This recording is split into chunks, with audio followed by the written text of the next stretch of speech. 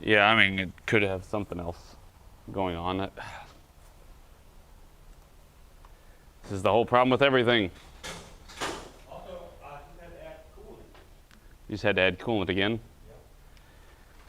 I think it's, I don't know. I keep I don't knowing, and we don't know.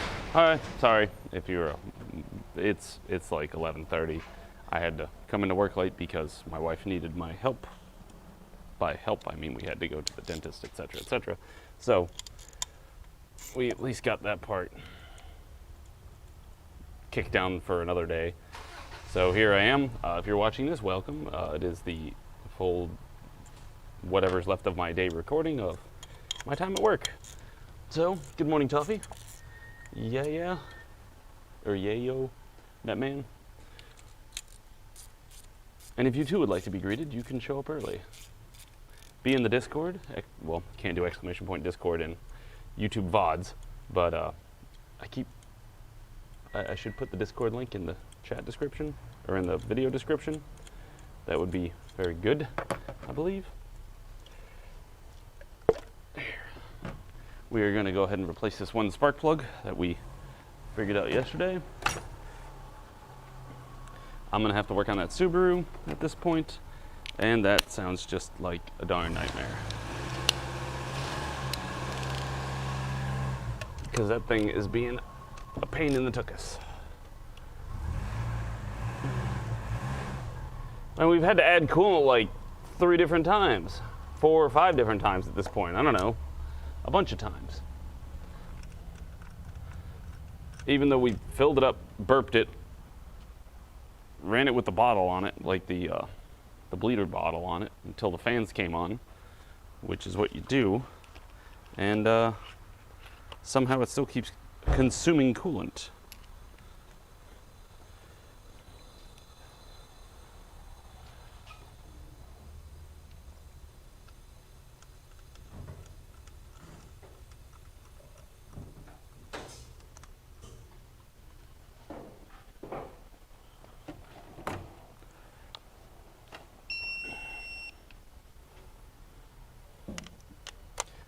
These are torqued to 30.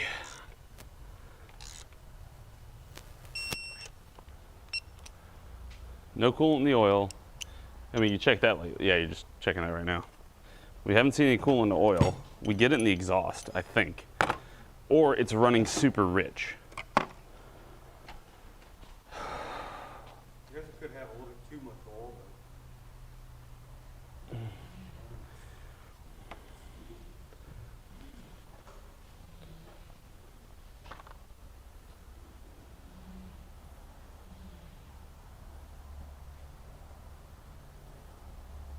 All right, well, we can leave there for the moment, and I'll devise some tests or something. Mostly, I just want Jason to work on something else. He's been staring at that motor for like 3 days, and I think it's driving him insane at this point. Yeah, I made it on the disc server, the one that Sleazy posted in Discord.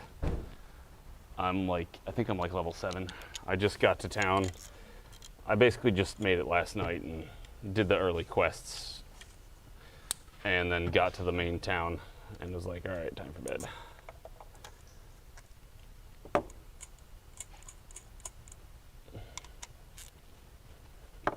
There, new plugs in. It's driving him insane.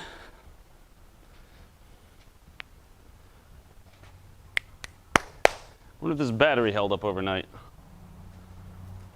Because this time there was definitely nothing plugged into it. The key is sitting on the chair.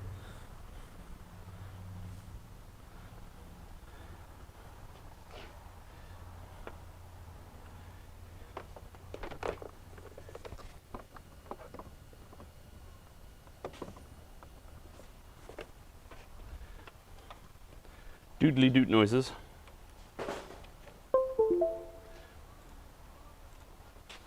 Turn the key on. Well, key comes on.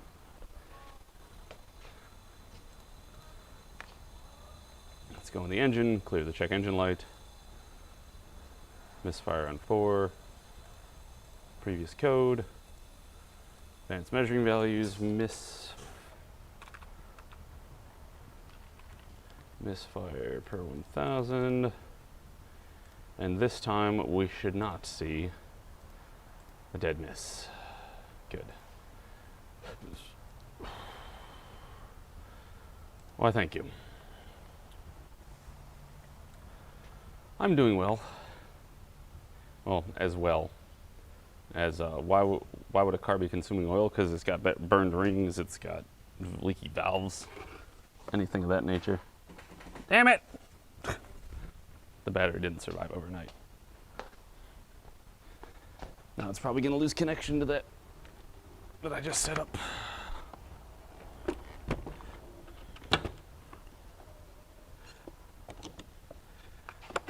This battery is terrible. It's from 2018, so it is 3 years old. 8.99 volts. Did it lose connection? Apparently not.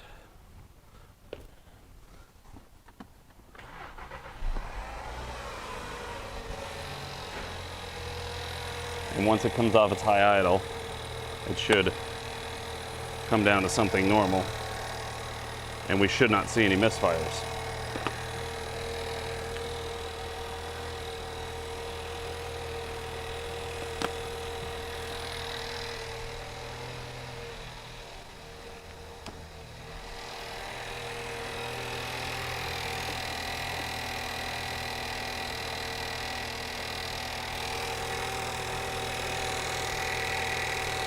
Running nice and smooth though.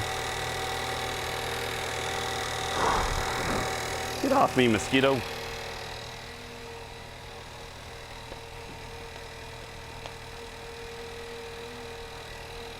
So when am I going to make my move to the hub? What's the hub?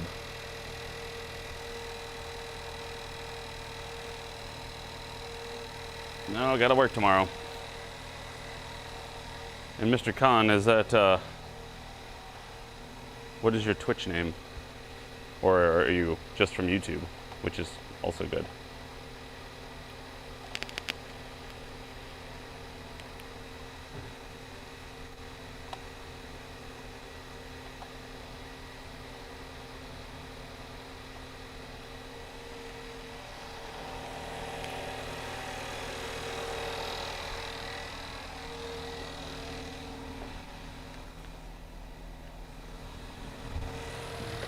It's doing fine.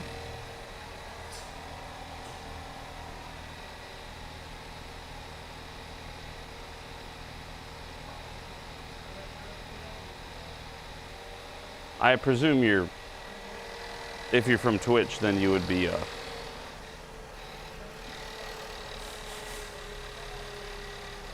Dingus. Now is when it should start misfiring, and hopefully it does not.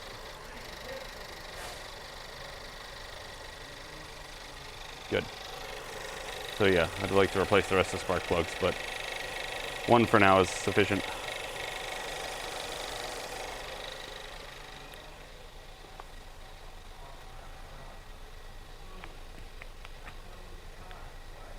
I said dingus.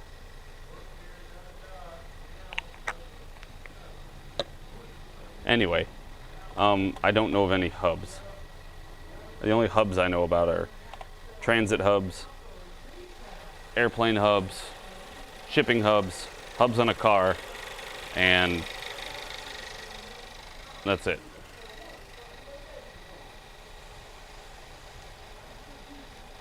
So, otherwise, I have no idea what you're talking about. I don't know what you're talking about when you're saying hubs. It's a hub for oranges? So a seaport? The hub network? Never heard of it. It vaguely sounds familiar, but I think I may have heard it in passing, but I never really knew what it was. If it was a hub network, like a television thing. Which sounds kind of redundant in its terminology, the hub network. Isn't the hub where a network of things join? So maybe? I don't know.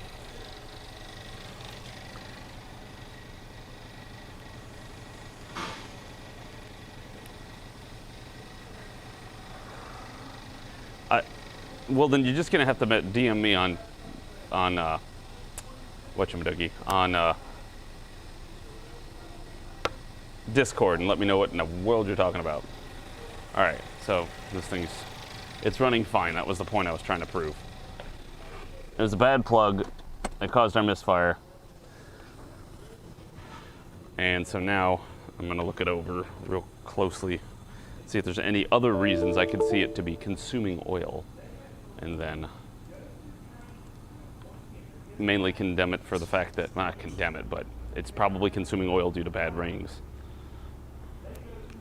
So can an accident cause a bent valve? If it knocked the timing chain or something, or it got out of time, would it do it? Depends on how bad the accident is. I have no way of knowing one way or the other, honestly. It's really unlikely. Let's put it that way. I don't want to say no, it can't, because some jerk out there is going to come out and be like, whoa, I had my car and it bent a valve when I got love tapped. I don't know how it would do that, but I don't want to rule out the possibility of it. Does that answer your question better?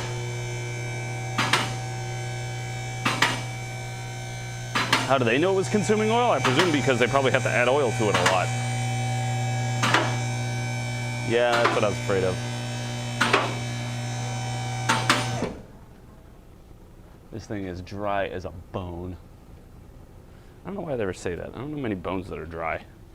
Usually your bones are quite wet, unless you're dead. And even then, they're still probably pretty moist. So like this has no visible oil leaks. Like even the upper timing cover, which is slightly dripping, will not account for how often I have to add oil if it is of any significant times. So yeah, it's just going to be burning it. And poor maintenance.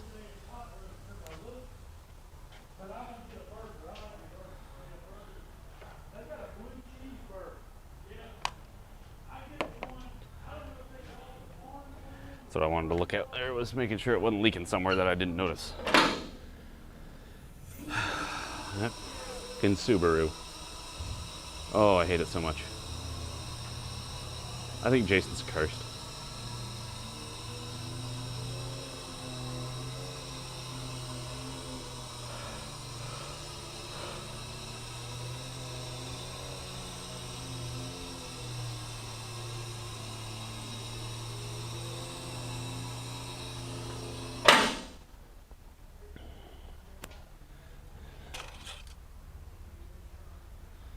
And he's got very little oil in it right now.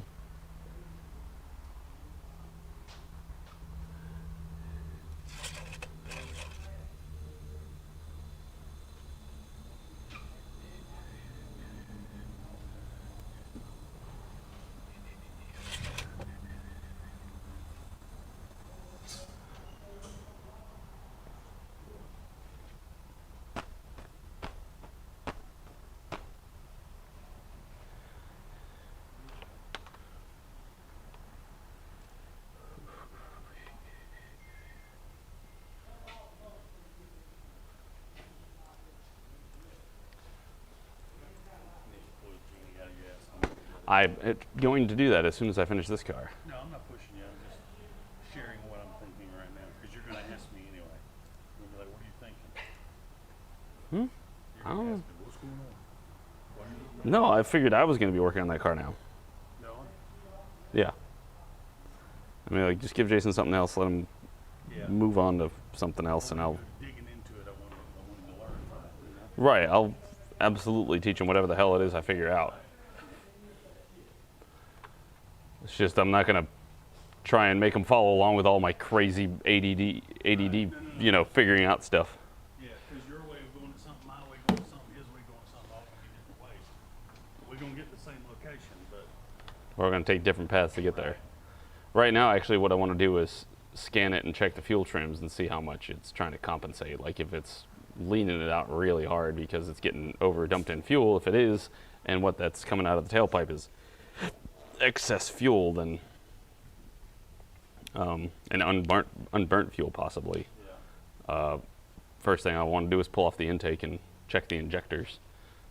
I don't know if I can do a spray test on them, but that would be kind of nice.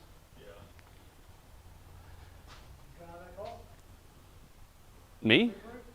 Have I? Yeah. I mean, we just tried it this morning. It did the same shit. I got a video of it doing the same shit. Like when you get to the hill and you go to accelerate, it just clouds the floor with smoke, and then you get out and it stumbles, and then it goes. And the smoke goes away too. Do what? Kind of smooth. This kind. It's on the video. Smelled like coolant yesterday, but It doesn't smell exactly like coolant right now, but like you can see in these, it's not terrible as I'm running after the car. And then when he gets up there and he stops, it starts getting worse. And then when he goes to take off, it gets even worse. yeah. He's trying to rev it up, seeing if it'll, I guess, stop that. And then it No, does that. That looks like coolant to me, but And then from there, it'll clear up and go on about its business. And that's what it's done every time for all of us thus far. well, I mean, it was laying down on me. It, you know, you'd go and then it'd go. Even when you were like, after you took off. Yeah. I almost cut it off on me when I got to the bylaw. I was going to check the fuel trim, see what it says as to what it thinks it's getting out fuel-wise. Maybe that's just excess fuel, like unburned fuel. Problem with a car that's got a map sensor Mm-hmm. is that any kind of damn problem with the motor affects it. Mm-hmm. Vacuum. So it pissed the map sensor way off.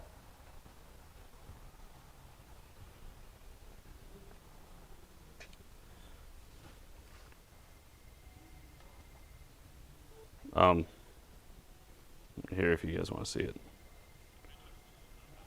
I could put it on the damn screen, but that would take too long. So there it starts getting smoky, and then when he goes to accelerate, it gets worse. And so then he accelerates, lets out a nice big puff, and then stalls, and then it goes, but no more smoke.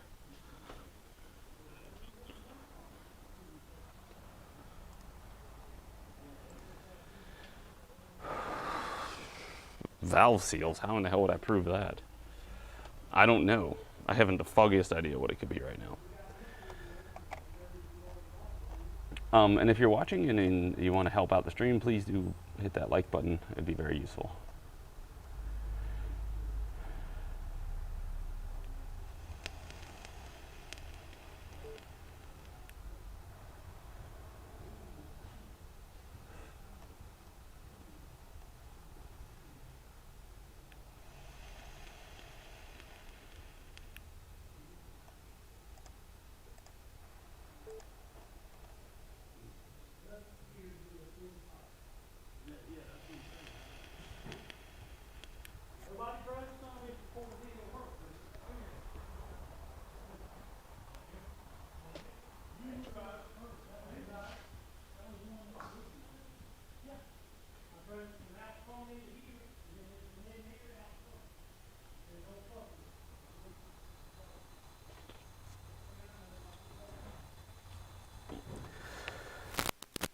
Sorry, I was going to write things down before Boss Man came back here and ruined everything. It's on our Discord under the down towards the bottom. There's New World Gaming Chat. It's a DIS.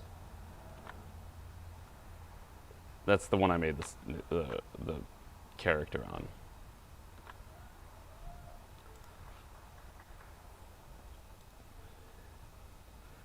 All right, so what were we writing? Ah, yes.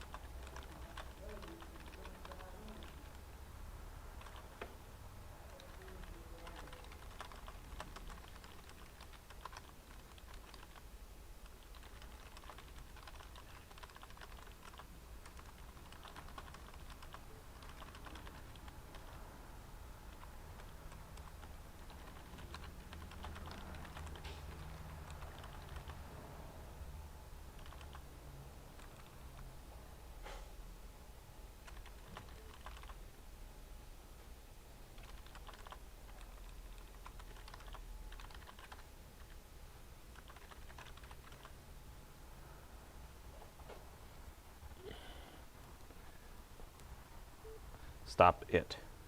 Thank you.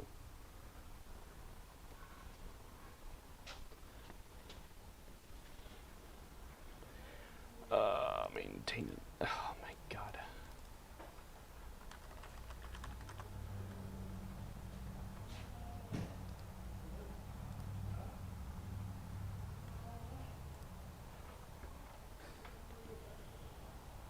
Which this car is you talking about? The Subaru or this one? The Subaru, I have no idea. I haven't worked on it. I didn't do the work. I didn't diagnose it. I just am now getting involved at the end of everything. It's delightful. I love it so much. All right, there are no exterior leaks. These cars are well known for their oil consumption issues. Valve stem seals, piston rings, turbochargers.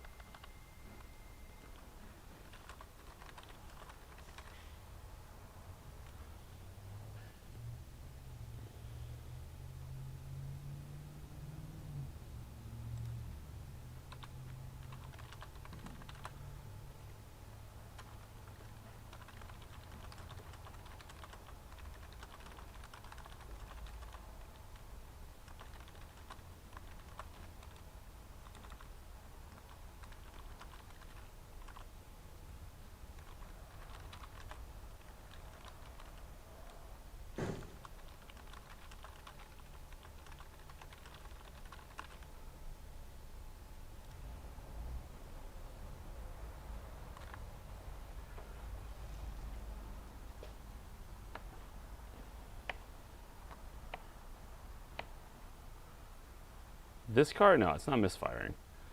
It idles fine, but we'll get to that in a minute. Let me finish this thing before I get too sidetracked and forget where I am and who I am. All right, that is all. Let me go up front and tell them about this. While I am there, feel free to share the video or the stream, like it, all that good crap. I know I probably just said that and I feel bad. I'll be right back.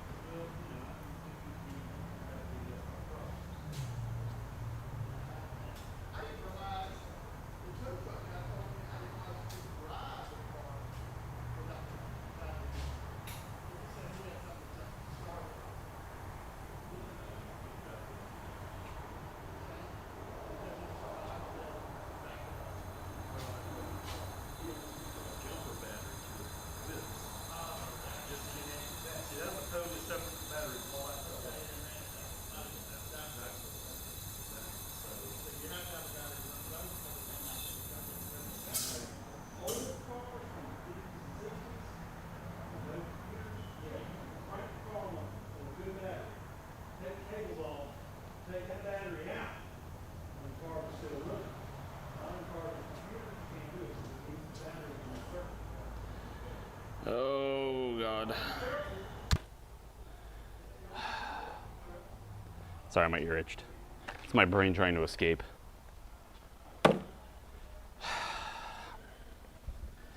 Subaru, Subaru, Subaru.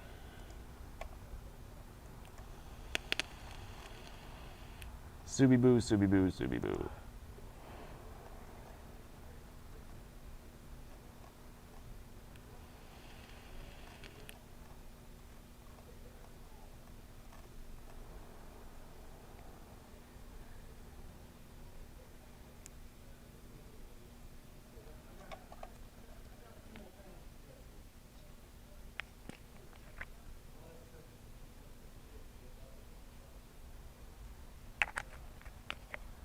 Uh-oh.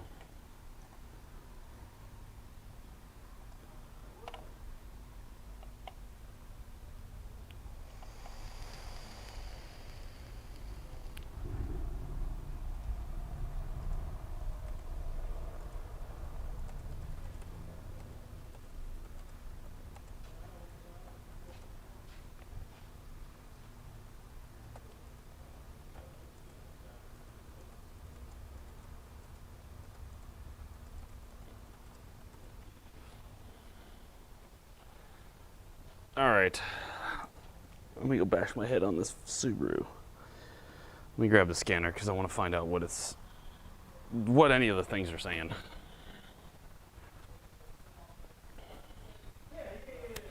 Start looking at some data while it sits there.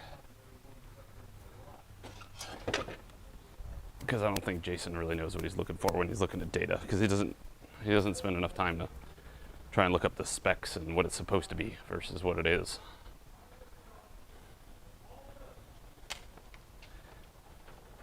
No offense to Jason, but he's more of a parts replacer in the sense of we figure out what's wrong and then we tell him to replace the parts. He doesn't often do, ground up diagnosis.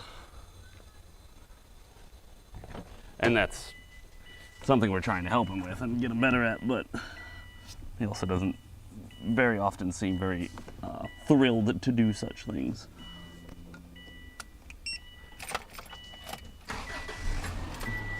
See, she'll start up just fine. I also gotta change the overlay. So what we're looking at, Bay 8,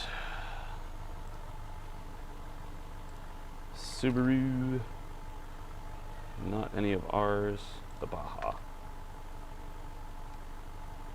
Yoink.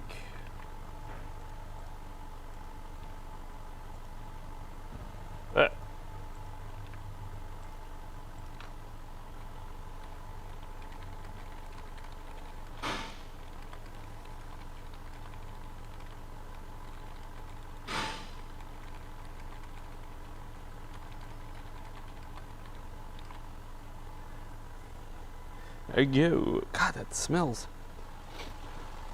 Noah, what do you think this smells like? I'm gonna make OSHA really happy and tell you to sniff exhaust. It smells like coolant. You think it smells like coolant from over there? What do you think it smells like more at the exhaust?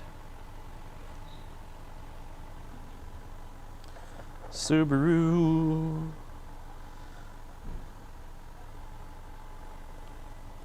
Subaru. Not like copious amounts of it. Smells like you have something else in it. I can't tell if my nose is too sensitive or not sensitive enough. Because I also smell fuel, I smell coolant. I wonder if it's running too rich and that's what's bogging it down.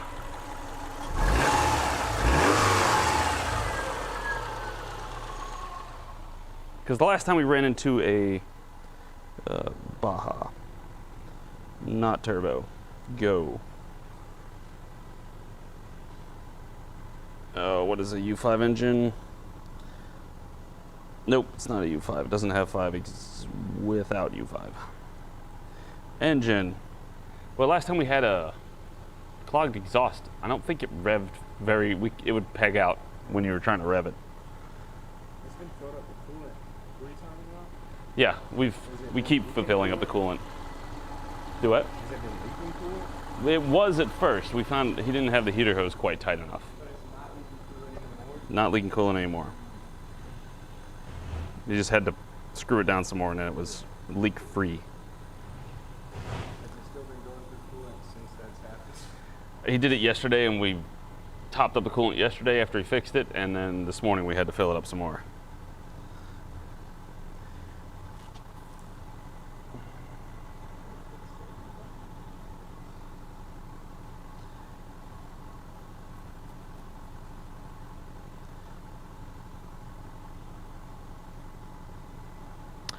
Air fuel correction percent min -6, max -3 is what it's been doing. It's at -5 right now. I guess that's fuel trim? Maybe?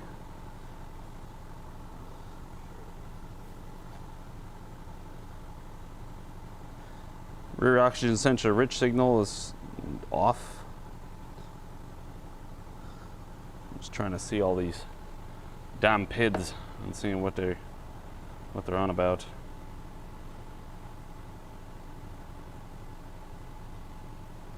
Oxygen sensor voltage is fluctuating at 0.1, 0.5.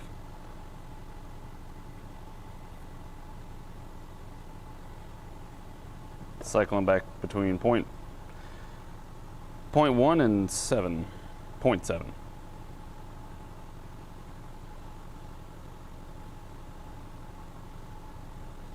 Is there a fuel trim? Fuel control.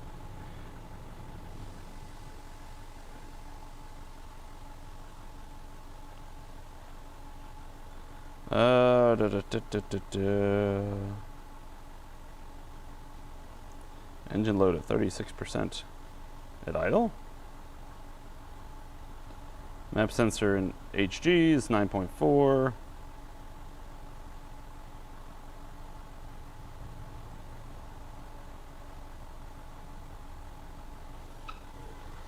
What does it say for throttle angle?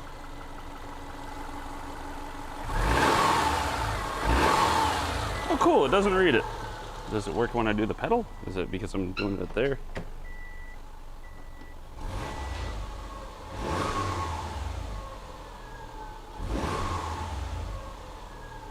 Why is it not reading throttle angle? If I find a fucking unplugged connector, I'm gonna beat him with a fucking shovel. Obviously, I'm being facetious.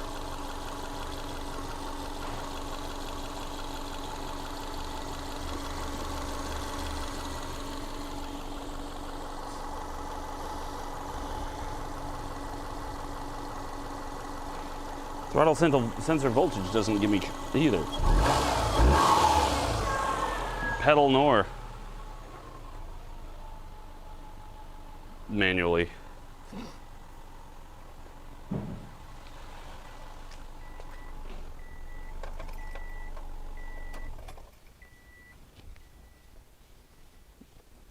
Still reading? Yes. Give it a second to make sure it didn't disconnect. Then you get some water.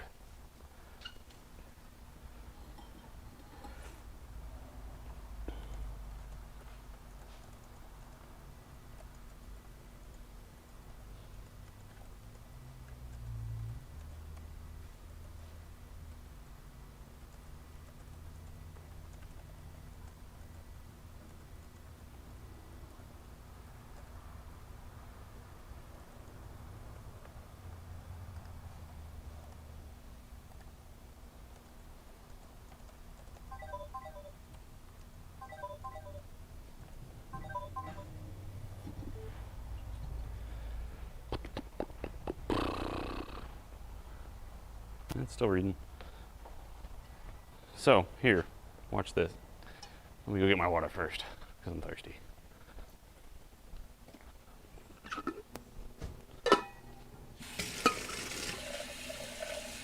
Because if it's not reading throttle position, that might be a bit of a thing. I don't know, it might be barking up a tree.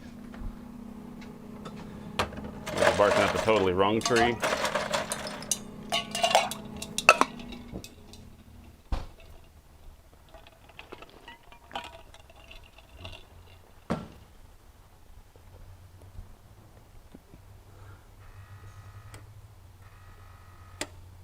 What is that noise?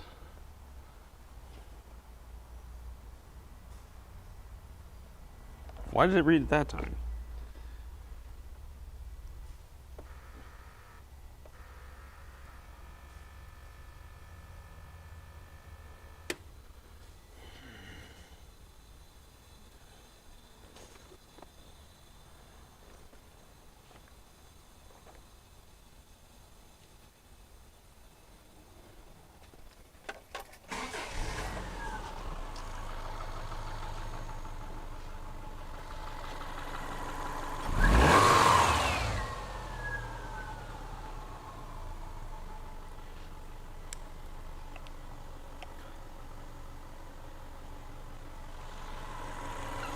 Snapping the throttle.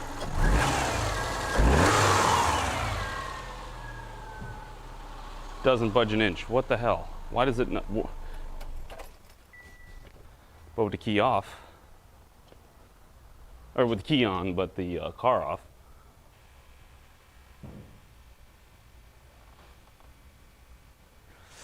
Ow, this thing's hot. And what is that bloody noise?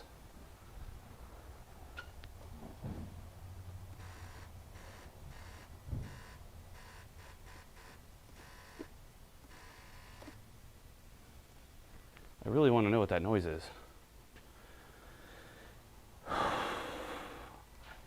Ground issues are a very specific type of problem, yes. And that is something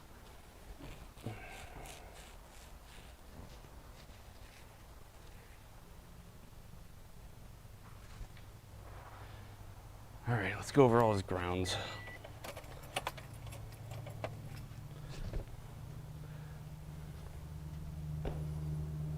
That is interesting. We'll come back to this in a minute. Let's look up ground locations for this Subaru.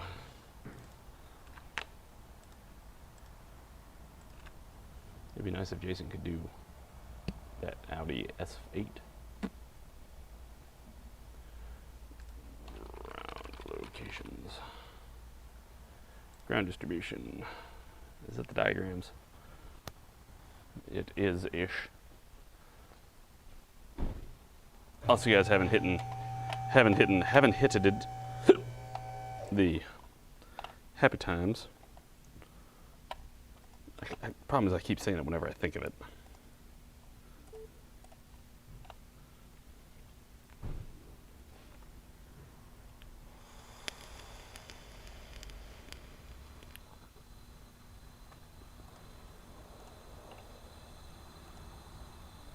I can't decide what I want to do with my Twitter anymore. That's a thing. I feel like I should make another Twitter that's just for the automotive stuff.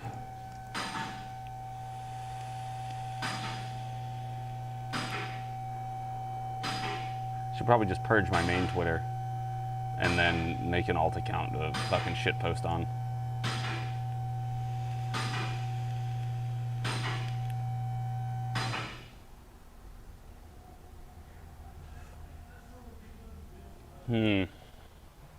Actually, let me make sure there aren't any codes in the engine hiding anywhere.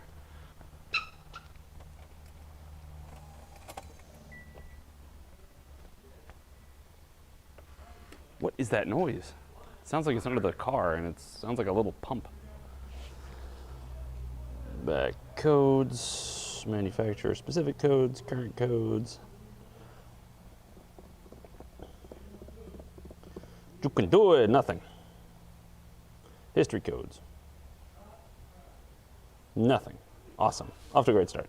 Amazing. Fantastic. Stupendous. Absolutely more unrelenting information that we've ever dreamed necessary. All right, so ground's connected here. There's the ground on the back here. That is connected to this bracket. There's a ground over here. that is connected to that bracket. How many more grounds do we need? We got, looks like 3 grounds.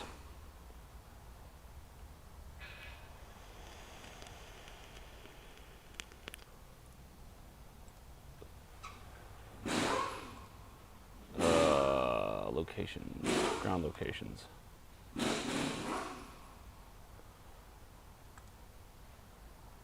Ah, here's some more.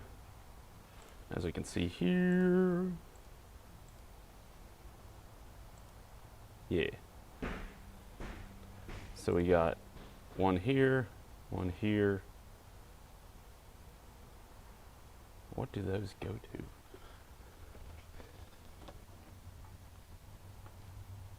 What do they come from? It looks like the harness that goes through the bumper.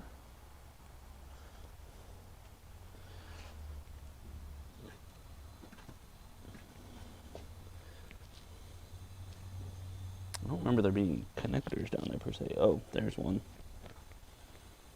It's connected to the rail. I need to put this thing on a bloody lift. Nope, yep. That comes out of the harness. It's pretty gross looking though. This one here also comes out of the harness down there. But that looks okay. I'm more worried about engine grounds.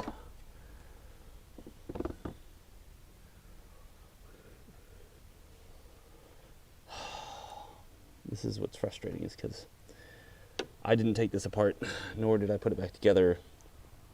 So we are going with my best guess as the best.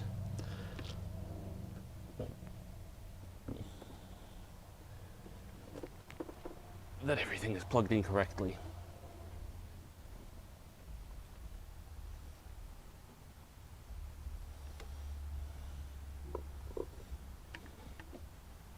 Because I gotta pull this magic out of my butt to get this to work. This then goes, where does this go?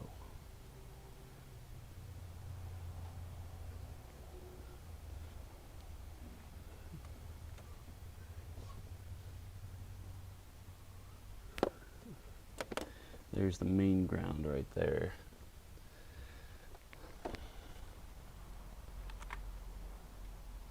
Sorry, I was looking at things and you guys didn't get to see me wiggle my butt. How much we ruined getting useful content. Ruined. Might have to move it over.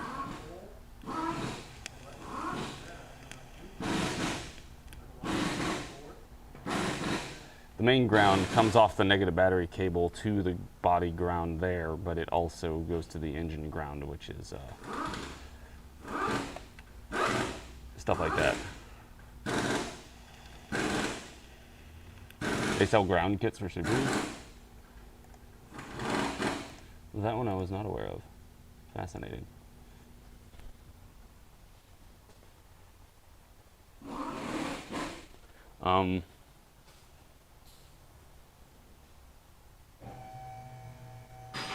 Trying to think if I want to pull that car off the lift and put this on the lift, or which one I'm going to have to do first. I might have to do the rest of the plugs in that, which I can do on the ground. It's not a big deal.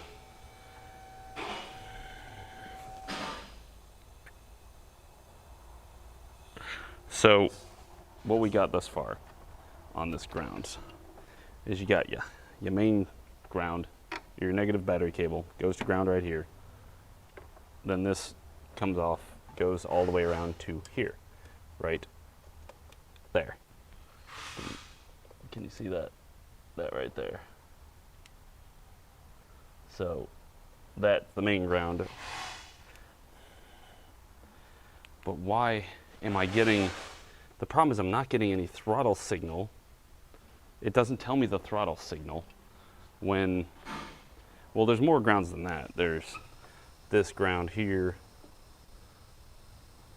that goes from that little bracket to the body, and there's another one over there that goes from there to right here.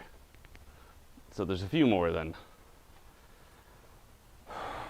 that.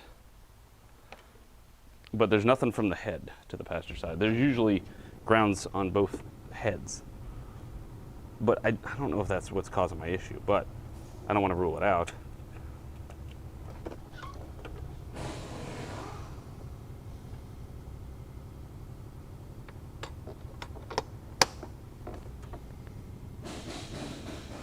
Is there a fuel pressure regulator on this side?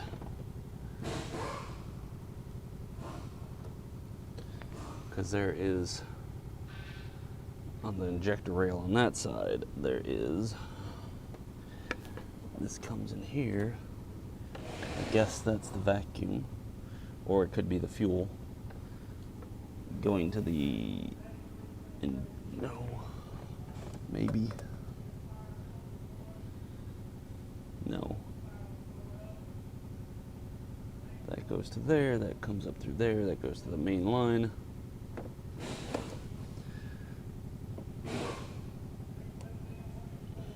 Sorry, I'm just looking at all this stuff trying to, I should just bring the camera closer.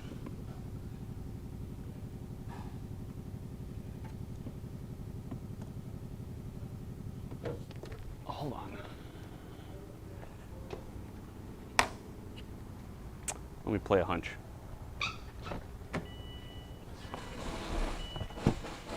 How much does the engine move?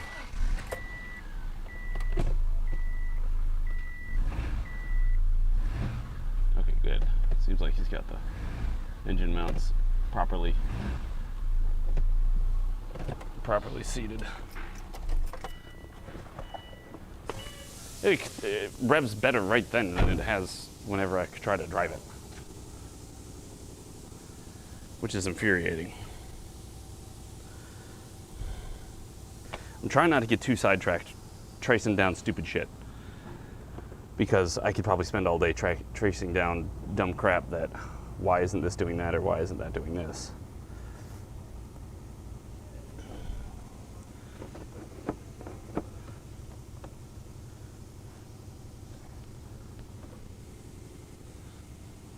Hey, madman. How you doing, lovely lady?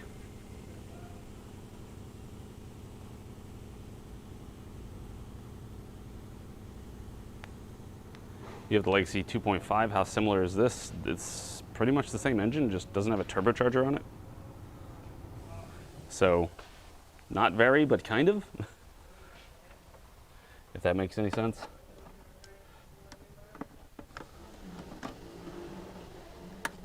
I'm trying to see if I can get a decent view while I sit here and do this.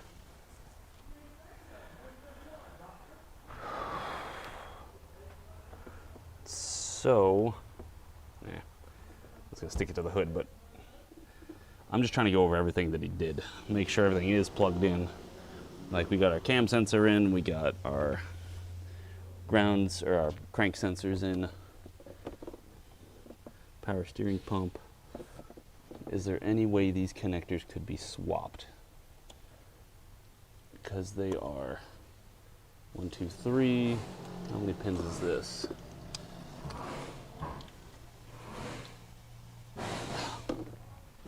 Can't get it unplugged. That one is a 4-pin connector, so that shouldn't be swappable. But at this point, I'm not taking anything for granted. Come off.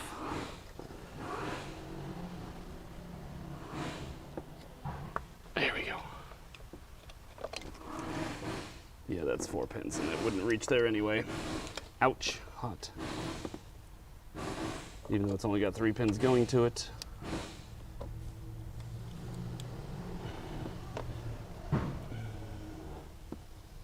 Couldn't swap these because they're all different colors and different sizes. O2's plugged in. The transmission gaggle harnesses are plugged in. Plugged.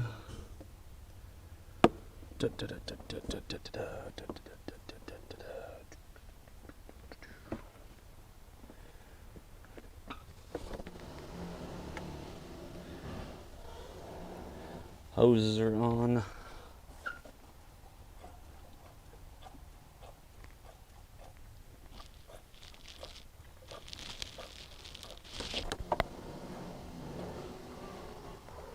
What the hell is that noise?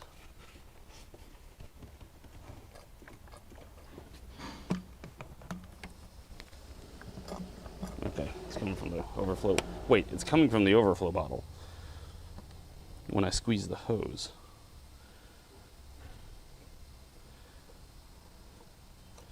That shouldn't be doing that.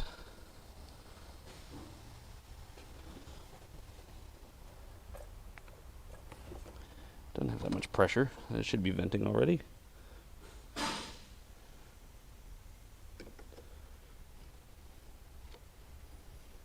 So why is it?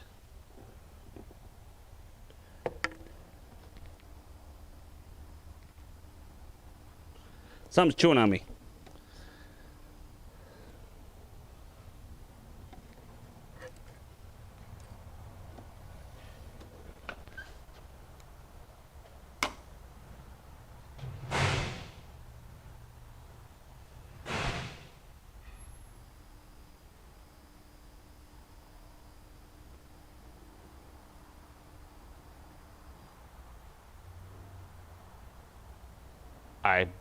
What is the DW65?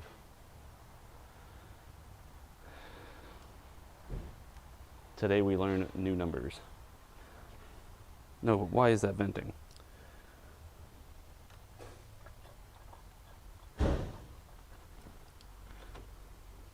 This should be keeping that sealed off.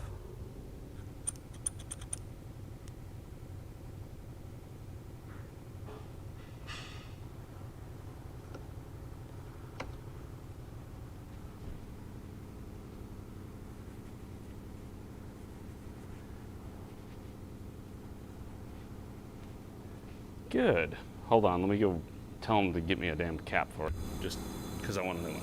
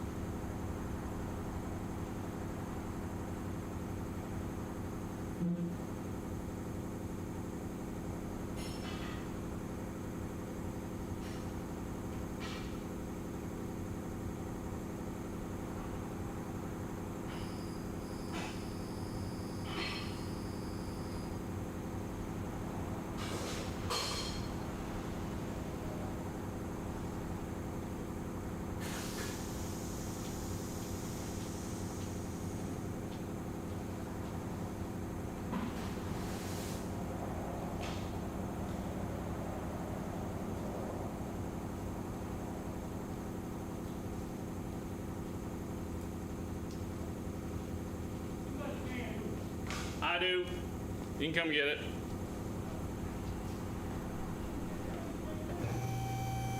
Oh, and I gotta. Yeah, well, I'm pulling out the Passat. They're dunsies with it. I guess you want the rest of it too, besides just the dongle, eh? Any codes? No. The interesting thing that I noticed is when I was just looking at the data, the throttle doesn't see anything. With the key on, I just popped the throttle and it showed no response. I turned the key off or turned the engine off, turned the key on, and moved the throttle. It responds, like it shows data on the graph and stuff. I don't know why it's not getting. I don't have a damn clue why that's happening. Tell me So, again now. with the car running, if you have the scanner plugged in and you're looking at the data, you can look at throttle percentage, like throttle openingness. Doesn't read it. You can pop throttle all the way open and it won't move. Turn the car off and turn the key on, and you do that, it will read it, and it'll put out data. I'm checking all the connections to try and make sure they look like they're plugged in where they're supposed to be, et cetera, et cetera. I'm also checking grounds, and that's what I'm gonna do, so I was gonna move it to here, but I gotta get this thing out. They're dunsies with it. I already checked to make sure you couldn't plug the throttle into the wrong spot. Yeah, I kind of looked at that yesterday. But also when the key was off and I moved the throttle, there was some sort of buzzing happening, it sounded like a little pump going or a motor going. And I couldn't tell where it was coming from up here, so. Mechanical, so maybe it's not fly-by-wire. No, it's not fly-by-wire. But if it's not reading the throttle and it sees a bunch of air coming in, it might just be dumping fuel in there, being like, I don't know what's happening, but you need fuel. Yeah, I mean, It seems like a reasonable path to look down at the moment if we're having problems getting off of idle. yesterday when I was driving, I was like, damn, it's almost like throttle distance today. Stomp down on it, let it go, and then it goes. Good part is we have a spare throttle position sensor in the backyard on our other Subaru. And we know that one works because we drove it around. You can just hook the voltmeter to it. Yeah, and see if it, Wires, I can scope it too. yeah, and just do it like that. That'll keep you active. Thank you guys for watching the stream. I appreciate it. Oh, I was going to put a little oil in this thing because it's barely on the stick before I pull it outside.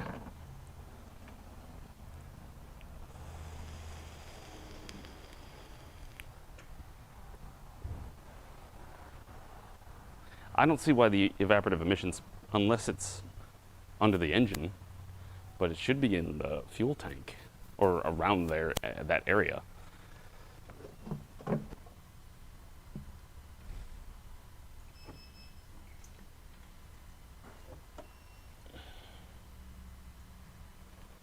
Oop.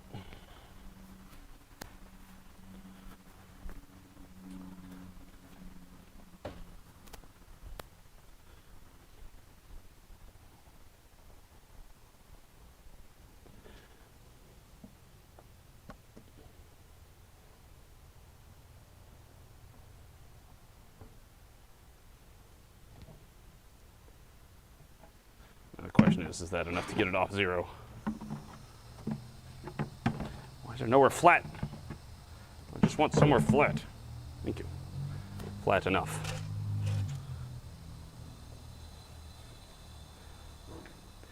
Why would an air pump be running only when I touch the throttle? With the key on, engine off, you hit the you play with the throttle, you hear, and I don't know what that's on about, is my point. I don't know what it's trying to adjust. And I really want to find out, actually. It got it to min. It's good enough.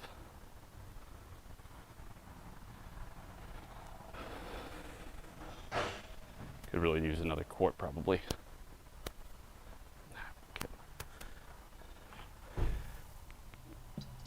If I don't do this, then they'll probably complain. We brought it to you and you didn't put any oil in it? Yeah. And my foot's all slippery. Stepped in oil.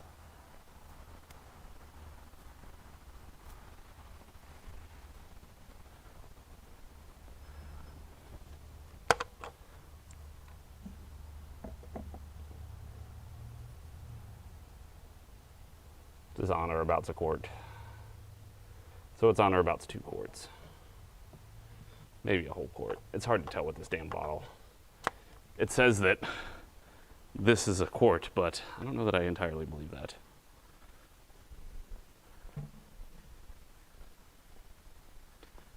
It also says content volumes are an estimation, so you always got to make sure to double check it. On a damn beaker. Big beaker. Is that precisely 2.538 milliliters of fluid? Yes. There we go. That's a lot better. For camera proof, for future reference, you can see where the oil is after just topping it up with roughly 2 quarts. I'll put this harness back on. Attempt to, I guess. I really don't want to, because who wants to? I don't like this harness organizer. It's very bulky and it gets in the way a lot.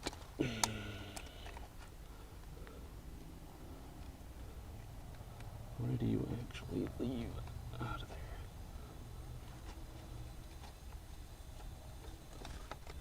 Do you actually go out that little corner? Seems like it.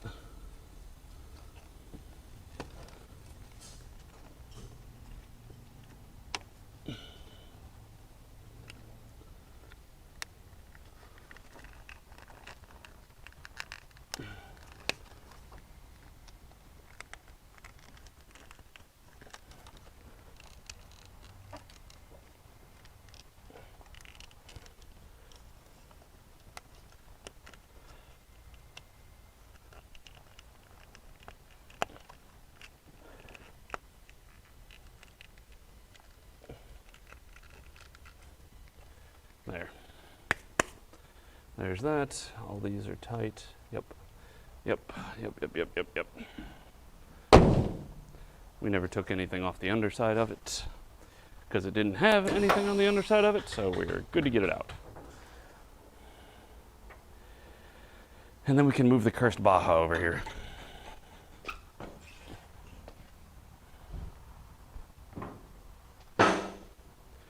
Bonk.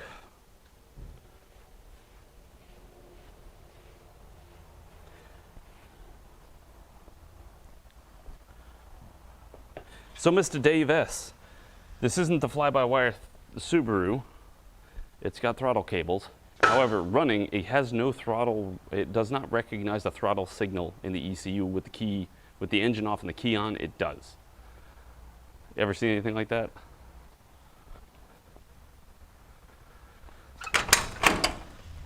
Makes no sense if you ask me, but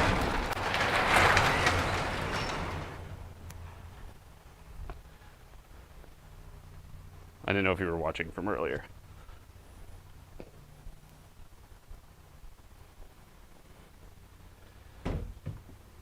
And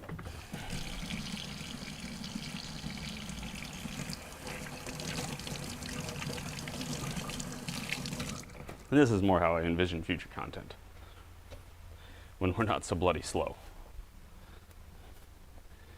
Is that I get to go from problem to problem with little downtime. It will be great.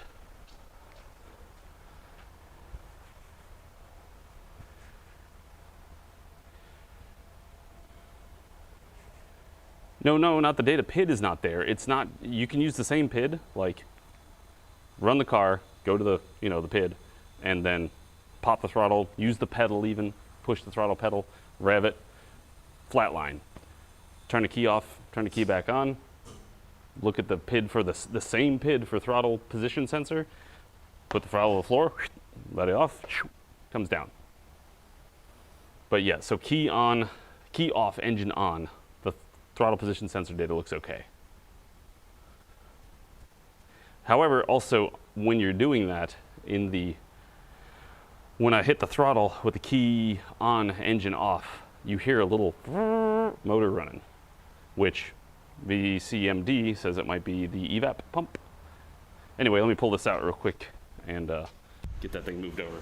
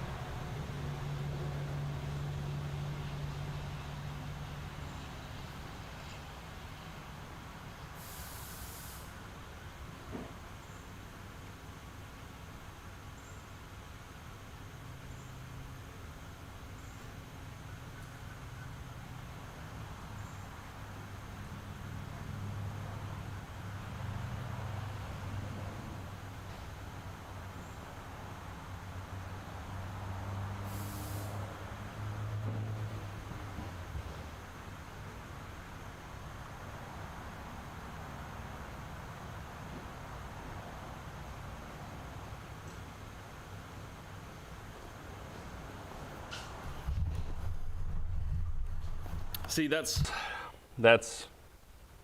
what I'm wondering. Missing ground signal. So let me move it over, get it up on the lift here so it's a little easier to work on. I think that's where I need to focus my efforts at the moment, because everything that's related to this problem seems to involve the pedal, or the throttle, not pedal. I was thinking throttle pedal, and then I just said one word. One day maybe I'll be able to talk in a way that my mouth can keep up with my brain.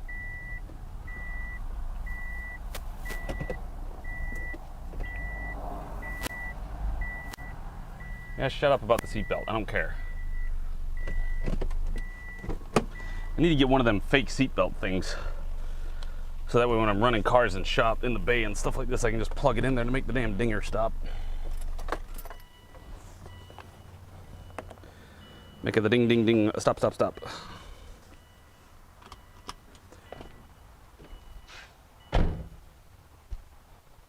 Oof.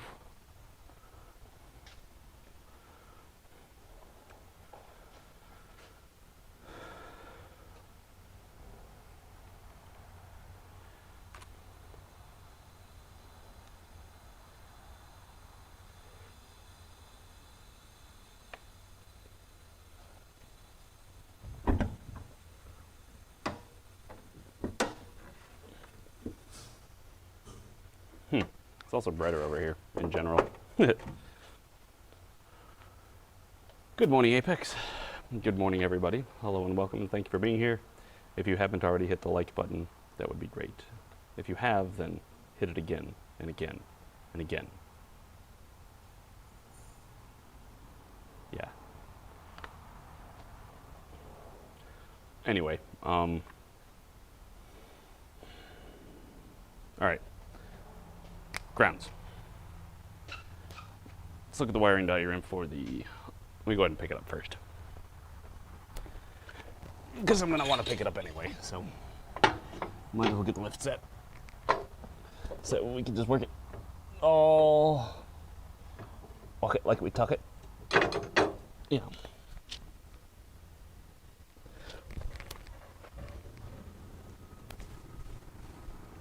Hope somebody else does that S8. Else people are going to be very disappointed.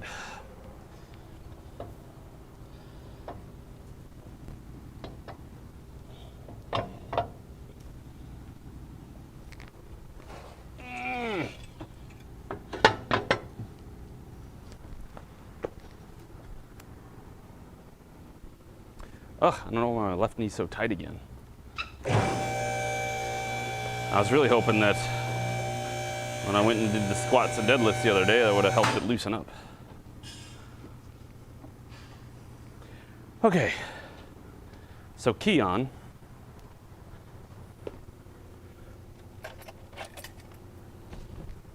Engine off.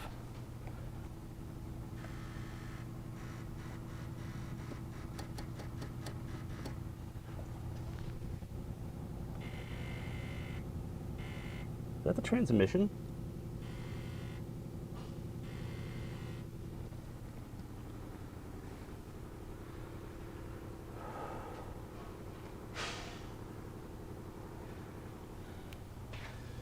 Well, there are no head grounds.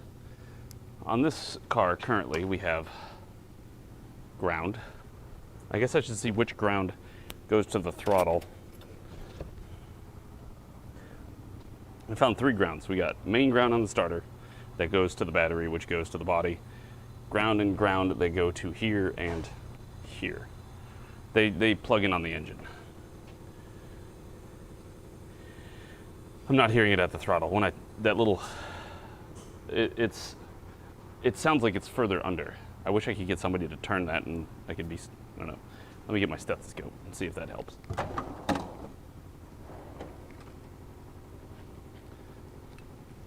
Because I am curious what that noise is. If it's related or...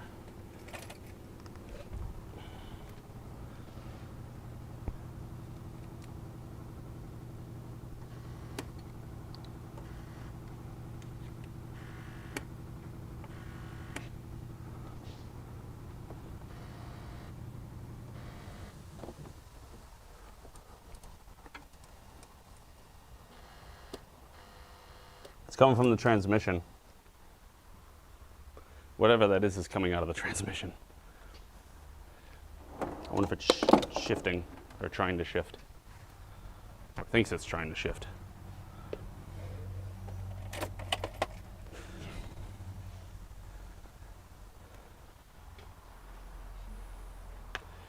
Sup, geek boy? All right.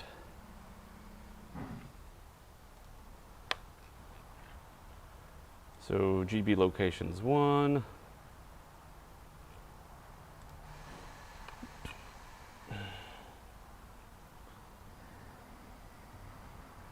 It looks like it's inside the car. What does it say about these? GB4 right here. That goes into the car. At least it thinks it does. Oh, what is this? That's the starter signal. That's the brake. This is the throttle cable.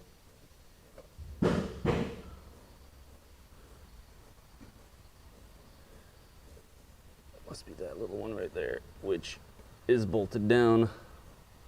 And this one is also bolted down. Those two are both bolted. So those are good. And we need to figure out GB5.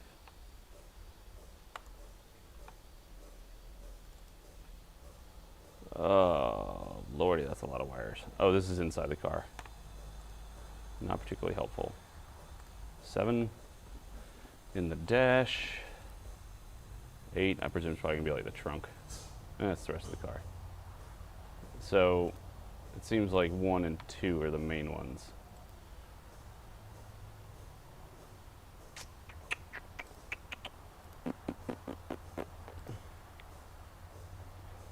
Spaghetti. Because I already found these two are there and they're attached. So this one though, what does this one do? That one goes to the ECU and it's plugged in. I can't imagine why you'd have messed with that one. This one is another ground off crank sensor.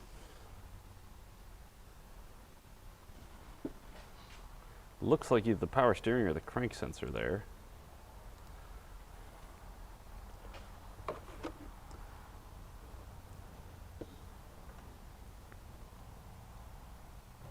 And there's a knock sensor there. I don't see any other grounds around there though. Or any other loose wires. All right, I'm looking at the wiring diagram for this throttle.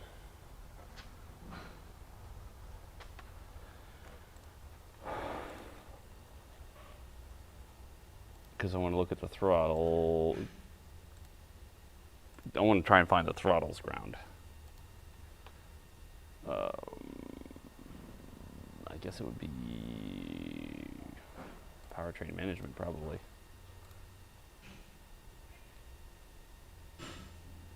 Doot, doot, doot.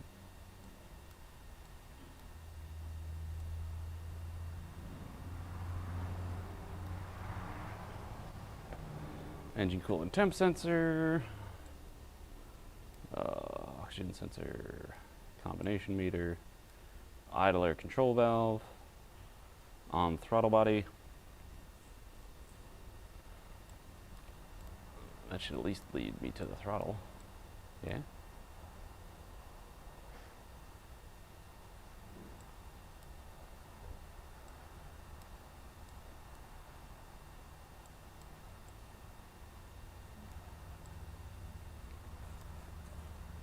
Apparently not.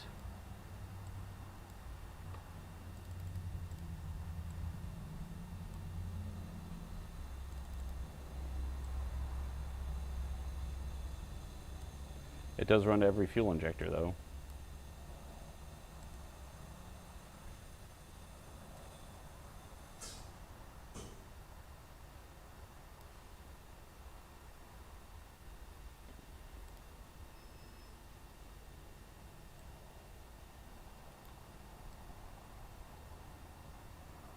Come on. Wish it was easier to find things on here. Search. Throttle 2.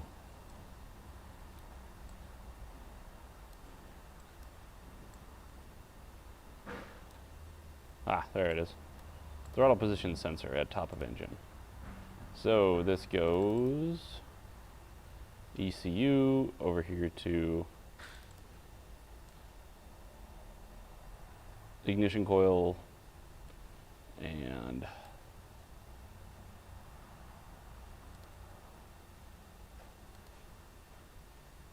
pressure sensor at top rear of engine.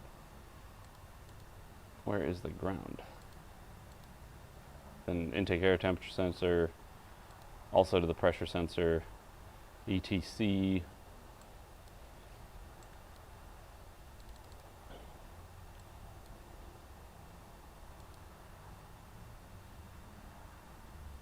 that goes to the transmission controller and the ECM. And then this one goes to fuel tank pressure sensor, ECU,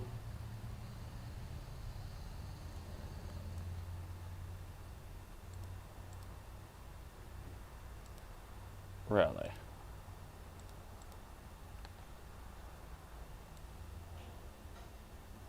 Just gets power from that, fuel pump relay.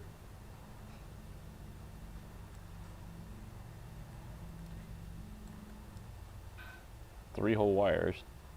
Yeah, because it is 3 wires. Yes, Jeffrey. We're out trying to figure out if my wife could get her tooth pulled today, or no, they can't. They have to do it another day, so that's what we have to do. So here is our throttle position sensor. These are all the things it touches. I don't know what it considers a ground, because this transmission computer right there, this goes up to fuses and pressure sensors and a fuse, and then over to the ECU, ECU, ECU, down to the ignition coils.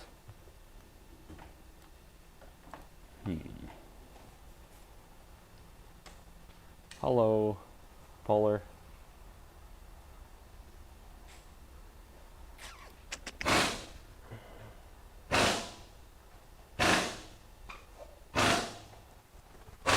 Ooh, stiff.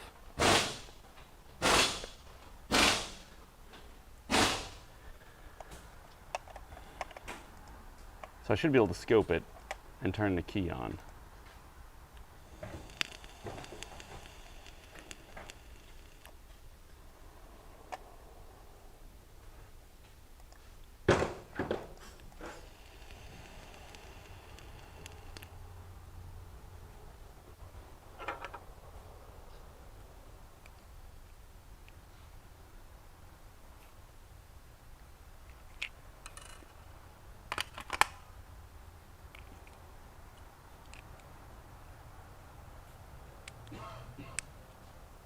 I wonder if Mr. Mike's done with that scanner yet. Oh, so since more of you are here now and you're trying to figure out what we're doing, let me show you the video of what happens. Of the main thing.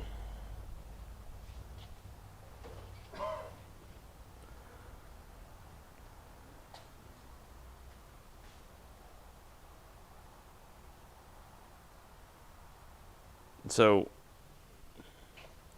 crap.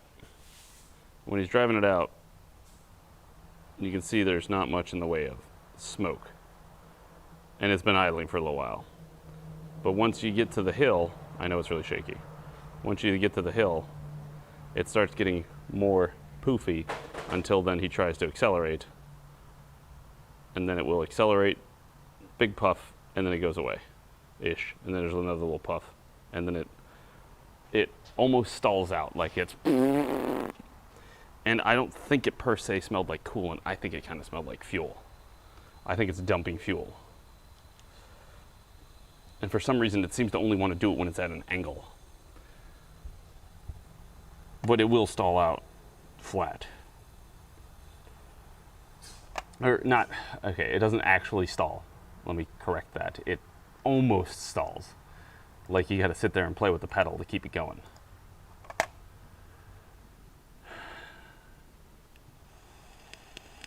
Could be oil.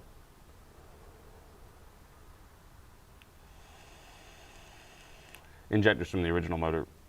But the dumb thing is, and this is where several catastrophic failures of, what's the term? Leadership at the shop failed. This is my first time working on this engine and on this car. Mr. Mike looked at it. They brought it in because they wanted us to check it out. And Mr. Mike looked at it, said, it's leaking everywhere, don't mess with it. Put it out front. He just pulled it in, looked at it, pulled it out front. Didn't test drive it, didn't do anything like that. Turn around about 3 weeks. The boss tells Jason to pull the motor out of it because we're going to pull the motor out, we're going to take it apart, we're going to reseal it, send it on its way. And then Jason pulled it out, found out the heads are bad, got a new motor, put it in there. At this point, we had still never like test driven it to see how it drove before we started working on it. That's what I consider the failure of everything. Communication, I guess. But sometimes we have to change motors and we don't. Well, it started smoking more on the slope. Hey, Jason. Yeah? When you picked up the front end of this and started running it, did it smoke worse or did it not matter? It didn't change it. Okay. So it seems to be only smoking when it's under load at an angle. Yeah, when it's in drive. But also we hear a knock. Yeah, the motor don't even sound very good. I mean, I can, at some times you can hear it knock, knock, knock, knock, knock, knock, knock, knock. Is it a JDM engine? No, it's a rebuilt Subaru motor.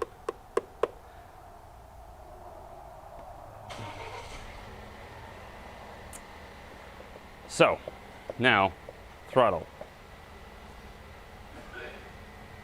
And also it,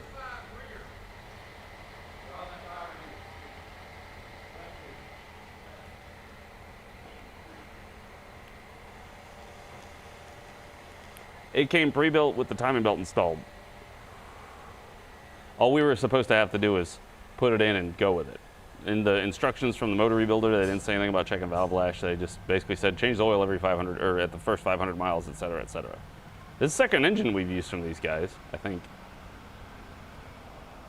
I don't know what rebuilder we got it from. I had to ask the boss.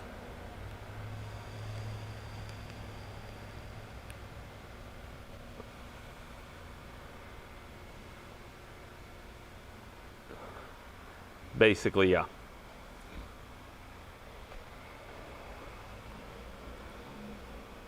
If the valves are even adjustable in this, but even checking valve lash, which at this point, which is kind of funny if you ask me, I would have to go back and watch my own video of how to check valve lash to remember how to check valve lash.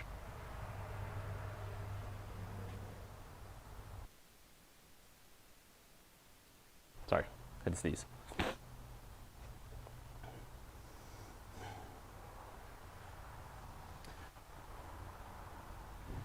So before I get too sidetracked, why is the throttle not outputting a signal to the ECU when the engine's running?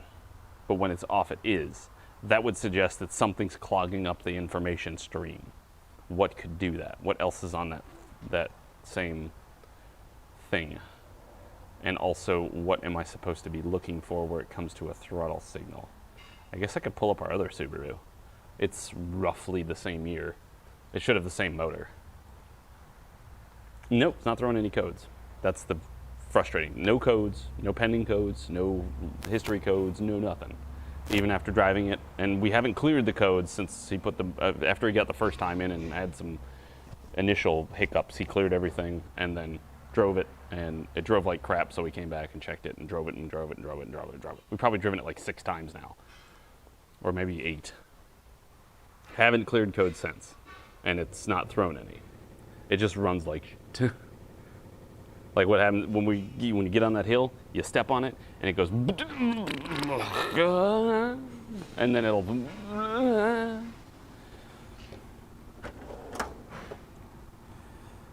Let me grab my scope. I feel like a scope would be more beneficial here,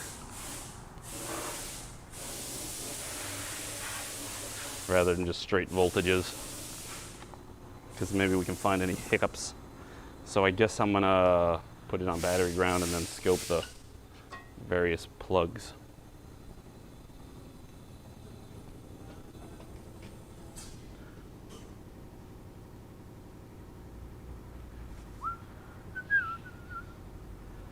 So I want to see what we get here, and if we get some weird things, then we do have another Subaru we can pull in to see what it says.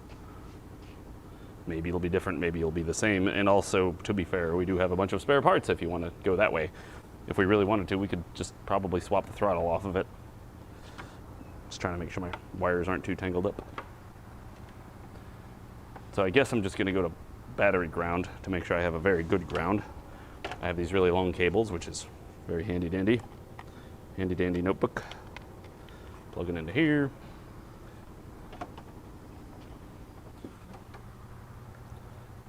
Stay.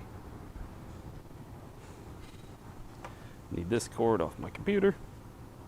Plug into the Pico. There's that. Also, mostly because it's, I mean, I'd like to use this because then it shows you guys very easily. Pico scope. That was our thought at first, also, is that a completely plugged catalytic converter.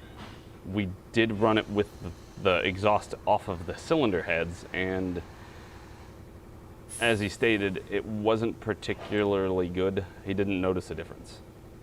I didn't drive it, Jason drove it, and he was not thrilled with the difference. Scoop. Boop. All right. We'll do it with key off first, I guess. Although I might have to pull off the airbox because it's kind of in the way of the plug. I could probably bend a tab to fit in there. I would prefer to leave it on there if I can. Yeah, pin bent. Now the question is, we got a red and yellow, which is red and yellow. Red and yellow goes, it's on the, it looks like it's the other side of the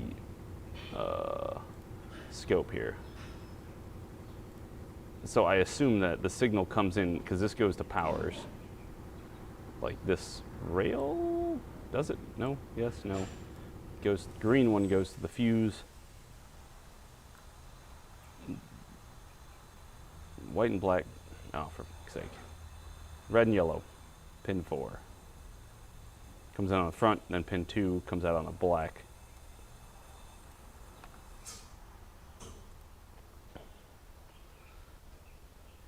It honestly wasn't stupid loud. I thought it was kind of, I didn't think it was that loud, comparatively speaking.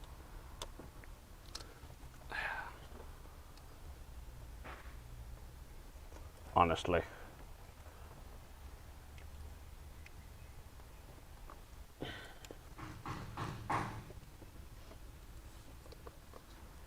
Try to hook this thing in here like a fish.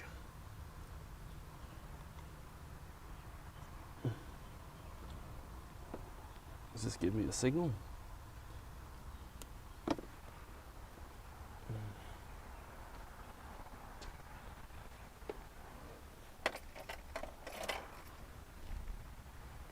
It does. It does. But that is apparently the supply side, because that's 5 volts. So that's going to be our 5 volt reference. That means we got to get to a different one.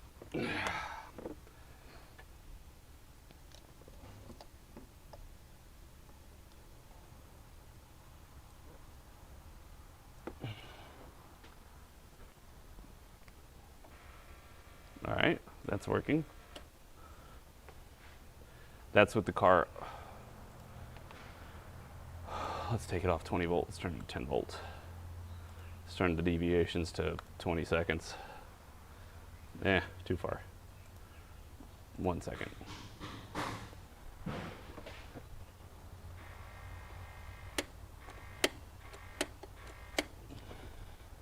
All right.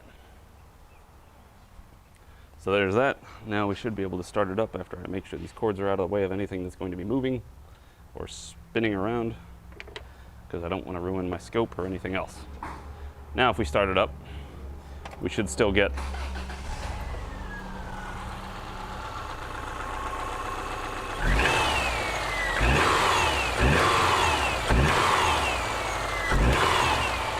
Yep, that works. So the scope's outputting here. I guess now I need to check the actual. It's sending voltage like it should, and it doesn't seem to be. It doesn't seem to be affected by another signal. Like I don't see more power. We didn't turn the key or start the car up and see, you know, a 5-volt ref signal on the sensor side or the whatever.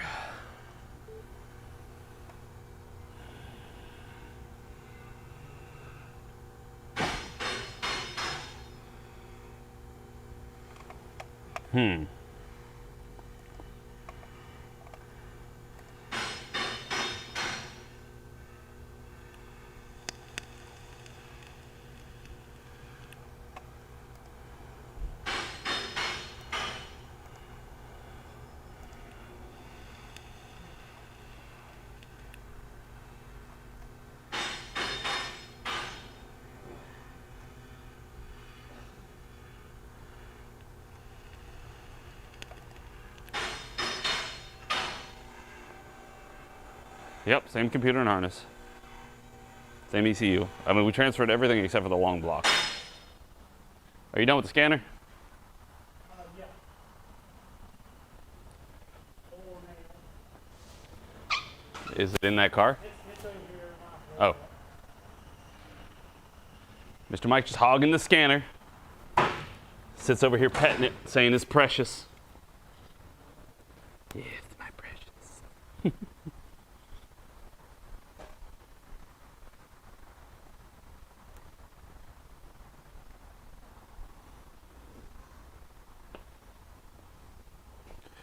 Although, I probably should have eaten lunch before I got here. I didn't eat any food yet. I just had a couple eggs this morning for breakfast. And at some point, I'm going to have to take at least a short break to eat some food.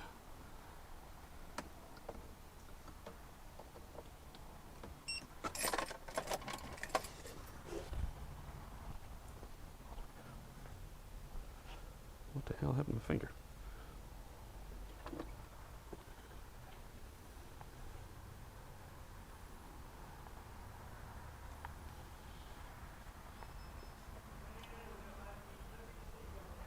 Well, I want to try the same one to make sure it gives me the same result, because all we've done is try it once. So,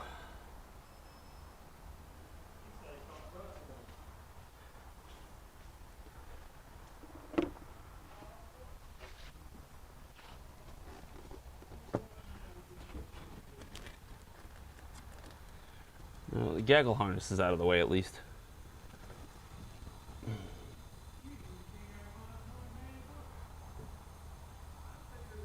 Without U5, engine. O2 sensor.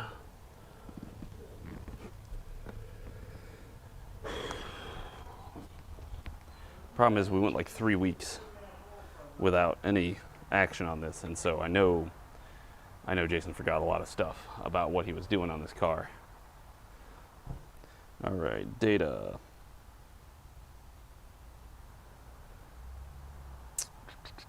Throttle control data. Seems like a good one.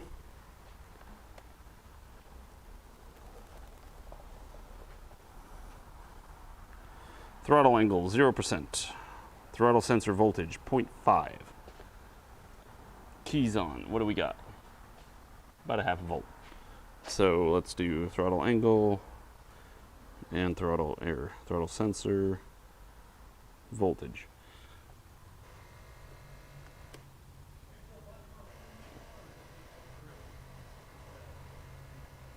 I'm just trying to give myself a good signal here. So, as you can see, they have both triggered. They're both doing a thing. We got movement on the scope too. So now when we start up the car, oh, all that happened.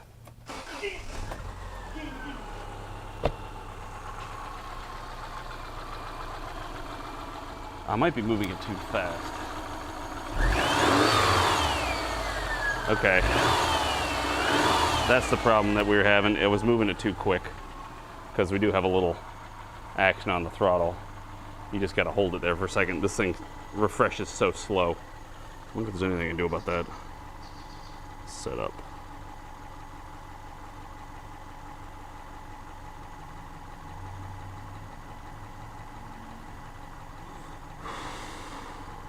So we do get a throttle signal. I just realized that when I was just popping the throttle, it didn't catch much. But when I was doing the immediate pop, it's not nearly as responsive as the scope here. But yeah, I did get that one this time. All right, so throttle seems okay. Fuel trims, which that is, let's see.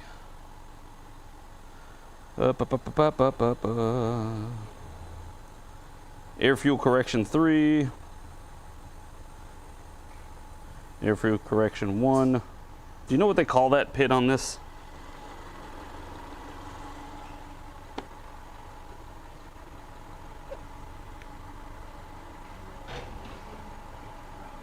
Well, I guess we can turn off the scope part for now.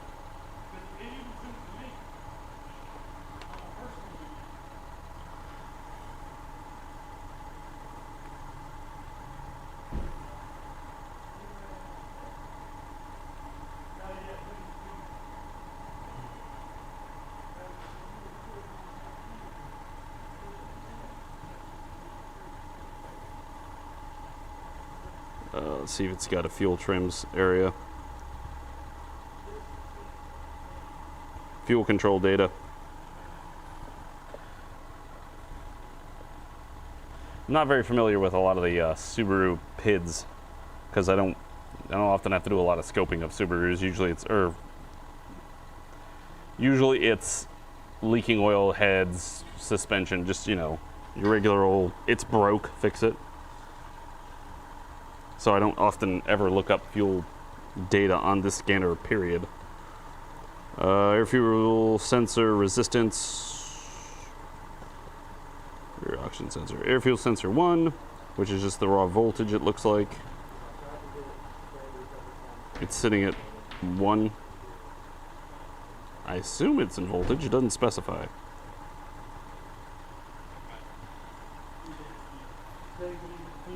Who's doing that S8? Huh? Who's doing the S8? The S8. Somebody won't get it. I'll get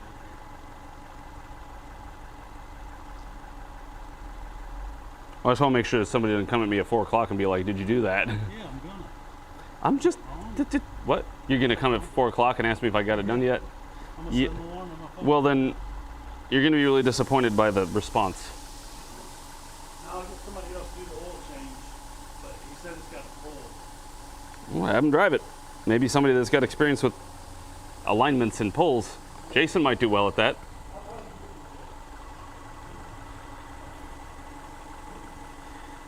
Air fuel learning and air fuel correction, maybe?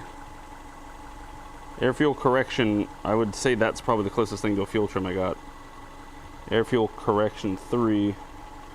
So on one side we have, I don't know what 3 or 1 is.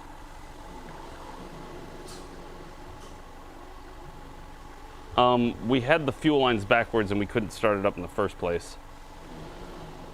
So air fuel correction 1 is at -6 right now. So I would say it's running rich. Yeah, because it's pulling away fuel. The air fuel correction 3 is just dead. I don't know if that's because there's not a signal that's supposed to come off of that. Air fuel sensor's holding pretty steady though.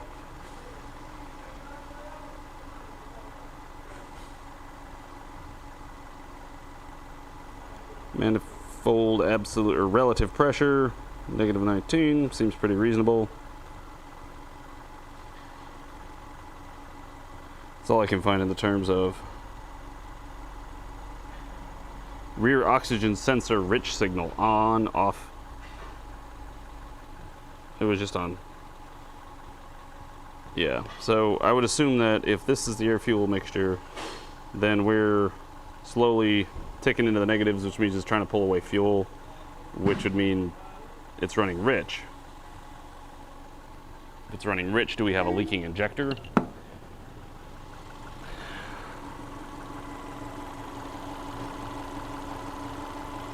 Is it still smoking out the back real bad? Not really at all.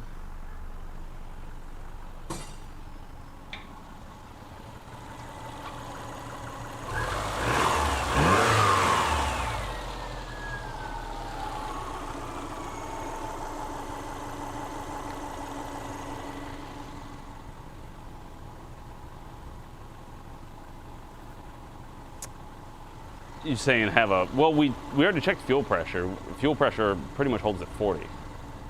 Whether you're accelerating or doing anything. Yeah, that, when I throttled it up, it pulled it right back to 0 in the air fuel correction, and then it went back to -6. What is the spec for that? I mean, obviously it's probably supposed to be 0.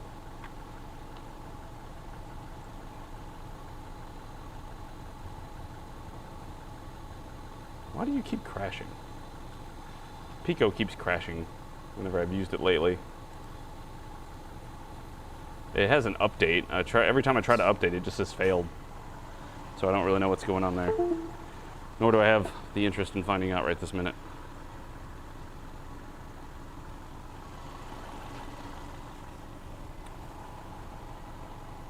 So if it's running pretty rich, what could we attribute that to besides one, lack of airflow, or two, it's literally just dumping fuel, leaking injector?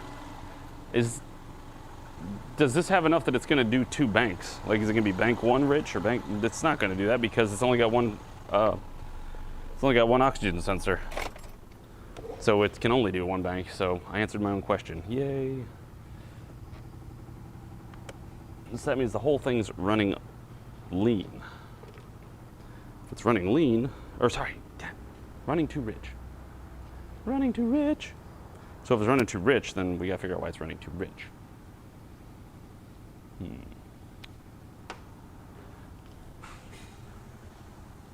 So either 1, we have a leaking injector, 2, too much pressure, and it's forcing the injectors open, or 3, it hates me and it wants me to go away, and so it just wants to go off to the junkyard and die, and it's trying to fight any form of possible resuscitation that could have happened to this motor because it hates everything about life.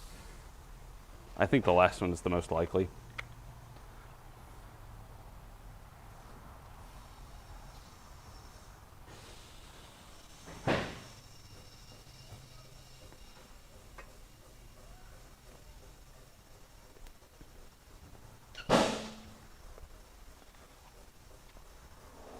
Although, best like 200 bucks I've spent on that picoscope. I feel as though that's what the engine is saying. Please, sir, can I die? I just want to go die in the junkyard.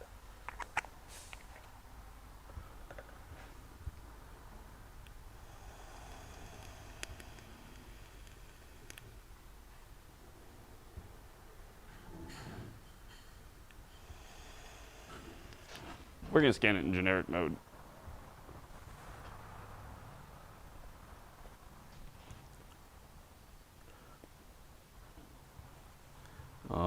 Can I do that?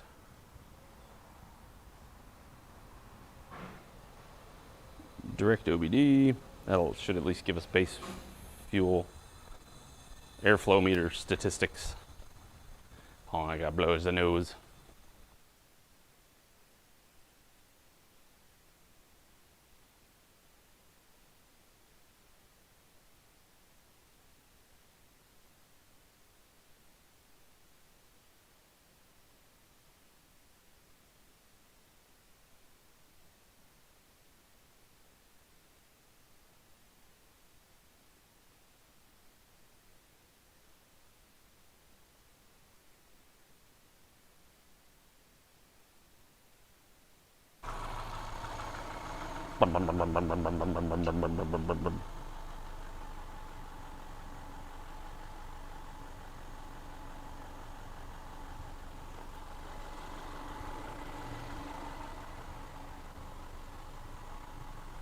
Is it smoking?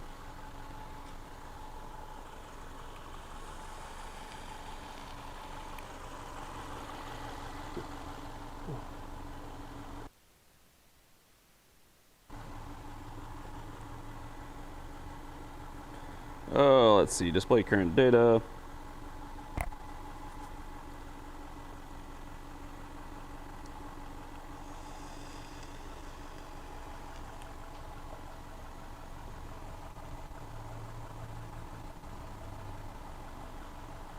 Collecting data, collecting data. Data! Fuel system not used. What? Oh, fuel system 1, closed loop. Long-term trim, bank 1, 0. Short-term fuel trim, bank 1, sensor 2, 0. O2 voltage, bank 1, sensor 2, it's at 1. Short-term fuel trim, bank 1, -3. But the long-term hasn't kicked in yet. Intake map 9.7. Seems lower than it was. So it's not too rich. Ignition timing advanced is 13. 700 RPM.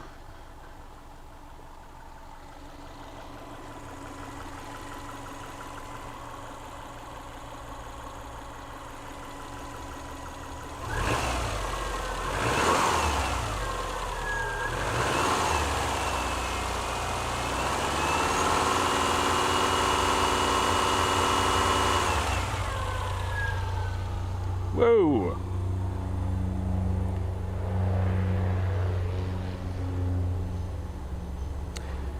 When I throttled it up, the short-term fuel trim went to -15. And it went open loop driving. And then it went closed loop driving.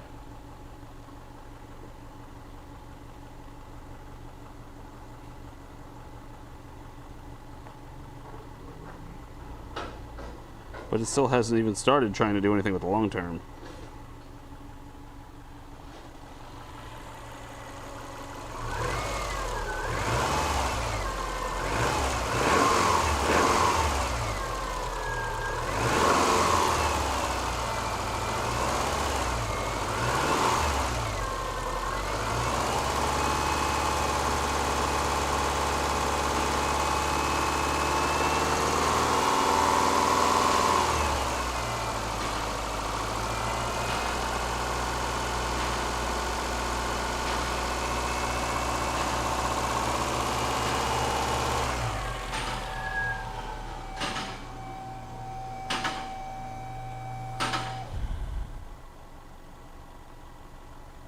Long term ain't doing crap, but short term, it's gone -15 all the way up to 8.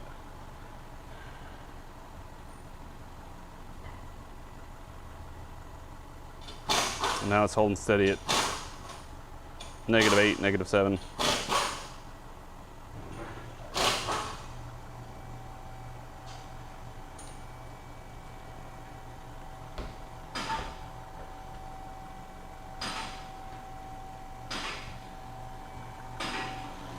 I want to go out here and put it under like load and see what happens.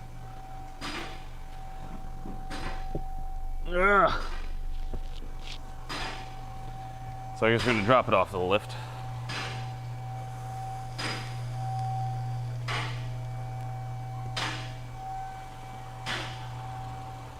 What's funny though is we haven't actually done anything to it yet.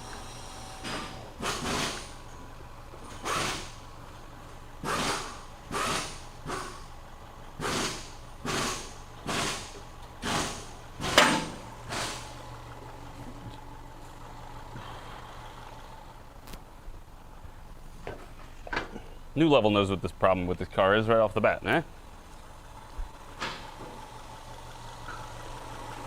I'm gonna gather some data real quick with the quick up and down the parking lot accelerations. I don't feel like trying to go out on the road. That's gonna be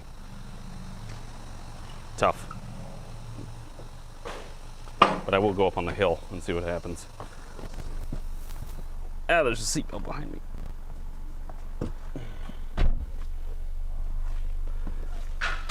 Yada, yada, yada, once the seatbelt on. All right.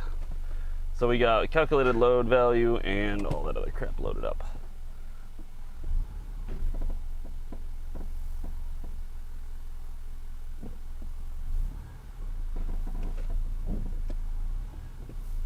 Okay. Sorry, it was just that weird noise. It sounds like structural rubbing.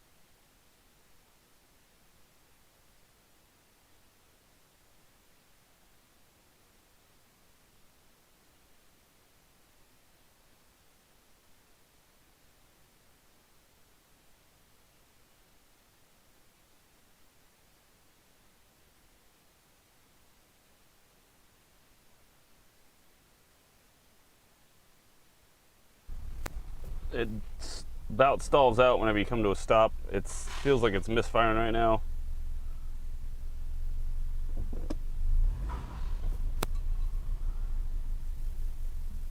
RPMs are at 500, 688, 625.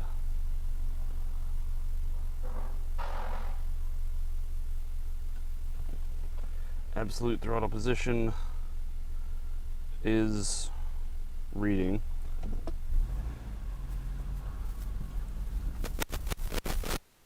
It feels like we're dead missing on a thing.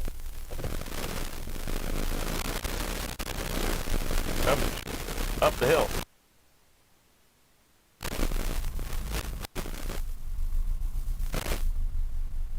Oh, go! You son of a bitch! Oh! Oh, crap. It's about to stall out. We're misfiring pretty bad.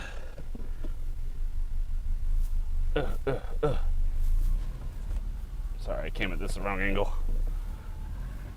And there, it's smoothed out. Ish. Now we're misfiring again, I think.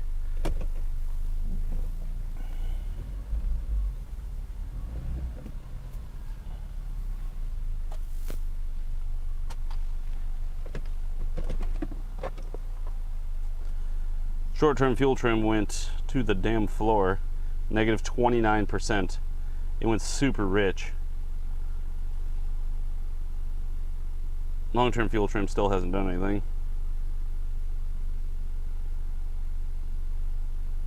It's in closed loop. We're sitting at negative 17 right now.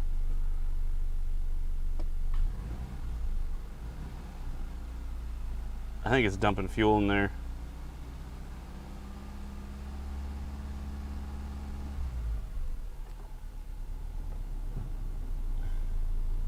Want some air conditioning. Now it says open loop driving and I'm sitting up there, goes closed loop.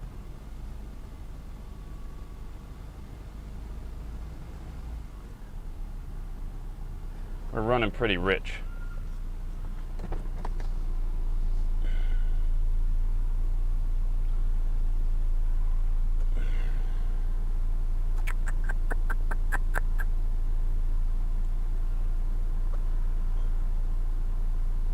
So yeah, as I accelerated, the short-term fuel trim went through the floor. Tried to lean it out really hard. I hope this data stays here. If it doesn't, I'm gonna be a little upset. It probably won't. Oh, I fucking lost it.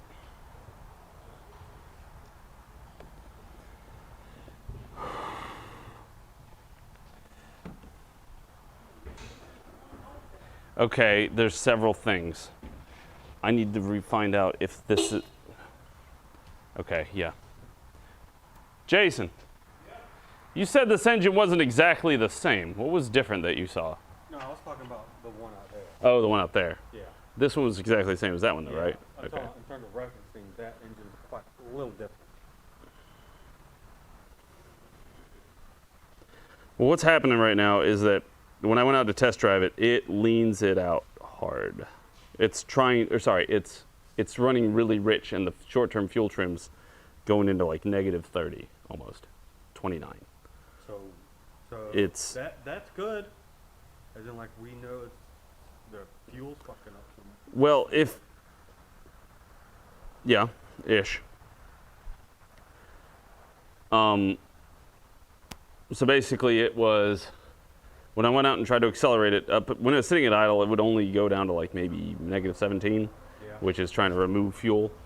And when I went to go drive it, it went to negative almost 30, and that was just after I accelerated on it. So either that means it's telling it. That's the thing that's killing me right now. No, that's the result. So it's running out of fuel.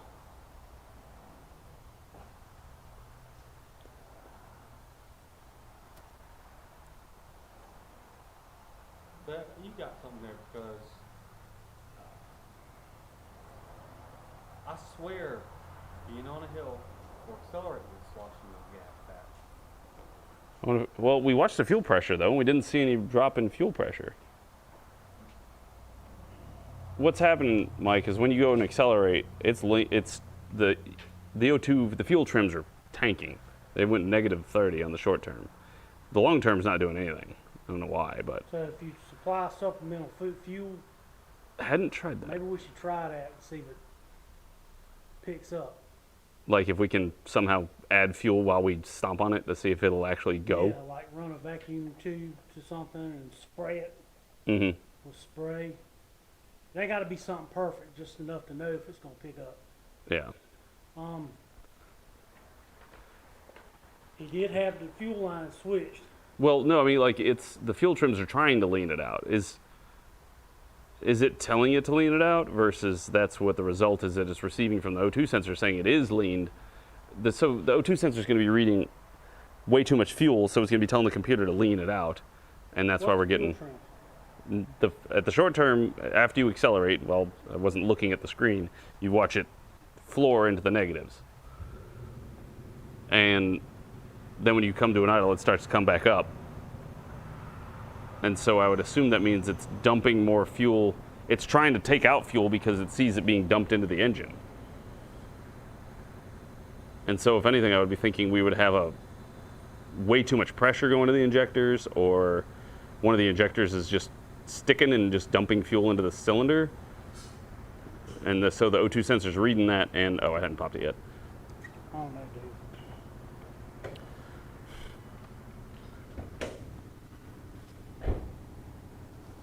No, it really makes much sense to me. I mean, I assume the car ran pretty good prior to the engine. Well, that's what we These all valves- assume. These are valves, correct? They're dampeners. Dampeners? Could I have hurt one of these valves by crossing these? Doubt it.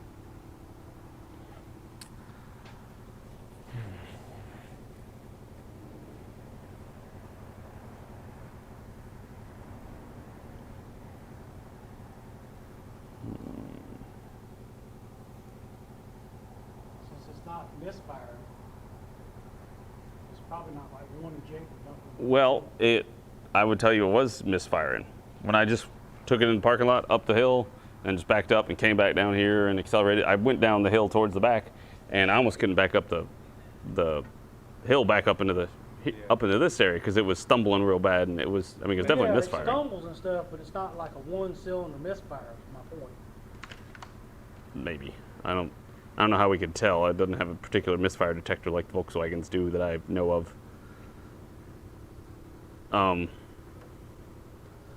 Okay, that is a clamp. Now, if we all stare here and will it to work, it will work. I thought it felt like a misfire because I'm sitting there coming back and it's just there we go, and it seemed to pick it back up. It never sets a misfire code. Didn't set a. I hadn't checked it yet to see if it set a misfire code, but the check engine light didn't come on, nor was it flashing.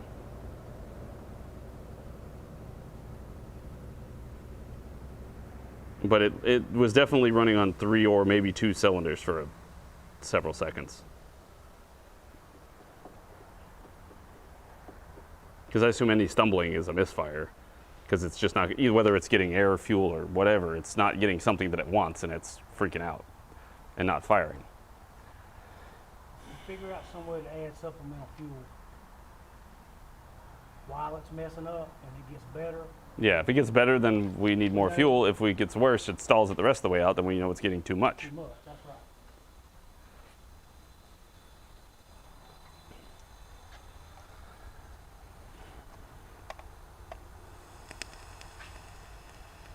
I don't know if the plugs would even show a rich condition, because it might not have been running enough to, cake them up. But maybe. And also, I really want to leave not having, I don't want to have to get to the plugs if I don't have to.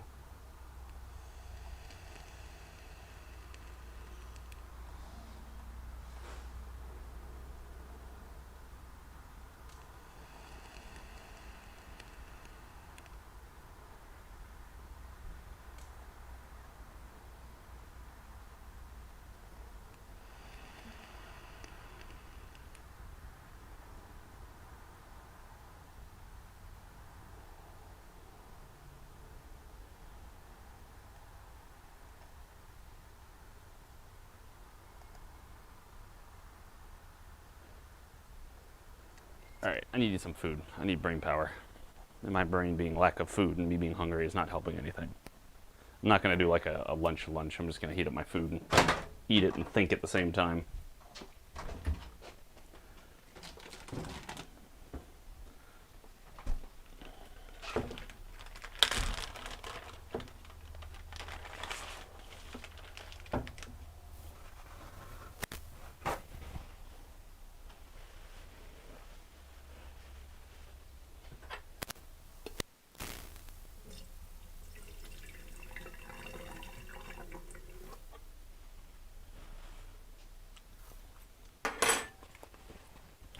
Ramen for lunch.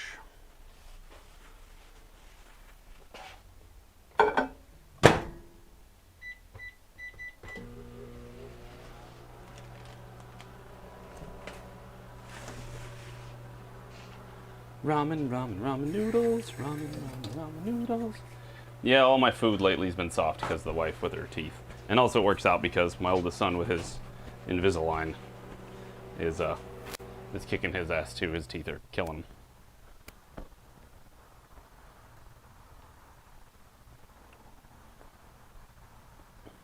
All right, so let's assume that it is. I need a fucking whiteboard, I swear to God. Because that will help me straighten out some of these thoughts sometimes. I'm gonna go request that. Hold on, while I'm thinking about it before I figure it out.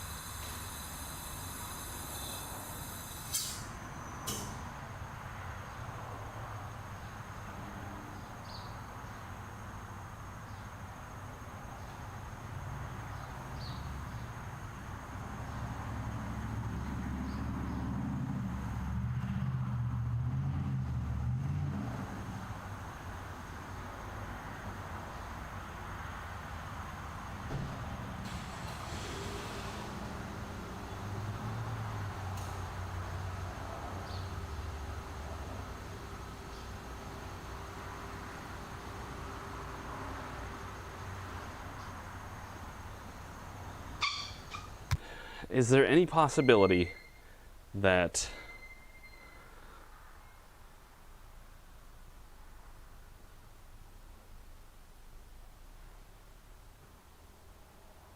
okay, sorry, we were just discussing a little bit up there. No, we don't have an extra whiteboard.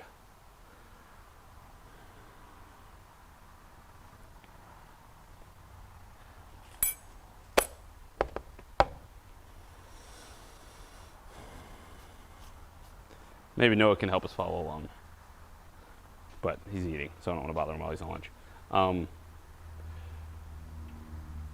So we accelerate it, the O2 or the air fuel mixture. The short-term fuel trim goes very lean. It goes negative 29%. So that's indicating that the mixture is seeing it getting too much fuel and then taking fuel away? Or is that just reporting the mixture coming out is lean? I would assume it's saying that the mixture coming out is too rich, we're leaning it out. If it's coming out too rich, could that also be contributed by maybe a slightly clogged up exhaust? This is why I want my damn whiteboard. So that way I can see more specifically what I'm thinking about. It is subtracting fuel. That's what the fuel, if you're just reading the OBD2 fuel mixtures.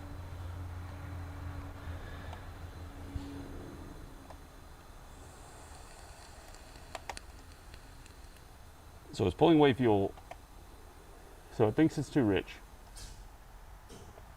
And it might not actually be too rich, and that's why it's causing it to bog down, because it's reading it as being too rich and saying, no, no, no, you don't need so much fuel, and then it freaks out, and then at some point it'll richen it back up, and it'll run smoother again.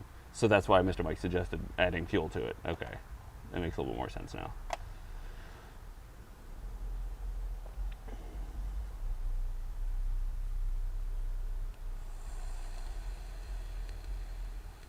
Yeah. If we're getting a false rich reading, yeah, is what is the roundabout.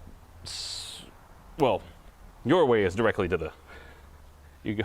It sees it as too rich. It could be the O2 misreading it, or it's getting a false signal, and then mine was I went through the whole thing, and then came back to that conclusion too.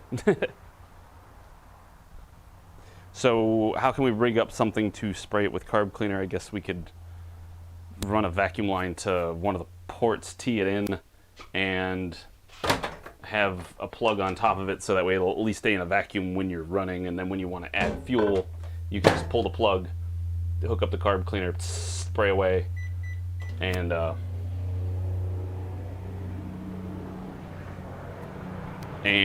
if it is really just starving for fuel because the O2 sensor is misreading, then it will kick it back up. What I just, oh, my drink's over here. Also need caffeine. Caffeine.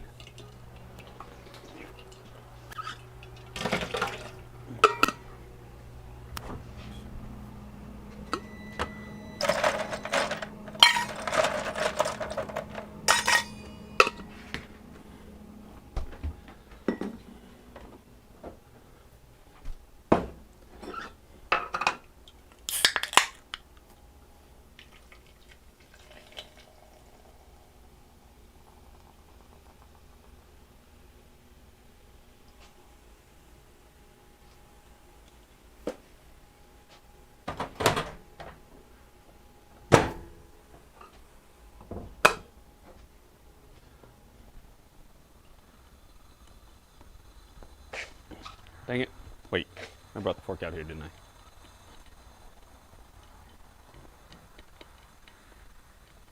I? I did, and I put dirty rags on it, which is even better.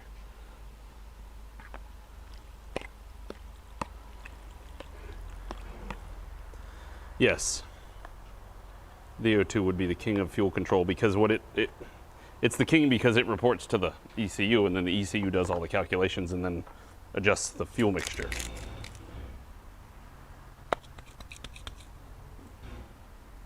Jesus, Pete, man. How does my salt get so much water in it?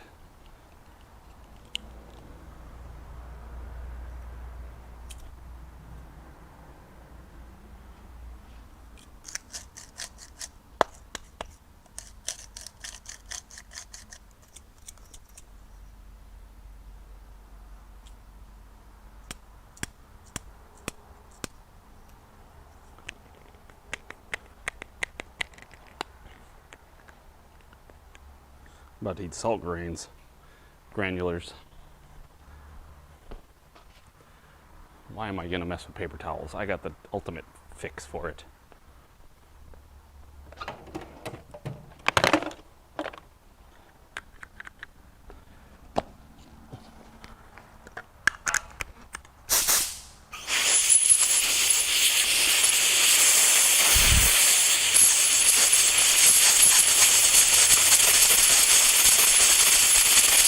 Nice dry compressed air.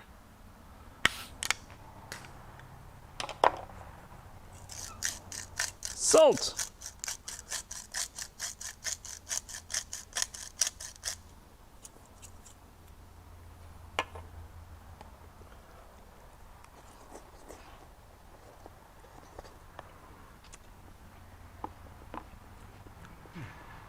I gotta remember how to. So the O2 sensor, the voltage being towards 1 is rich and 0 is lean.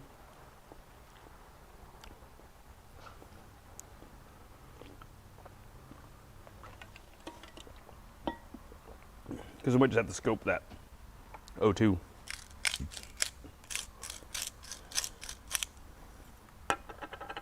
Or is it the other way around?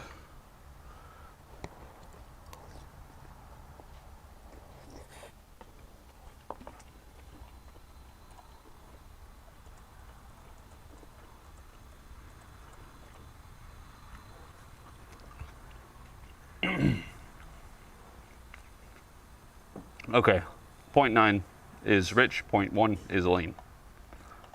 Cool. I hope it does that on the Subaru.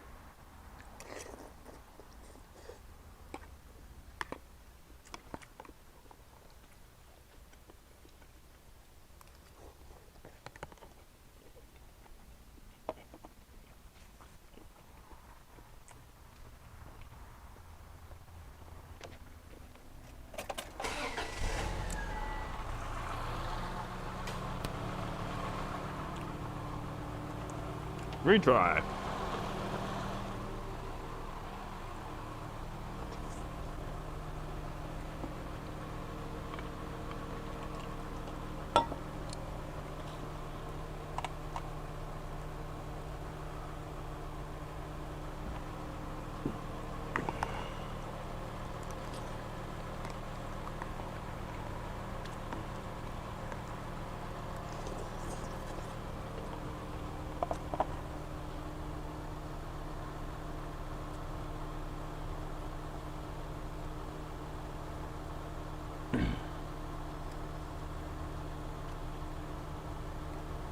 O2S voltage bank 1, sensor 1, 2 volts. Bank 1, sensor 2, 0.01. Fuel system's in closed loop. Our short-term fuel trim is negative 1.4.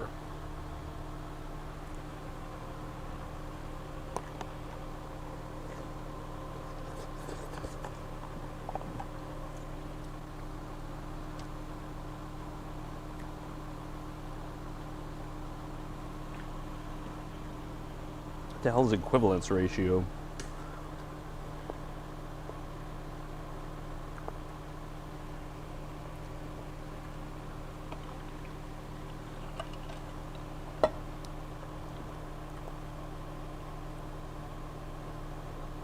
All right, now bank 1, sensor 2 is it?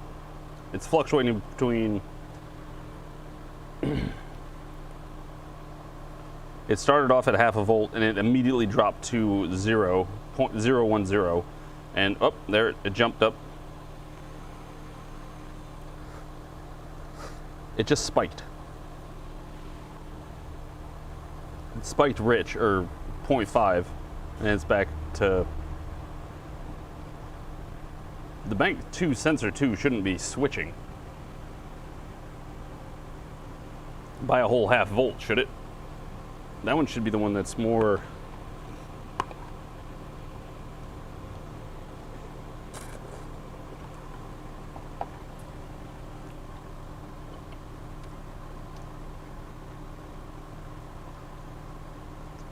Because it should be the first O2 sensor, which is at 2 volts, and it's fluctuating between 2.0 and 2.1.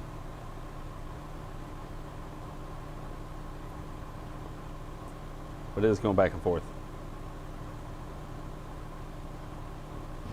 What the hell kind of... I thought they were only supposed to go between a whole volt and like a half a volt.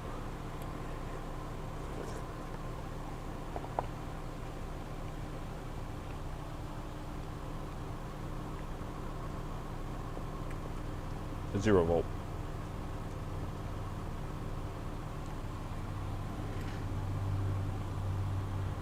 Our fuel trim's at -2. Is it acting weird the same way?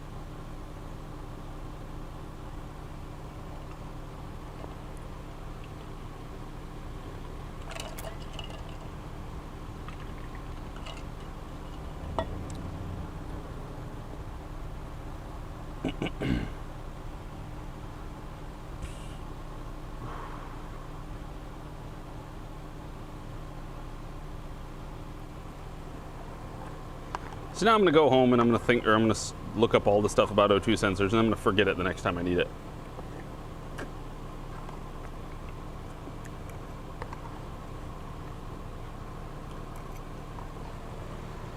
All right, done eating.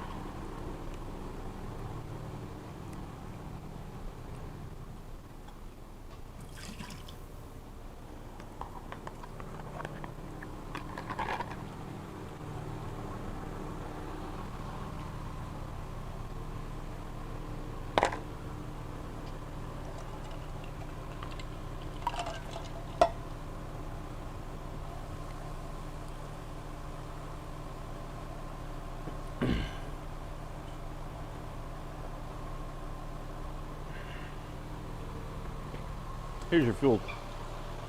This is just OBD2. Short-term fuel trim, -3. As you see, it's just slowly going down.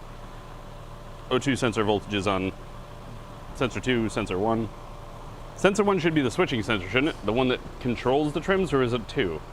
2 should be the one that's getting the more consistent signal because it's gone through the cat and it's seeing if it's cleaned it up. It should be less than half of what the front is. Looks Well- like the front's switching pretty good to me.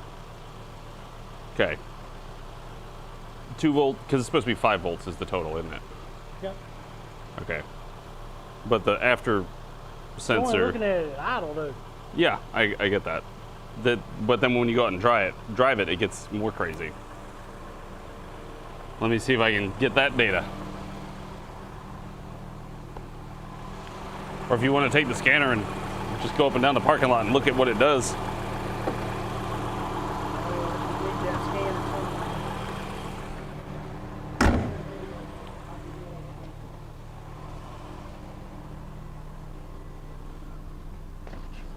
I'm just gonna go back up and down the road real quick, get some more data. Make sure it looks something like what it looked like before.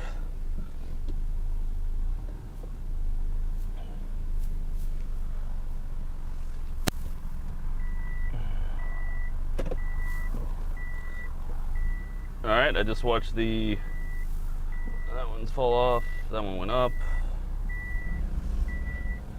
Acceleration.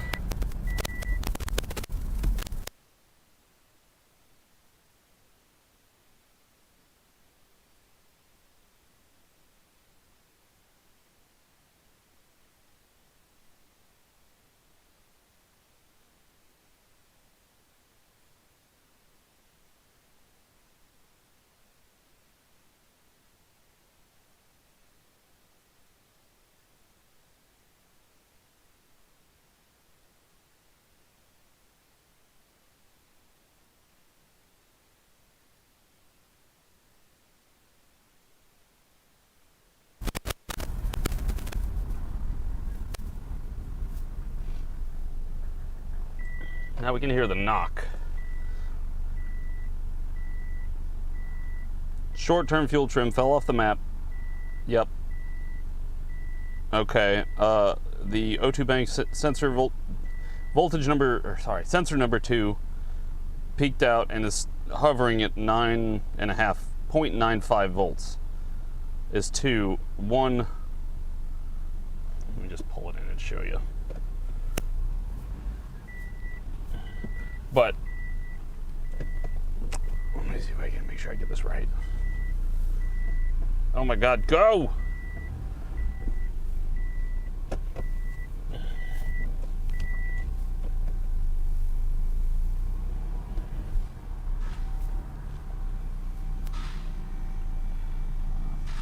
Okay, we're just gonna leave it running. Here's our data. Maybe I'm gonna just screen cap it too.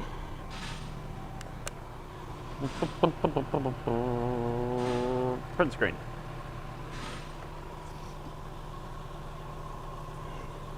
So here's where I accelerated, and then it started keeping this high. This fell off the map, went down to negative 27, and then this side stayed steady while it was idling at 2 volts, and then dropped to almost half a volt.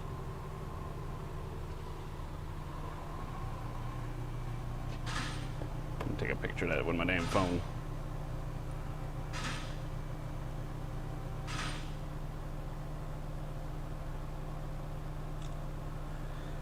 There, I won't lose it this time. Pause. Will it save it if I turn off the car?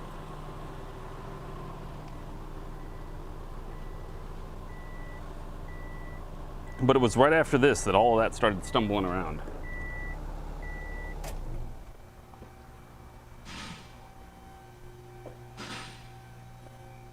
And so now we'd want to see if we added fuel. So we want to rig up that little spray contraption.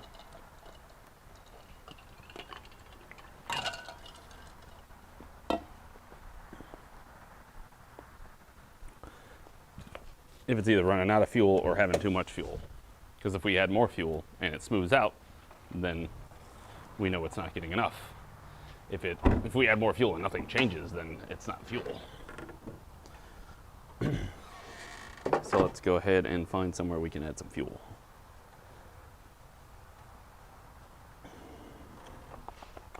I want the vacuum line that is reasonable.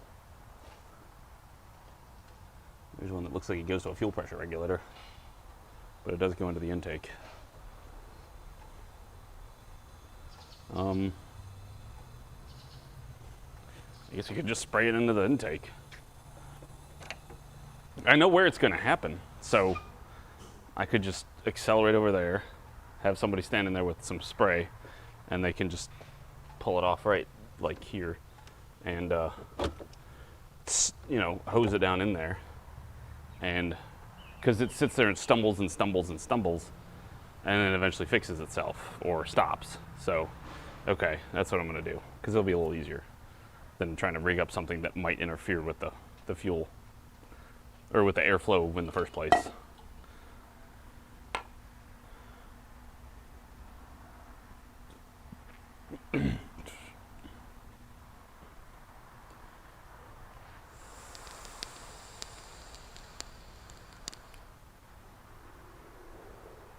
Yep.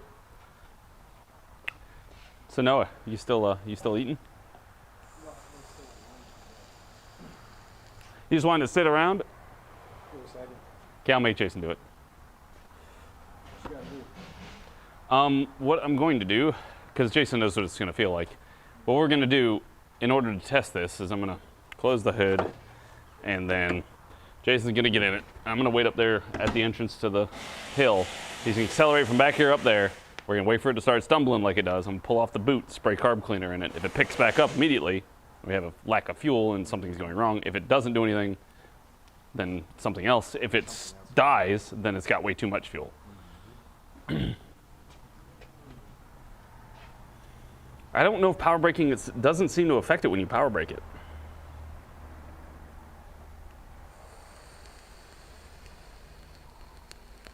So let me give this a shot.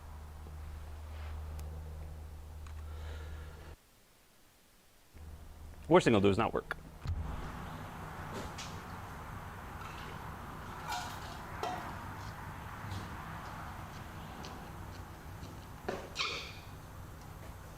Did you hear what I was telling them? Or what we're going to do is basically test your dad's suggesting. I'm going to go get pressure and we're going to wait up by the hill where it stalls. And so once I have the hose just pop the first level, so we're not taking it on the road.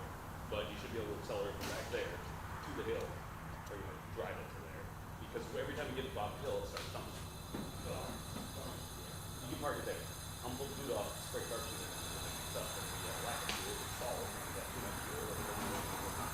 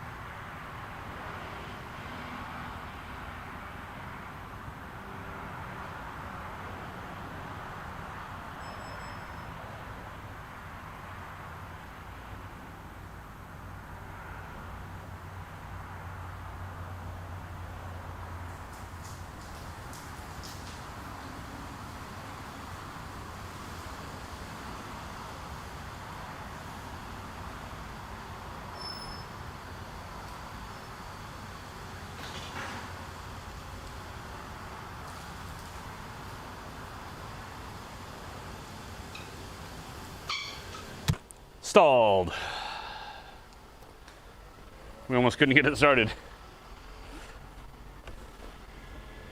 So what our test was, was Jason drove it from the back to the front. Didn't do anything different than we've done the past few times. He just drove it from the back to the front. And what happens is the Once you get to our hill, every time without failure, it'll sit there and, and so it was stumbling and misfiring and running like crap. I just pulled off this boot, sprayed in the intake, killed it. It shut off. Versus if it was I would assume if it was lacking fuel, it would, you know, have revved up. So what we're going to check real quick is we're going to make sure that the vacuum controlled pressure regulator is actually holding a vacuum. Where is my vacuum pump? Where's my vacuum pump? It's around here somewhere.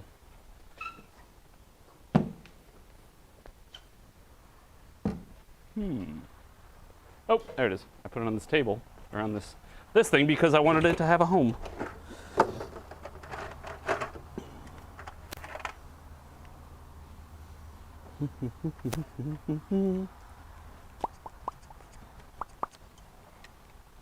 Where'd I put the little hose that I use for it? Oh, behind it. What a jerk.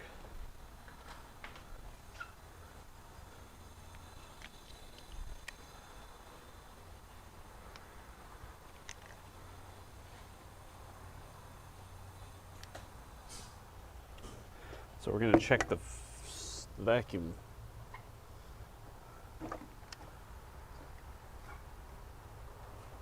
Yeah, the pressure regulator holds. It's leaking a touch, but I think that's because this isn't perfectly sealed. But it is holding pressure. So it's getting way too much fuel.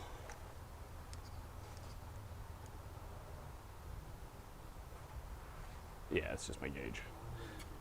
All right. You sure I couldn't damage this thing? Say it's getting too much fuel, right? Mm-hmm. And this is a baffler or whatever y'all. A baffle? It's basically... It slows the fuel down. No, it doesn't slow it down. It regulates it. It levels it out. It's like if you were to have a raging river and then the river has like a little top part of the dam so that way the water's coming out nice and slow and it can hit it as hard as it wants. I don't know if you necessarily blew that out. Yeah, that's a good check for a bouncing needle or a low manifold vacuum. I would also agree. Where can I? Yeah. You can unplug the dongles in the car. Oh, you already took it out. Where can I tap in and find out? Actually, is that big enough? Or small enough?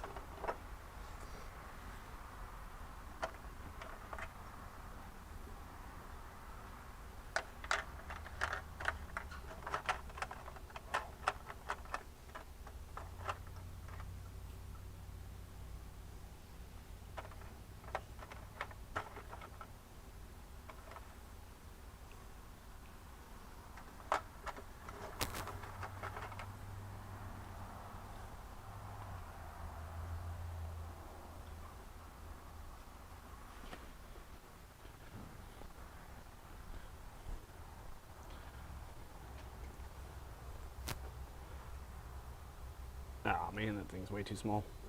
Another vacuum source, aside from the brake booster, which is giant. I guess that would probably be the next best hole to go after.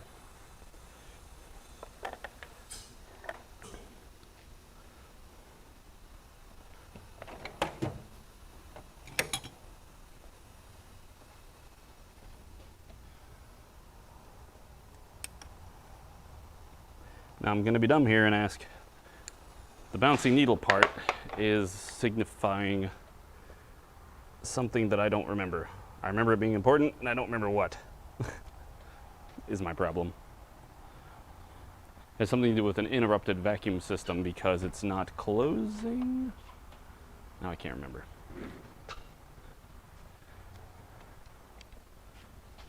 But let's see what happens. This is way too big for this hose, but we'll get it on there. Could you go up there and start a car? You can just reach in there and do it.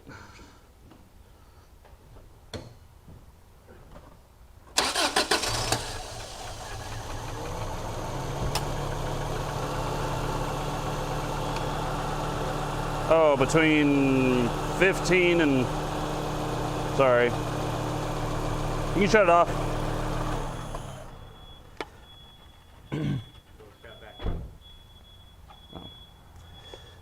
Let me try and get it back on there a little better.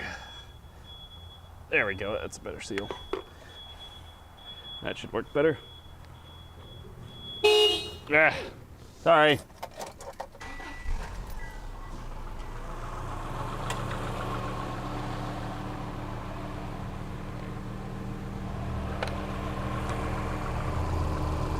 I don't know.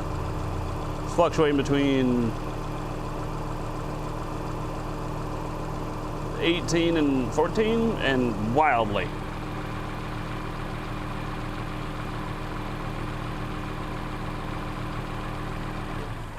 A leaky head valve or cylinder.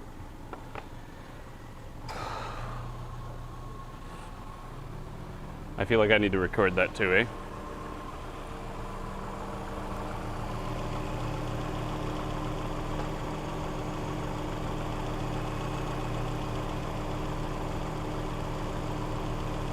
At idle.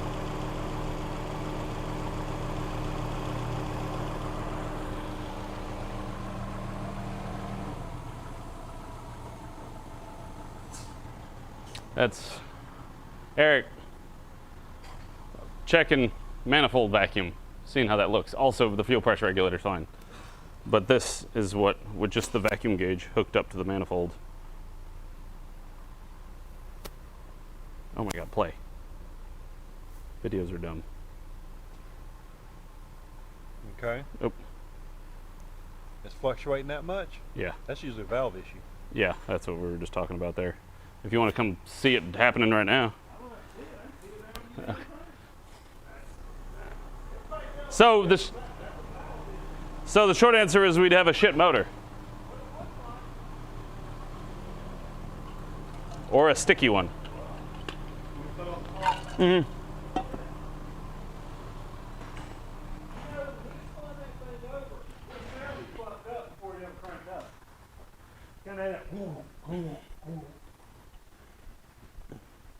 See, what I was telling John was because it's got a map sensor instead of a MAF sensor, that'll fuck everything up.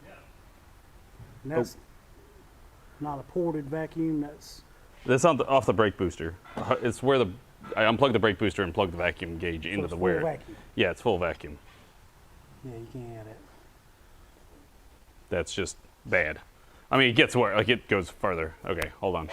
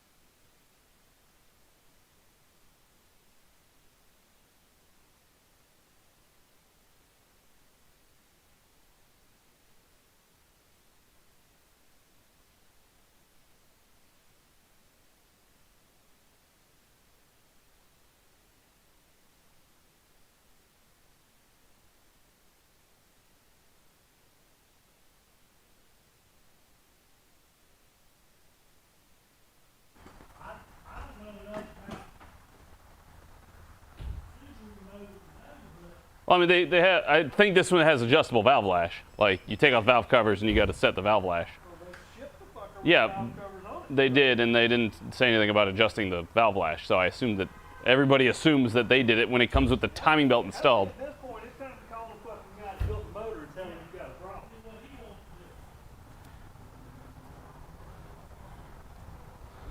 True.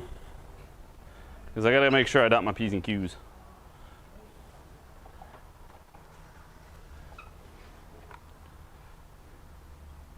Yep. So we're at the point of we need to call up the people who built this motor and sent it to us and be like, look, we've been diagnosing this thing for a day and a half. And we have erratic engine vacuum at the manifold. Is there anything else that can contribute to that?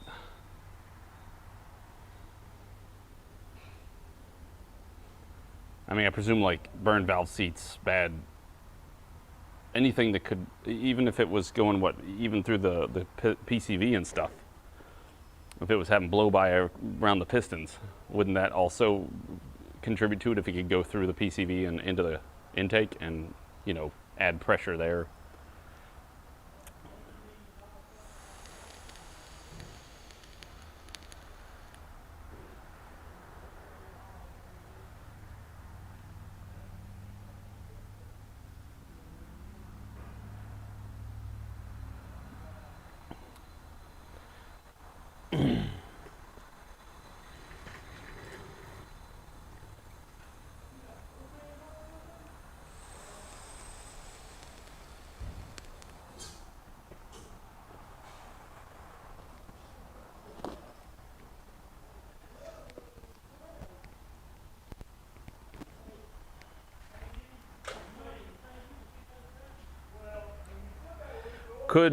That was my question to them, was would I be able to adjust the valve lash and possibly fix that issue?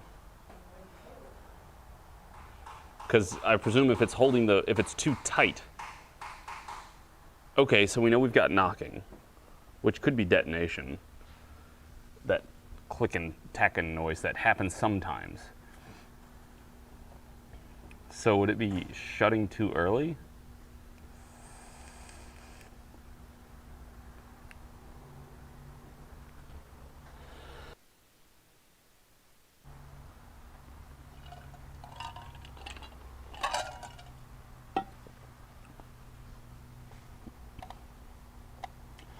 Also, if you guys are at least having a moderate amount of fun, please hit that like button and various things of that nature.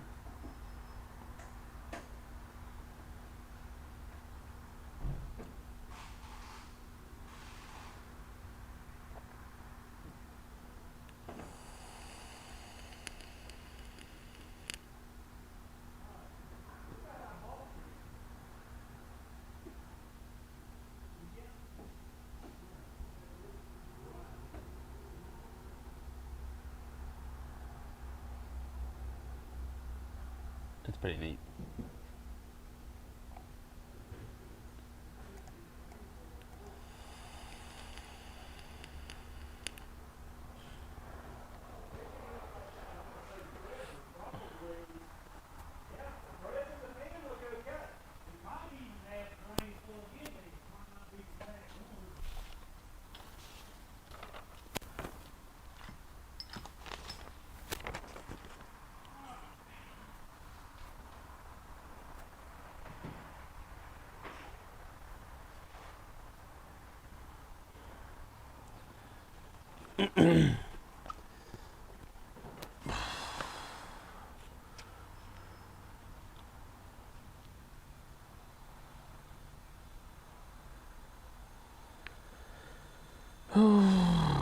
If timing components were installed by SSI Subi specialists prior to install, the customer's mechanic is responsible for inspecting and checking the timing marks and making sure they're on.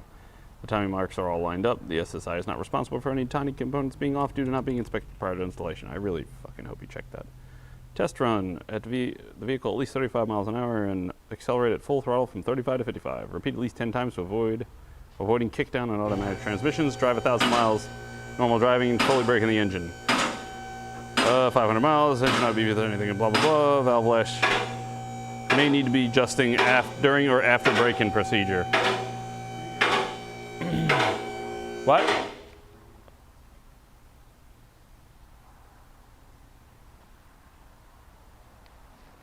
Oh.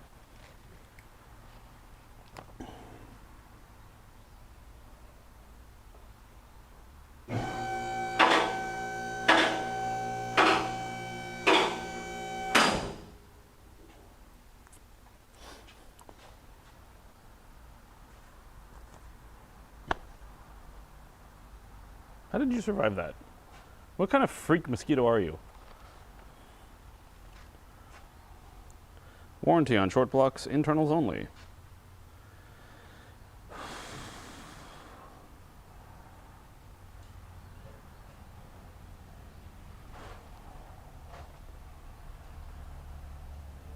This is why you don't shop at people from Missouri.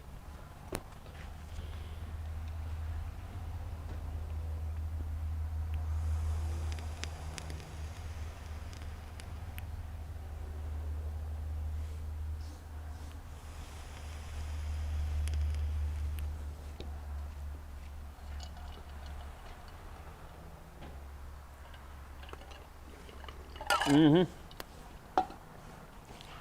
That's what it sounds like.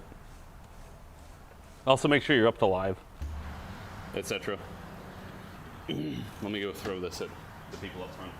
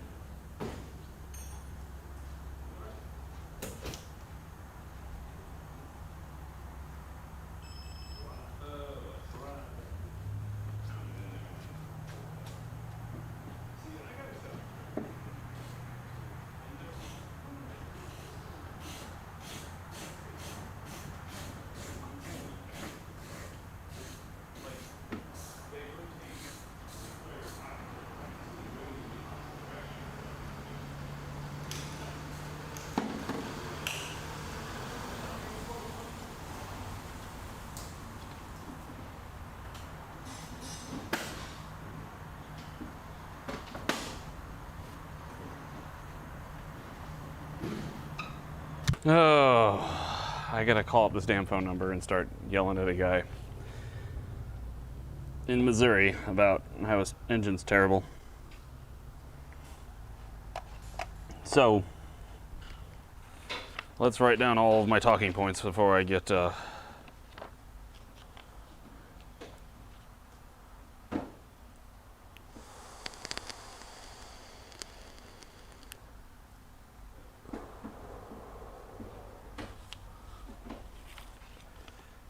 'So, let's see.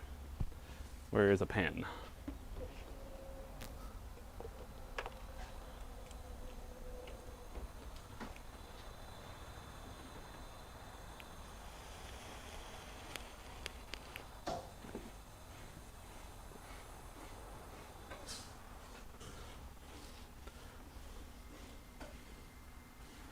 $14. Yeah.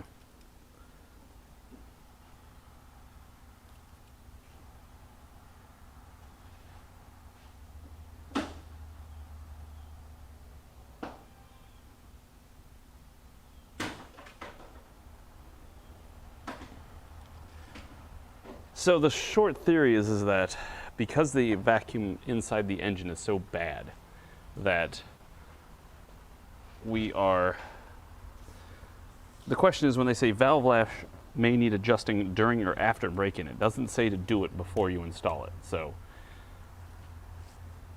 valve lash should already be done.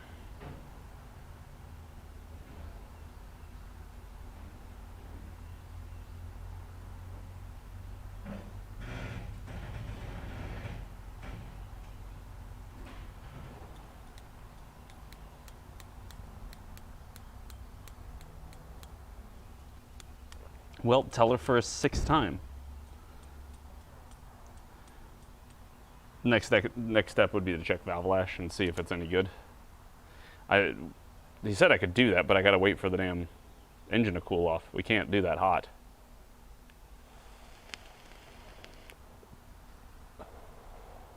Not to mention I really don't want to do it hot.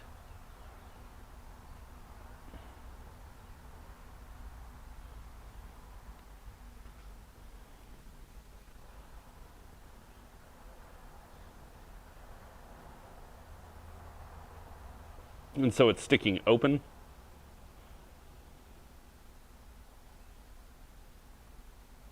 Oh yeah, I'm sure they'll be a tad tighter. I just told them I needed to be stone cold. Like tomorrow we do the valve lash check before we started it up.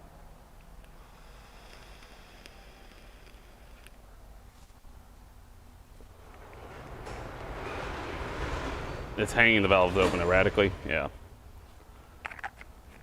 Which would explain why if it's hanging the valve open erratically, then that would explain why, if you have it idling, it seems to do okay, because it's not, this has variable valve timing in it and stuff like that, so I assume that it would adjust it. Does this have variable valves? Yeah, it does. Right?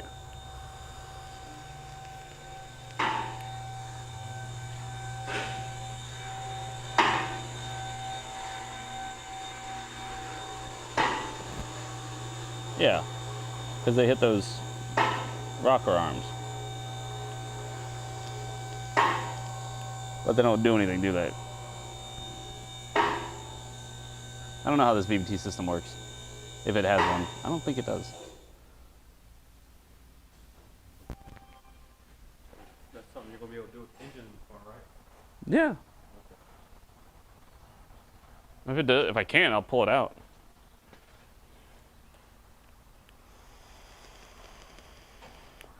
Yeah. If it does have VVT, I don't know how it works. And how you would have valve lash.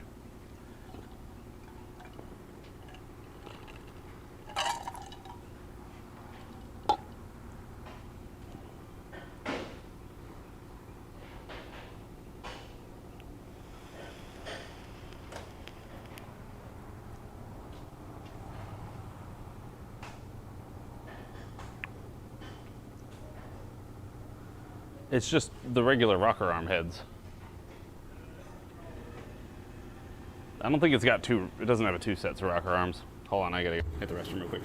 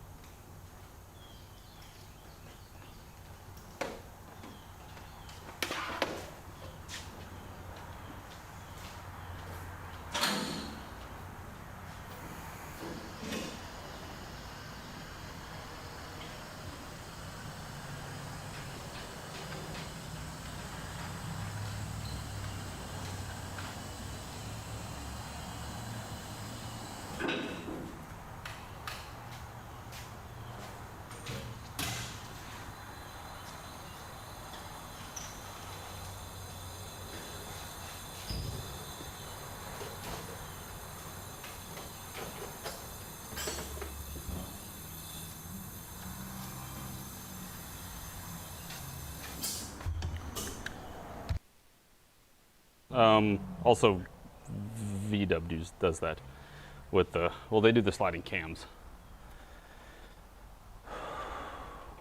Or sliding lifters. Cam lobes, there we go. That's the better term. Now the question is, should I bother checking the valve lash first? Like, do I think that, because the problem I can see here now is that if I call them up and I'm like, look, this thing runs like crap. You accelerated, it thinks it's running super rich and then leans it out real bad. Which, how else could this contribute? What the god awful noise is that shit? That's annoying. It's your fault, Noah. What are you having to do to that thing? Headlights. I got one there and then one's still up there. Oh, you gotta take them off? Gotta get the bumper off, which fucking Pretty much everything's disconnected. We got all that put up for Cool. You're on it.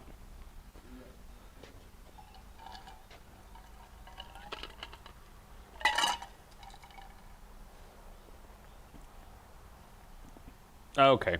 Yeah, it doesn't have any VVT solenoids. Duh. Yeah, I know what you're talking about. It's just got a cam sensor. I remember those solenoids now. That's what those holes are for. There's holes for where solenoids could be if it had that, I guess.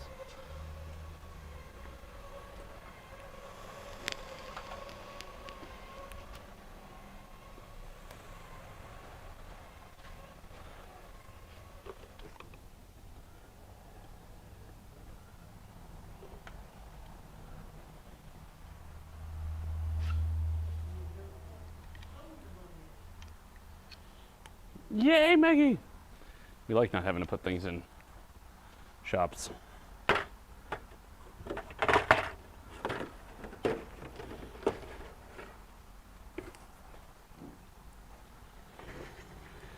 But the short answer is we haven't. The only thing that could be considered to have been done wrong was when Jason had the fuel lines hooked up backwards. But that wouldn't make valve stick or the valve lash to be incorrect. This one, 2006. I'm just trying to make sure I have all of my arguments in order before I bother calling the dealer, so to speak.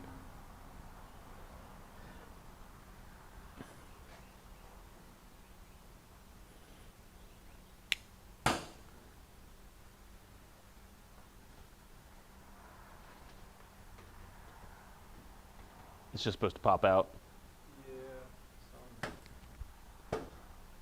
Yeesh. It's kind of sketchy. Yeah, I hate plastic bumper covers because if you have to, you have to push them so hard that to get them to pop out, and then the mere act of pushing on them could. Down here too, so I gotta figure out how to pop those out. I was just trying to get the whole front bumper loose first, or at least around the headlights. Mm-hmm. I'm not prying up against there.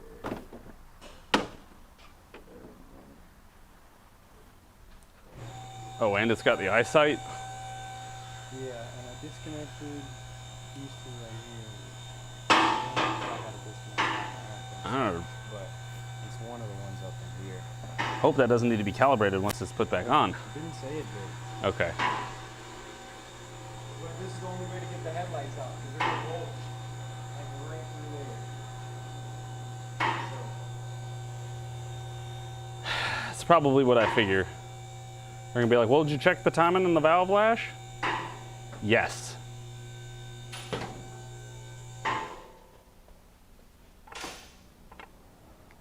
Six thousandths.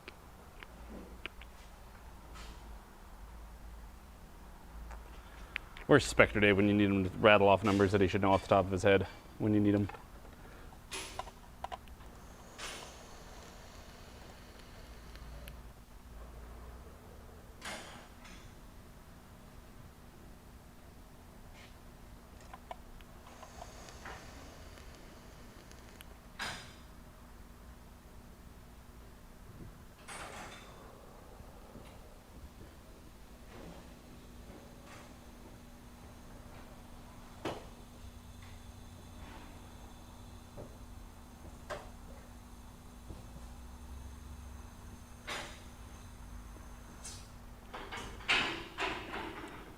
Oh, it does?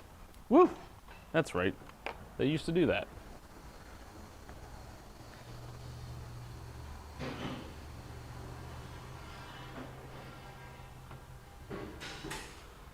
Valve clearance intake 16ths to 0.16 to 0.24 millimeters, and exhaust 21 to 29. Engine at cold.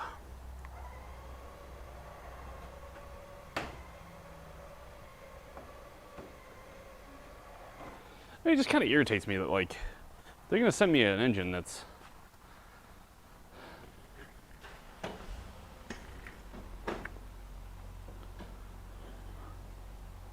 put together.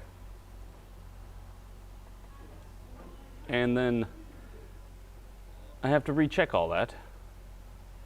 Then what the hell's the damn point of getting it pre-installed, if you will, anything? Stupid mosquitoes.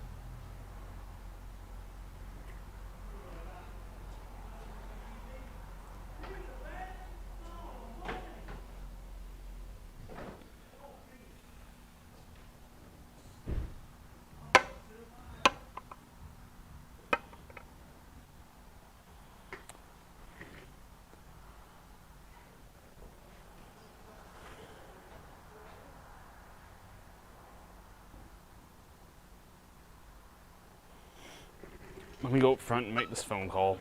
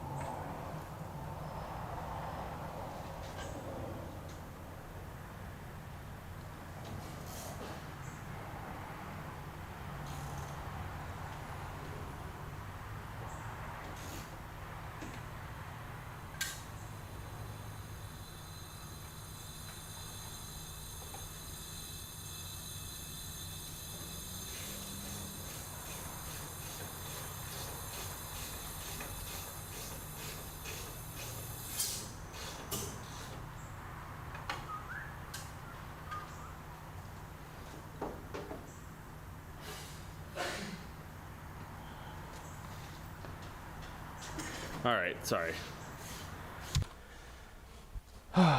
Noah ruining the bumper. Noah, you ruining the bumper.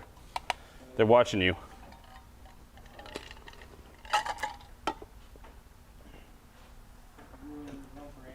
Oh, that was just Twitter. It was Twitter, and it's a little Babylon Bee article that says Trump files lawsuit against Facebook for... Where is it? Oh. Trump files lawsuit against Facebook after quiz says he's in House Hufflepuff. It's stupid. It's dumb jokes.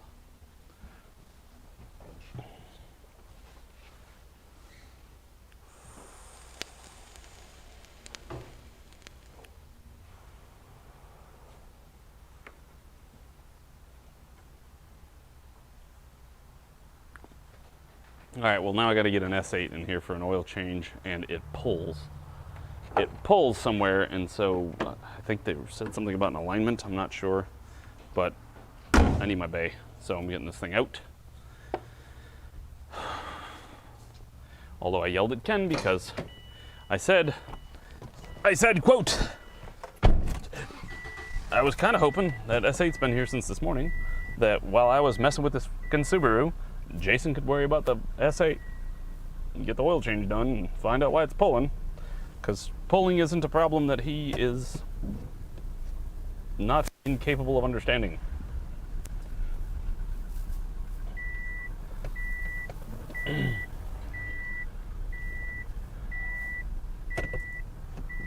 But nope. I was like, well, you got anybody doing that one yet? And he's like, no, not yet. Maybe we could get it done sooner than later. Because I don't want to wait till 4 o'clock until you tell me, oh, it needs to be done now. And instead, we get it at 3 o'clock. So we have an entire hour before we're at an hour. All right, I gotta go run this, I gotta run the Subaru, this Audi S8 down the road real quick to see what it does. Because I gotta find out what this pull is. So I'm just gonna go up and down the road real quick to find out what it does. And then we'll pull in. So watch Noah until then and tell me everything he does wrong, because I'm sure it will be plentiful and large and damning. And then he will be fired. Whoa! He's like, whoa, whoa, whoa, whoa, whoa. Calm down about the firing part.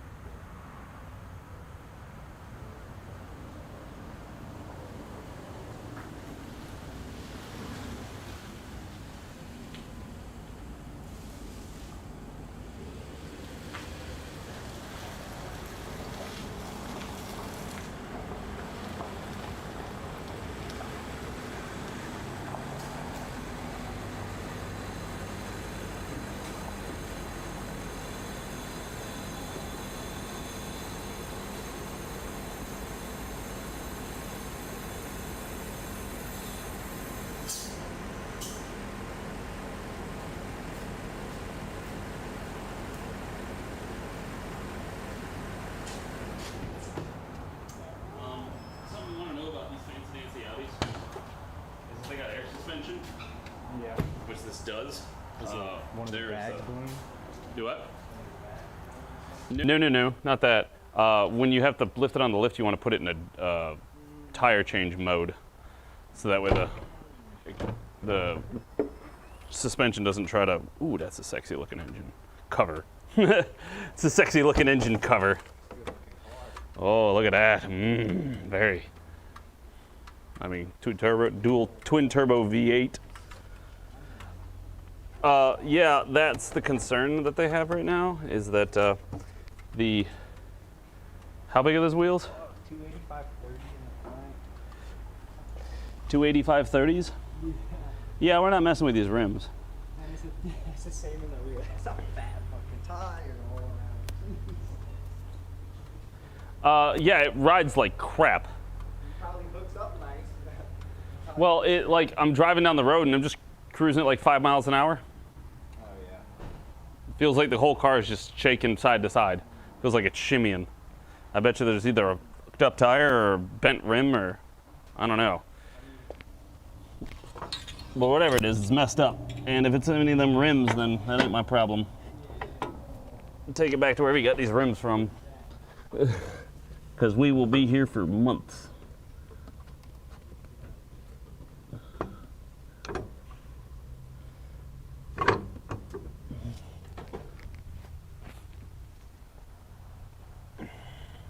And I have this feeling that there is a bad inner part of the tire, because these things tend to run pretty negative camber. And if these tires are that wide, then it's probably been riding on the inside of them for a while. Because the outside doesn't look like it's getting a ton of tread left either.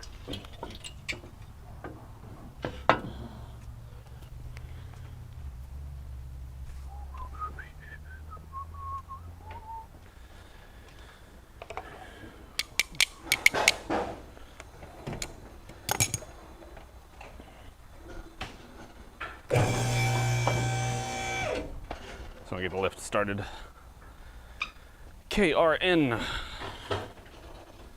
Kern. Let me get added to the computer.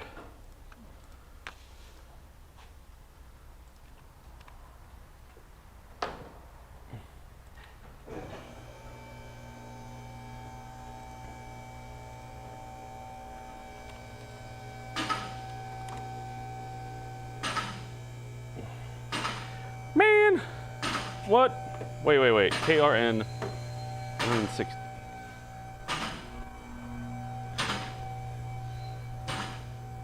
I got the right license plate.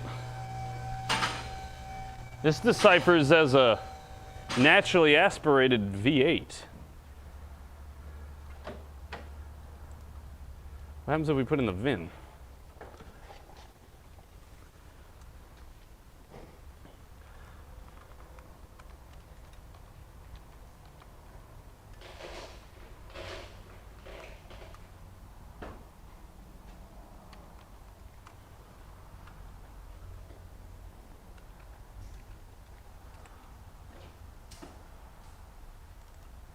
What does this decipher as?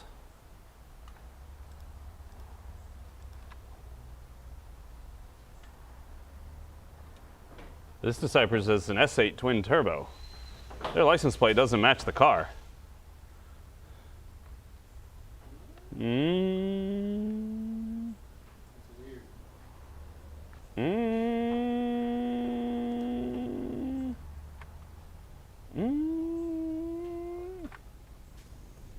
When did they update their tags?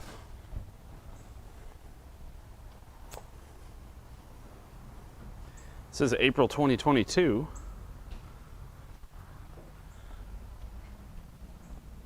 Something right here.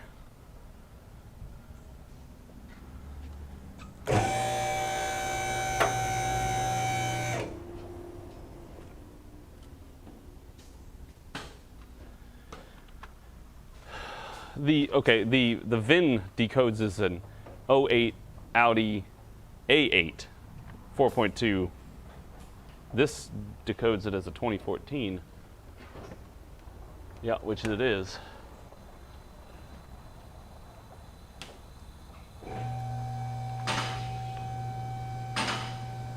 How long does it take for the DMV to disseminate that information through its system. Oil change and check pull. Right? Oil change, rotate, alignment, pulling. I don't think it's going to be an alignment thing at this point. Also, I wonder where the bloody oil filter is on this twin turbo behemoth. This is an expensive car. How much does a 2014 Audi S8 run?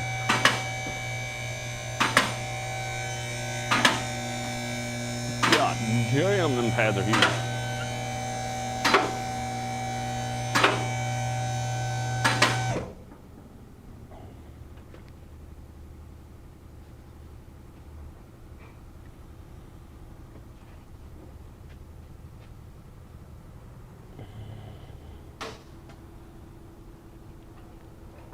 Oh, well, there's your pull. Rim's bent. Tire's about to come apart. Steel showing. Off to a good start. Off to a good start. Yeah, we rotated. It's going to get a lot better. And it'll just start shaking in the back.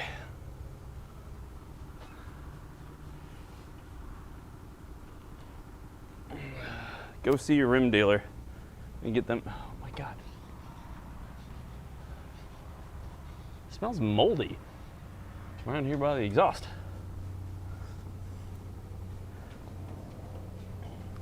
$40K? No. $40,000 for a 2014, oh, well, maybe currently. How much was a 2014 Audi S8 4.2 liter turbo MSRP?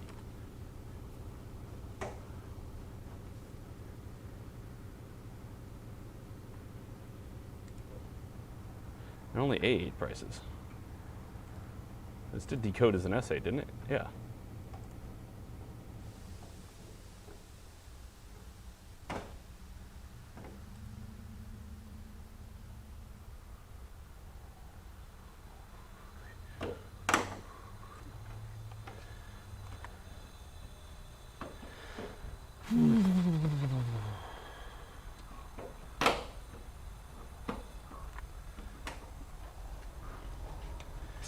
I bet you it's at least 80, 90,000. All right, show you what I'm talking about. Seems like something that is reasonable. So what we have here is a 2014 Audi S8, 4 liter, sorry, not 4.2, 4 liter turbocharged. It's got a little bit of a shimmy when you're driving down the road, and I can't imagine what that could be.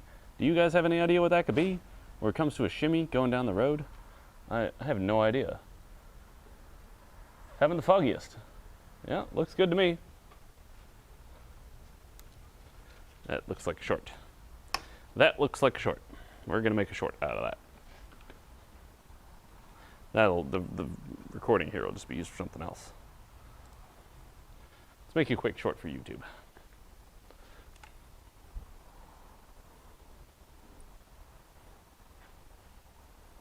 Because it's quick.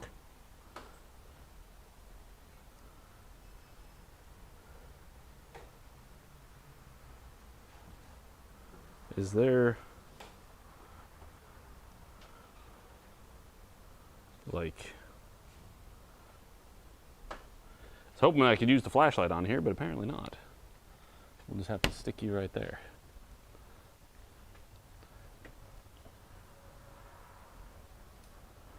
Where's the look?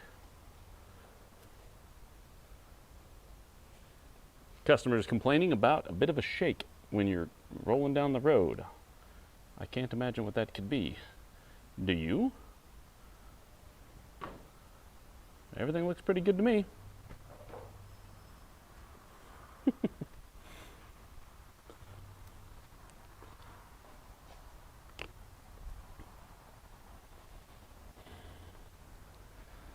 Ay, ay, ay, ay, ay.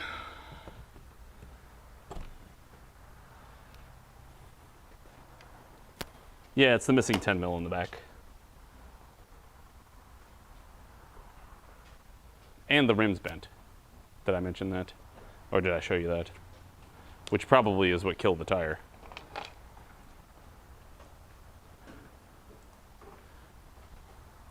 Probably what killed the tire. So, I made my cord all messed up. Dang it.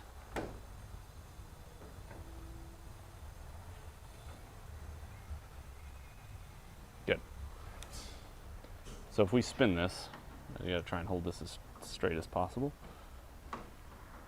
Right there.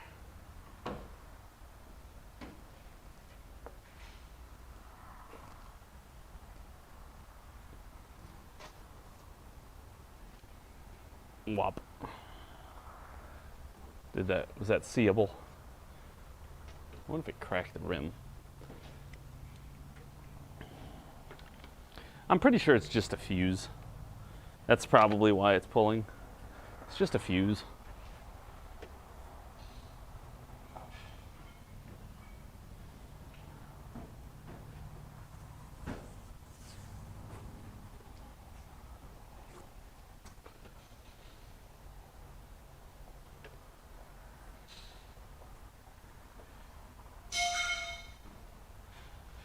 It's not the worst bend, but it's not good.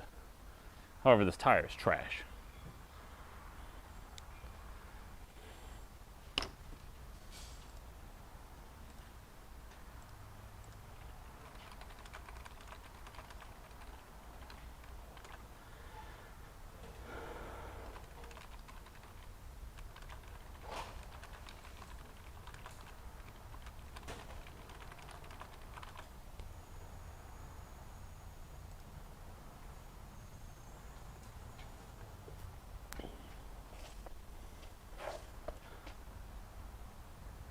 I gotta take a picture of it.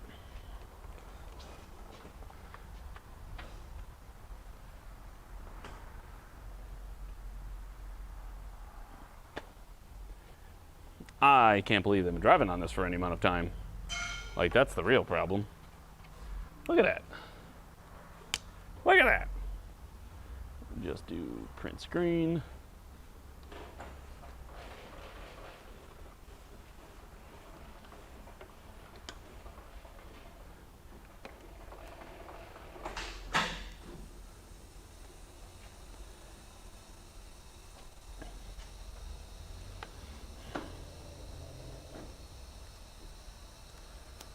Paint, paste,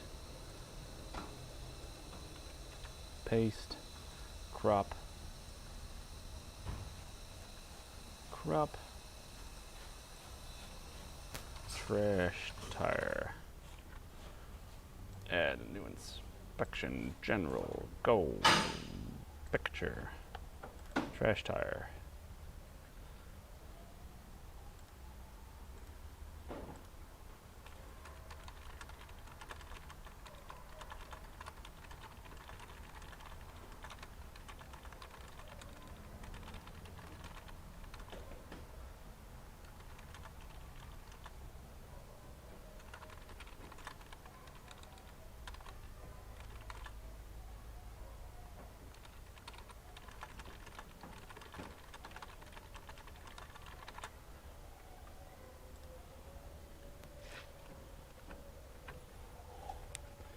Any external damage? Let's check the suspension real quick. I don't see any bent parts. Boots are intact. Axle's intact. Boots, axle, blah, blah, blah. Jam nuts, at least tight-ish. Any external damage to the rim? No. Not to the car? No. Just the tire being completely trash. Would you die, you stupid mosquito? Rear suspension looks all right. It's got the tiniest little back brakes. That is pretty funny. Them front brakes are obnoxious. Skirt! Somebody out there trying to go balls to the balls. Yeah. Look at the size of these calipers, man. Look at the size of them. They're huge. They're huge. Or practically half the rotor. No, they're probably a quarter of the rotor. Maybe an eighth.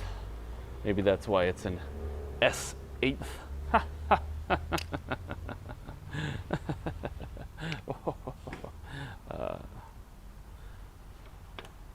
Check engine lights on.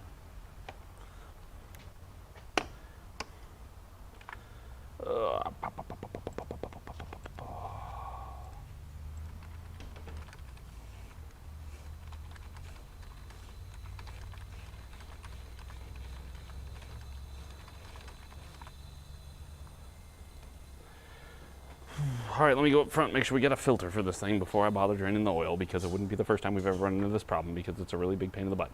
Hold on, and also I'm gonna ask him about the difference in the license plate versus what the car says.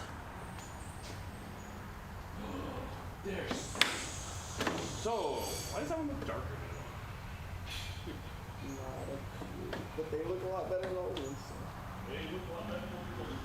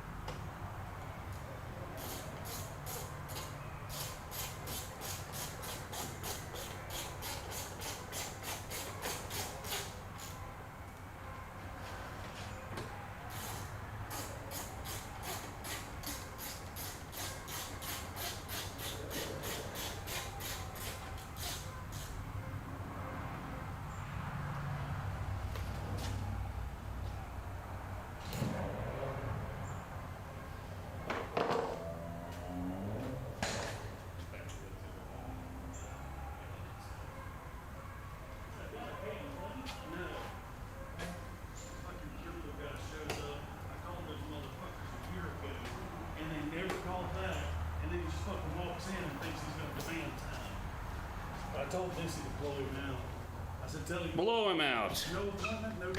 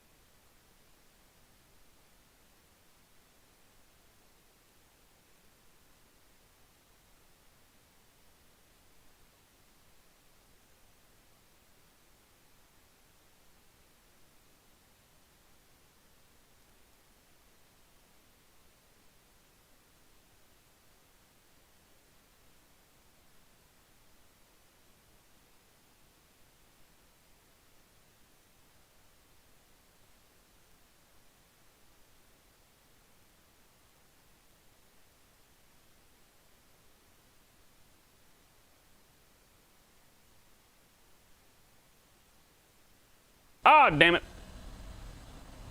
I had that whole conversation muted, and that sucks because it was good. Man, you guys missed out on a great time. That was funny and hilarious.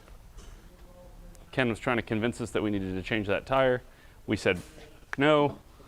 And then he goes over and asks Noah, and Noah says no. And then he goes, come on, Eric, tell these guys. And Eric says no. So he was overruled 3-1. And then he said, yeah, I understand. Well, that sucks.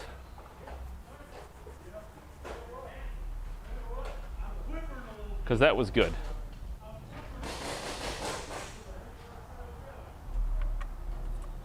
I hate it when that happens.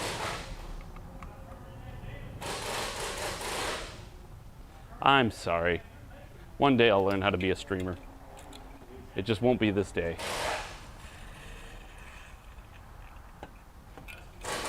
Just won't be this day.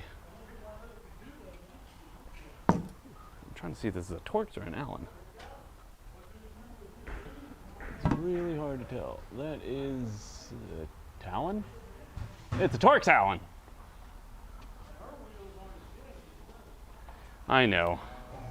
You're my only friend other than my wife. It's Allen-y enough. It's like it's an Allen that has a slight taper to it, but the 6 fits it. I just wish it could fit better. Let's see what a T30 does. I don't think that's gonna be good, but I think it's gonna be, yeah, it's way too small. What about the 45? That's gonna be way too big, I presume. Yeah, it's way too big. So something in the middle, if it is a Torx. Like maybe a 40?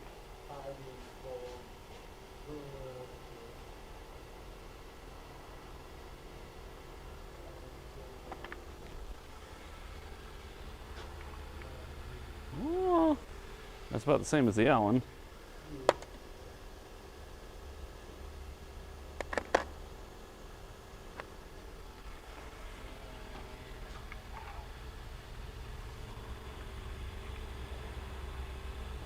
Man. It's one of them, yeah, it's like it's a strip Torx Allen. I don't know if somebody's been, because the 45 is way too big. Yeah, and the 40 is too small. So it's not either of those. So we're just gonna have to go with what we can make work, which should be an extension. What's up, man? We've had a pretty reasonable day today. Yeah, it works fine.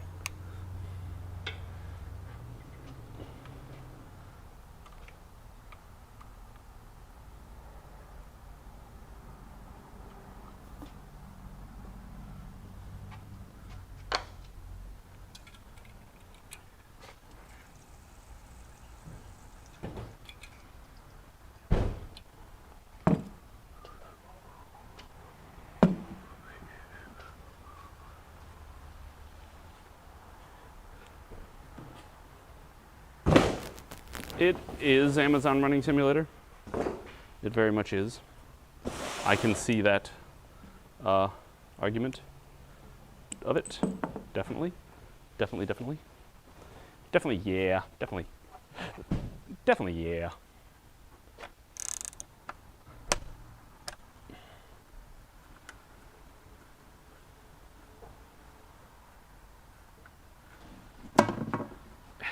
Almost. Almost got out of the way fast enough.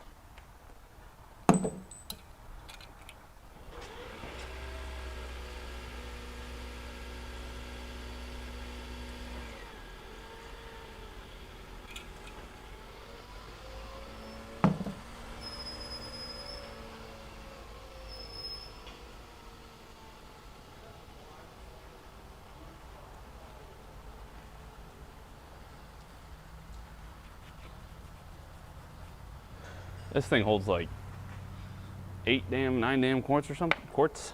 Quart? You're holding a lot of quart.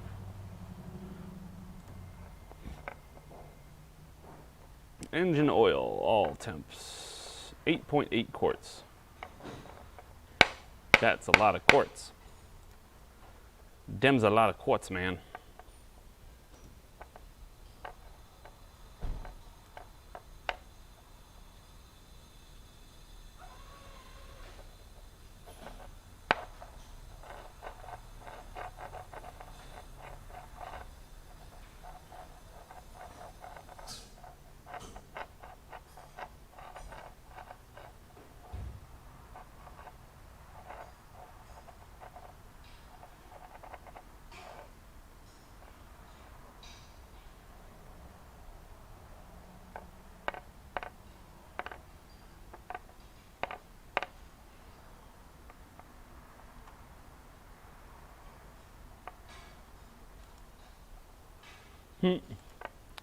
Every time I look at the TV in the USA, it's either fast food ad, pharmaceutical ad, news, or sports ball.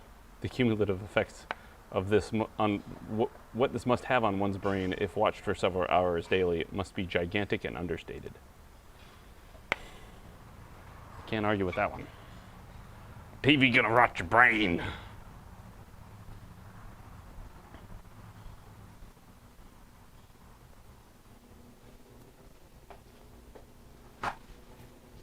Rot your brain.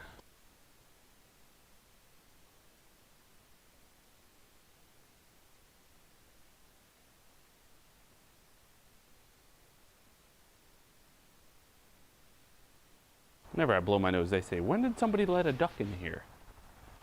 And I say, well, poof on you. Still ain't finished draining oil. Oh, I didn't turn off my light.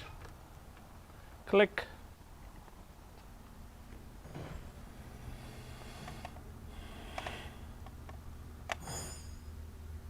Thank you guys for watching. I know it kind of got a little dry here towards the end of the day, but it's the normal end of day drop off.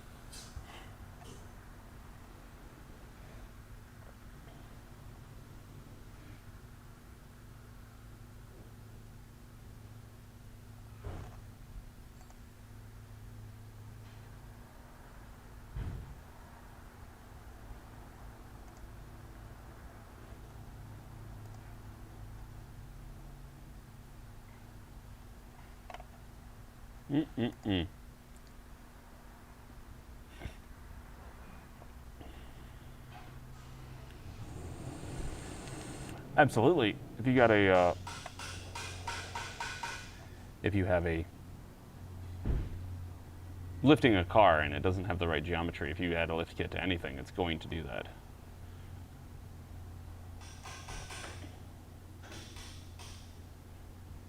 Well, hey, we've done well today. We did well today.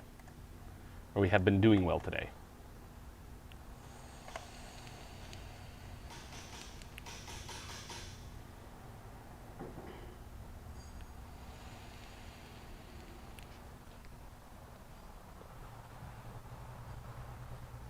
I think people miss the days of solid axles, front and rear, where you can just lift it by putting hockey pucks and stuff inside of it.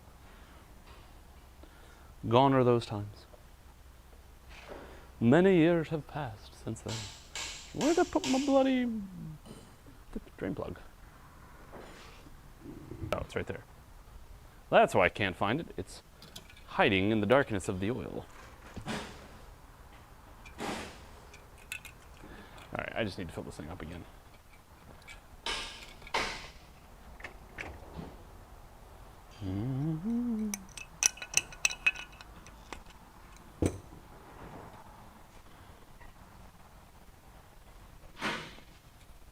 Mass psychosis is a problem. Psychoosis.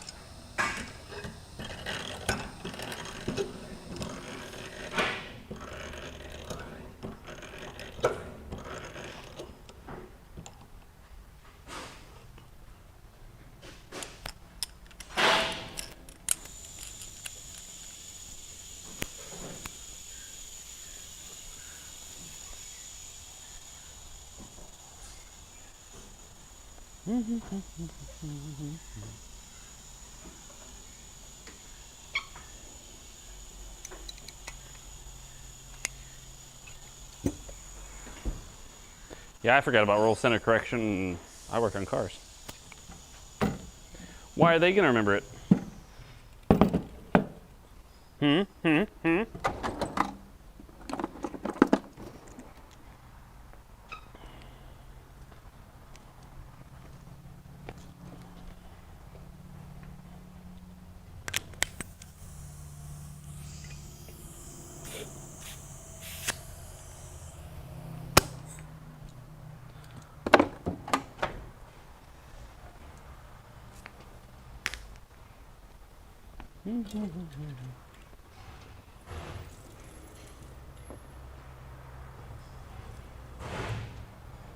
Thud. Ba-bump. Ba-bump. Ba-bump. All right.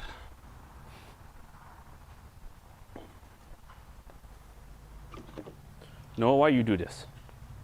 Nothing. You didn't do anything, but why did you do that? Excellent answer.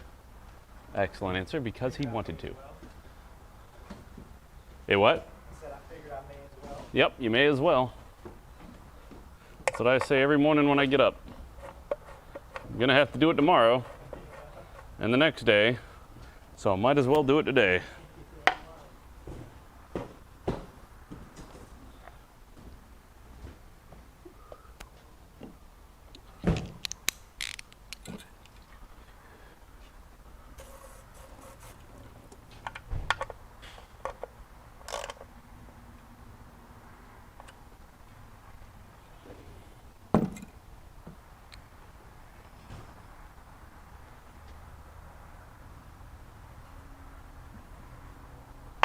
Drain plug is tight.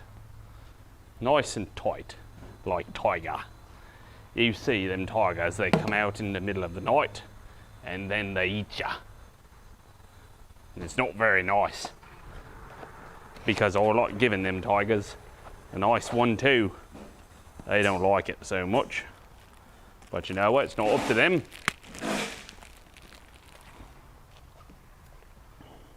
So if you're doing an oil change on something like this and you take out the drain plug for the oil filter, usually your filter kit should come with a new one. So replace it. It is not a bad idea.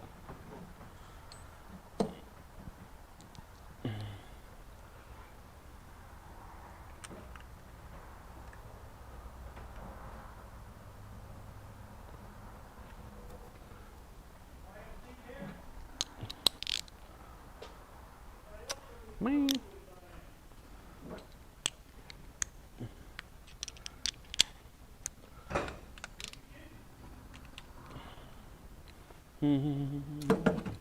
Now I'll clean that off.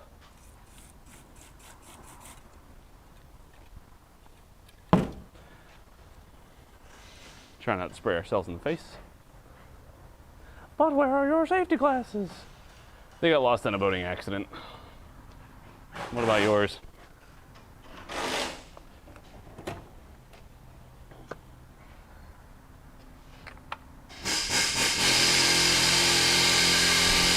Oh. Really? Is that what we're doing now, huh?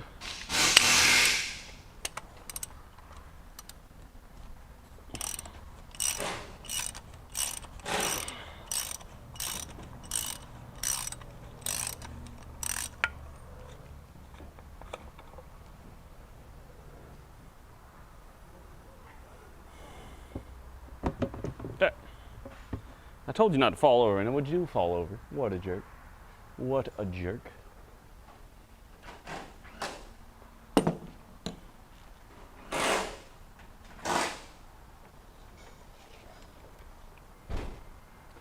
Use the best tool you have, your ears? That's your best tool? Oh man. Mine's my Matco 1/2-inch impact. Yours is your ears? What do you do with your ears? Do you tighten down sockets and change ball joints with your ears? Speaking of ears, I really want those chassis ears.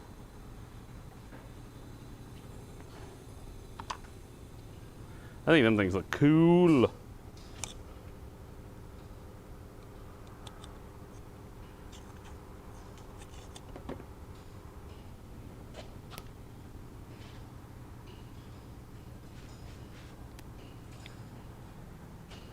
Isn't the who the what's it's?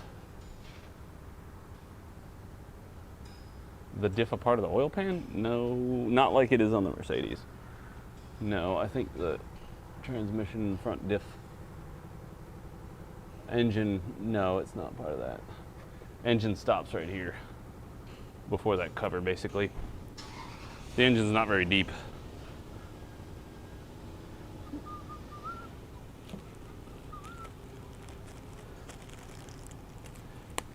I have a problem. I keep opening up bags by tearing them open when they have a perfectly good Ziploc part.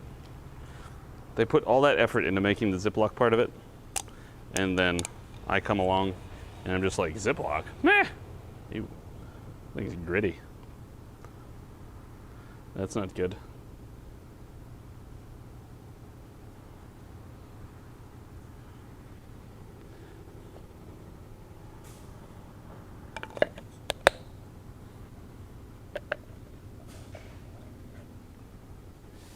Gritty up here too?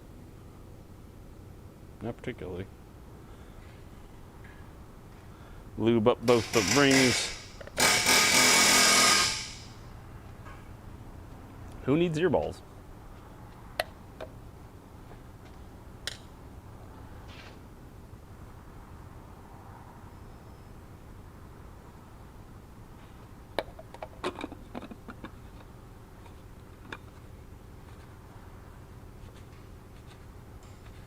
Yeah, they do. That's why they have no bloody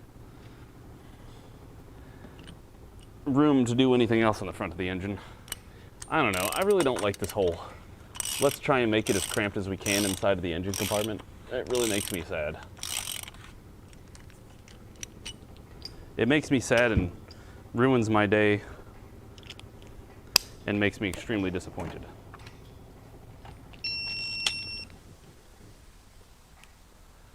I haven't any particular opinions on a 2015 Ford Fusion since I don't work on them.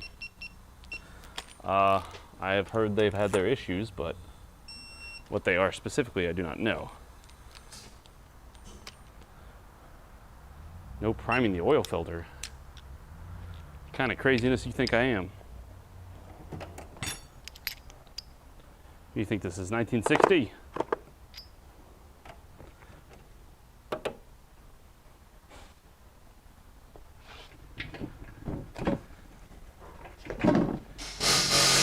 I don't understand why Batman doesn't drive an Audi.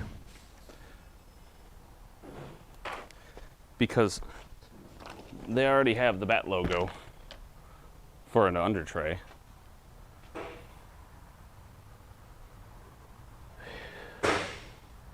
See if there's anything else that I noticed while I'm down here. Drive belt's new. See no leaks to speak of, except for maybe the rear main, possibly. Active engine suspension or engine mounts.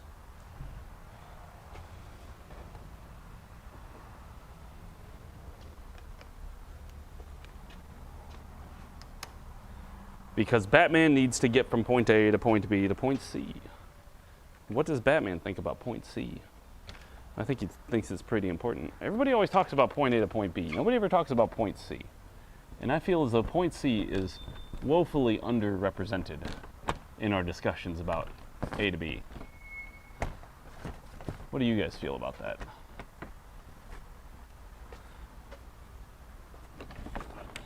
Nuts.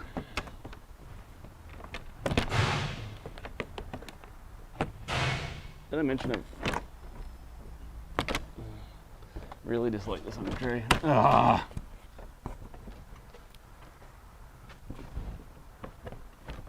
Why won't it go far enough forward? That's what's bugging me.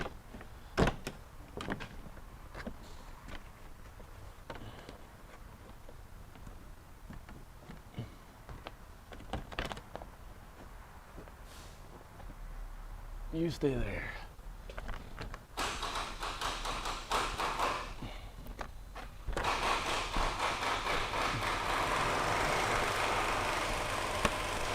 Aha. Oh. Aha. There we go.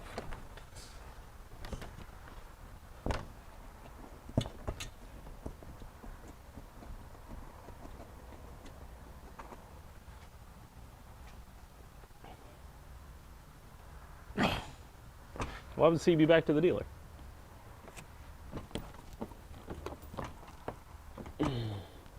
Because he wants to see you later?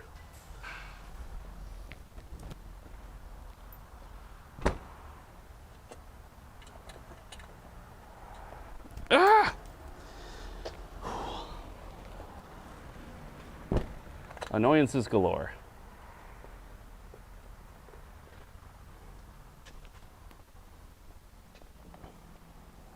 Get it? Oh. You want to hear a funny joke that my wife told me last night? Which I think my son told them last night, or maybe the scouts or something like that.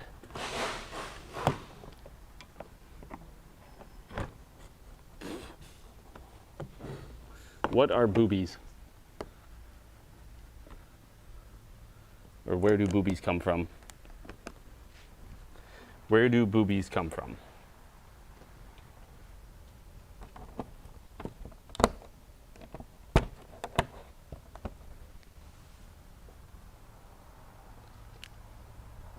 The answer that I know you're dying to find out about?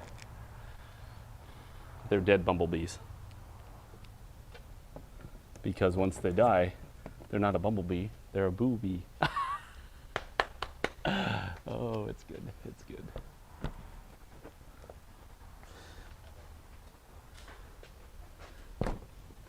Hey Noah, do you know where boobies come from?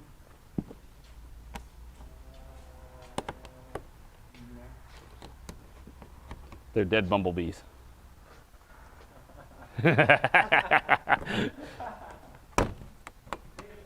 They're dead bumblebees. Because once they're dead, they become boobies.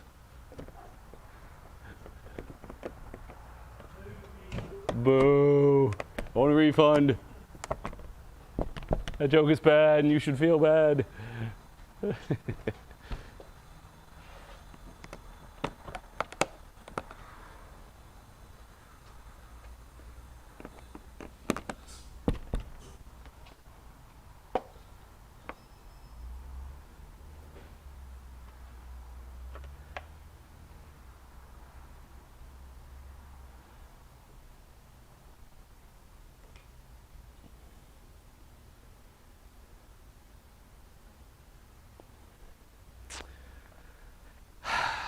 I wanted to be a Gregorian monk, but I never got the chance.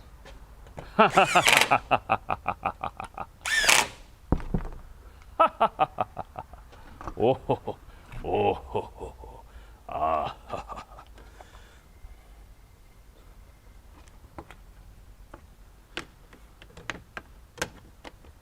Chewbacca would like a word with your bad jokes.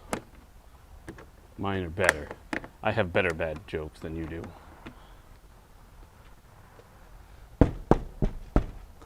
Cool. Yep, that moment when you see it hit. That's always the best part. When you're like, oh, that's bad.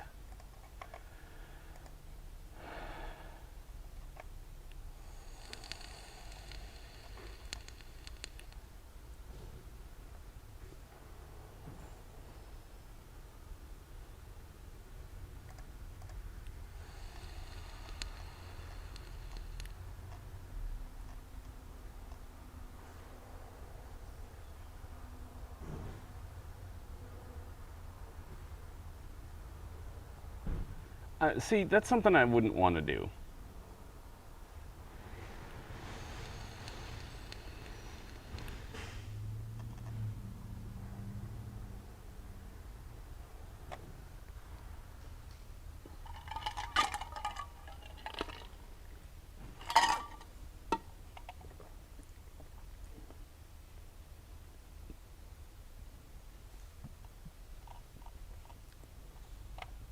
Tim the Tatman just tweeted about, guys, there's a new smoked brisket from Chipotle.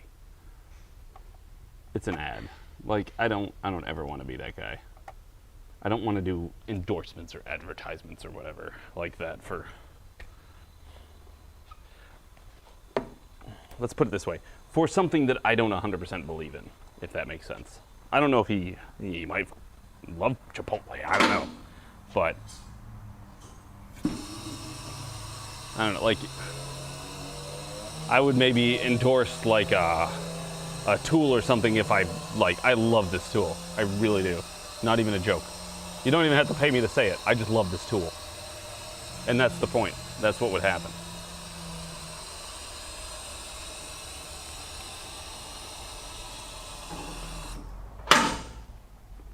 Like when your tool is so good, you don't have to pay me to say it because it's going to sell itself. The only thing you could pay me to do would be tell more people because I like it so much that everybody else should like it too. I always go around that circle with advertising. I hate advertising, but also I know it's necessary. I know it's necessary because sometimes we just don't hear about things until, like, you know, somebody advertises it. We just straight up don't know it exists, you know?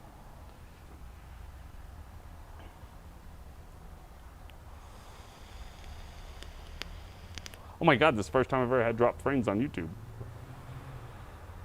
Well, I can't complain. We haven't really had any connection issues since we've been streaming on YouTube.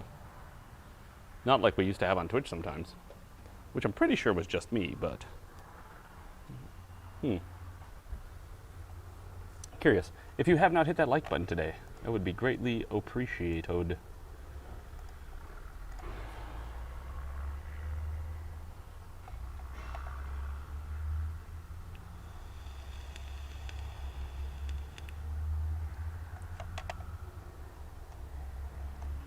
And of course, subscribing, anything of that nature. And if you guys have not checked out the latest tools and how to use them video, it is merely, I don't know, 5 minutes long or something.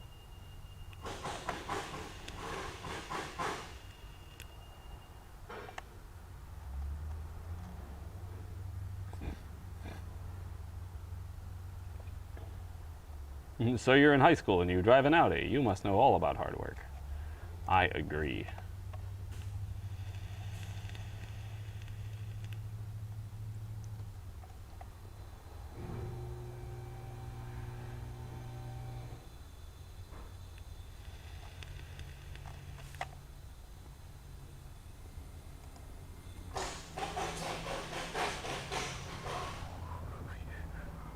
All right, this thing takes 8.8 quarts. Let me just double check that and all that to make sure that says the same thing. Maintenance, fluids, engine oil, fluid type and capacity. 8.3 liters, which is 8.8 quarts. Doesn't say oil type though. That's frustrating. But oil type is right here.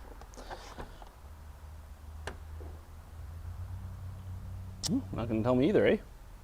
That's fine.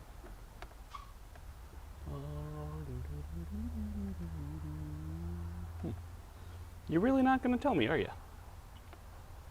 Mm-hmm.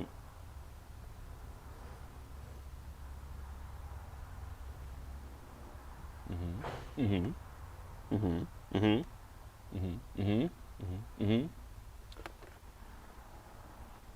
This states 502, which is our regular 530 synthetic. Yep, but 8.8 quarts. Go fill her up. We'll do 2 jugs of 4.4.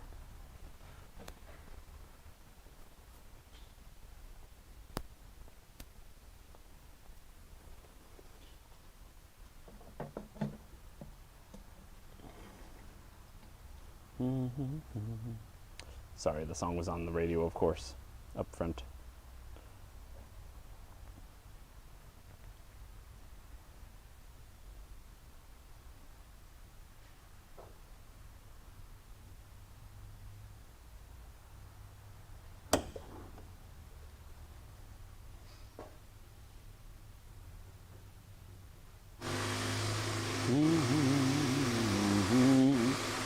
One jug of 4.4.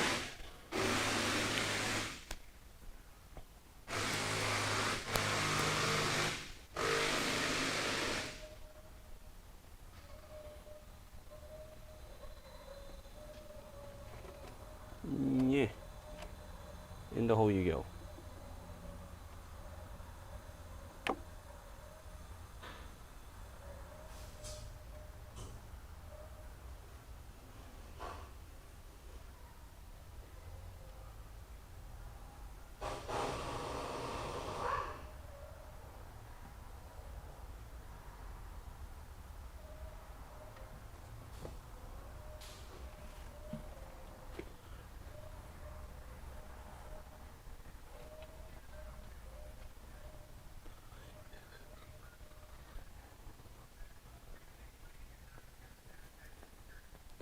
Next jug of 4.4.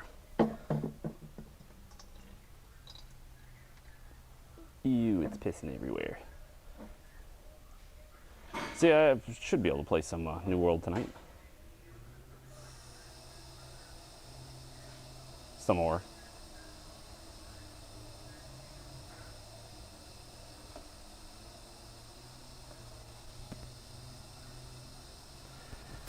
Maybe this weekend I'll play a little bit of Atlas too. Just make sure our stuff stays there.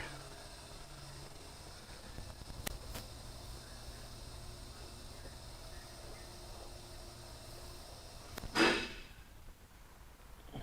that when I get the itch to play Atlas, we can just jump on.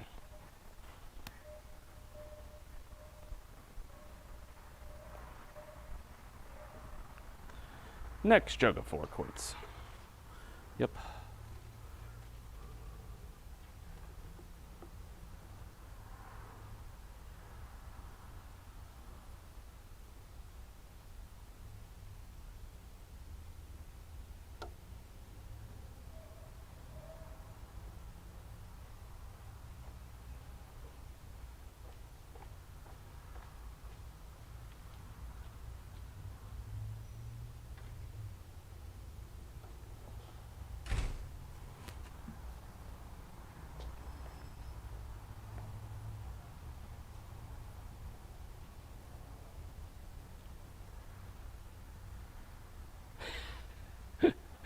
Start it and fill it until the ticking stops.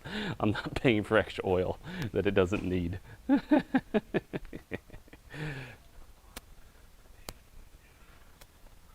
That's funny right there. I like that joke. I mean that truth or whatever. That method of how you operate.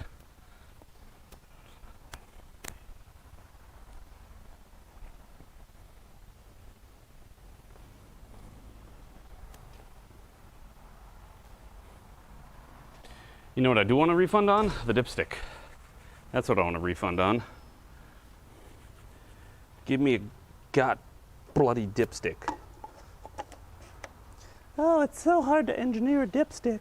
We have to move stuff and put things out of the way and blah, blah, blah, blah, blah, blah.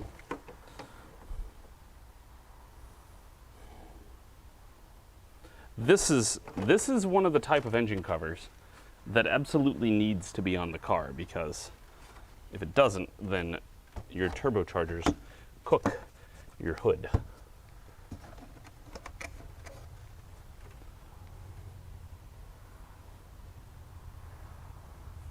Because the turbos are on the top of this in the valley.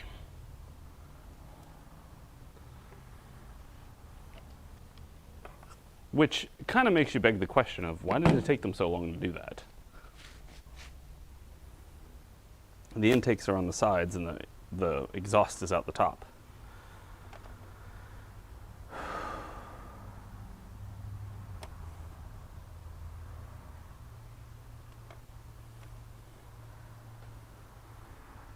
All right, let me wash my hands. Kinda. No, actually, we haven't. We're waiting till Monday. Oh, did I tell you guys that? So I called up the Baja motor builders and told them about the issues that we were having with it. And the guy's like, well, I mean, we run it on the test bench. We look for leak down. We look for this. We look for that. We look for blah, blah, blah. We test compression. The test bench, from what I gather, the run bench, as they call it, it doesn't actually hook up and run the engine. It basically spins the crank, and they, I guess, put gauges into the plug holes and check for compression, basically make it do a compression test, and then they do a leak down test, and then they do an oil pressure test, and all this other junk. And anyway, so I was talking to him about it and telling him what's got going on, and how the fact that we got the needle bouncing everywhere, and the fuel won't do anything, and it lays down, blah, blah, blah, blah, blah. You know, all the things we were already talking about. And he's like, yeah.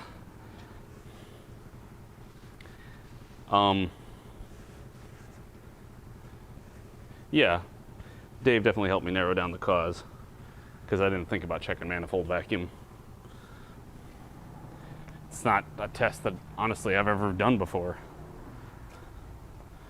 Or a check that I've ever done before, which adds another tool to my arsenal because that's rather fascinating. I vaguely remember talking about it in school, but it was probably one of those things that, you know, like everything, when you go over engine diagnosis in the course of a semester, you go over so many things, you're never going to remember it all.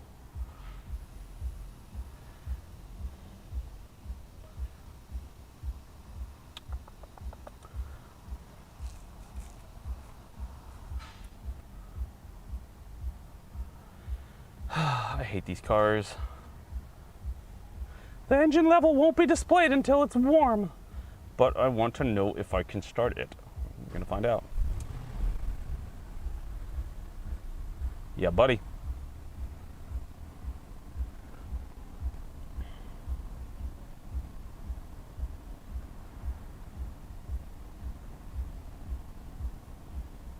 I just started it, so.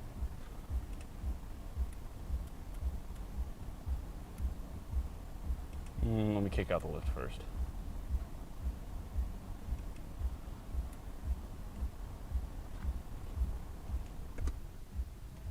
Obviously we didn't hear any ticking noises, so we're doing good.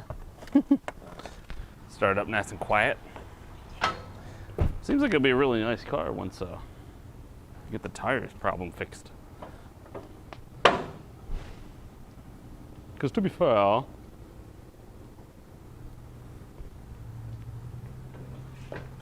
I don't really see anything wrong with the rest of the engine, or rest of the car. No leaks. It's pretty quiet.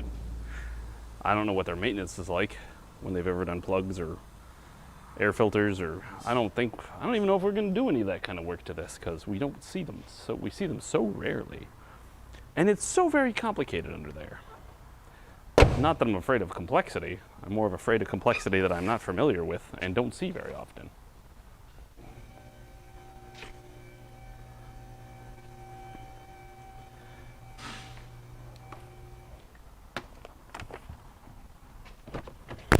Ow, sorry. Hit my microphone in my chest with the door. That was nice. You want to talk about an overly complicated system? This is an overly complicated system. Twin turbo V8, variable valve timing, variable cam lift. Probably he's got variable compression.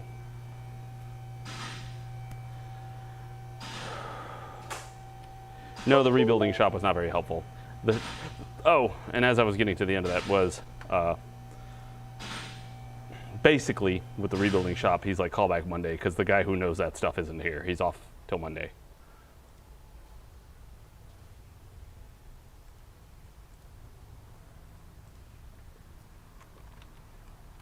Well, fill level and warning threshold. Good. We are good. It's at 80 millimeters for fill level and warning threshold 34. It's also got some check engine stuff, which is post-catalyst oxygen sensor correction, bank 1, 2 lean, intermittent, intermittent, and intermittent. I think what I will do for them is we'll do may require attention soon, copy those in. Ugh, I hate it when it does that crap.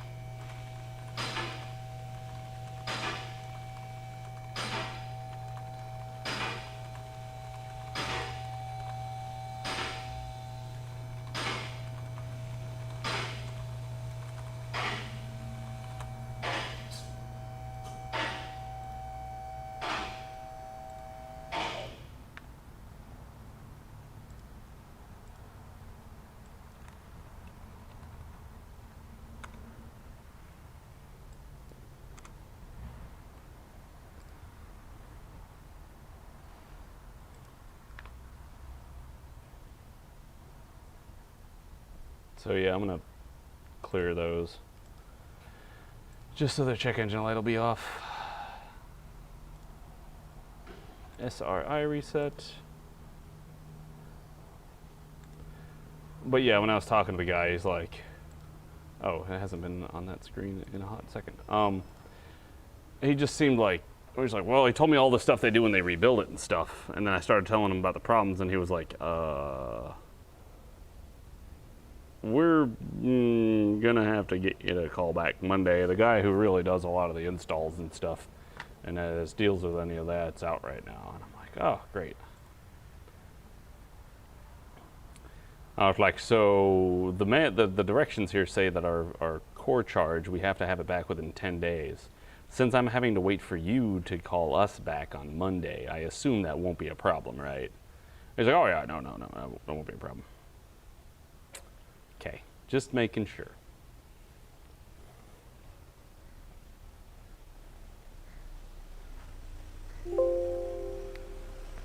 Because it comes back and they say, oh, we can't accept that core. And he's like, oh, so that core sounds like it's terrible.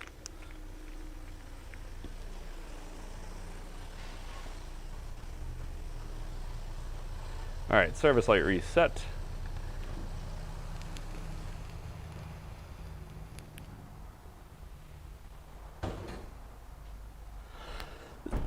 What is the current mileage?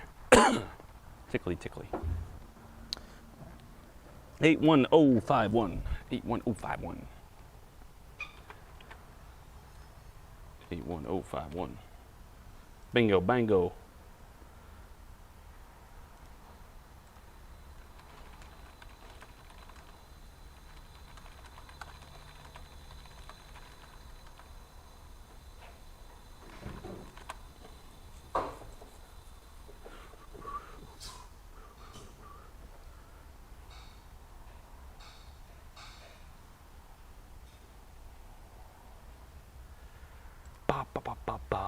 What'd you say about my car?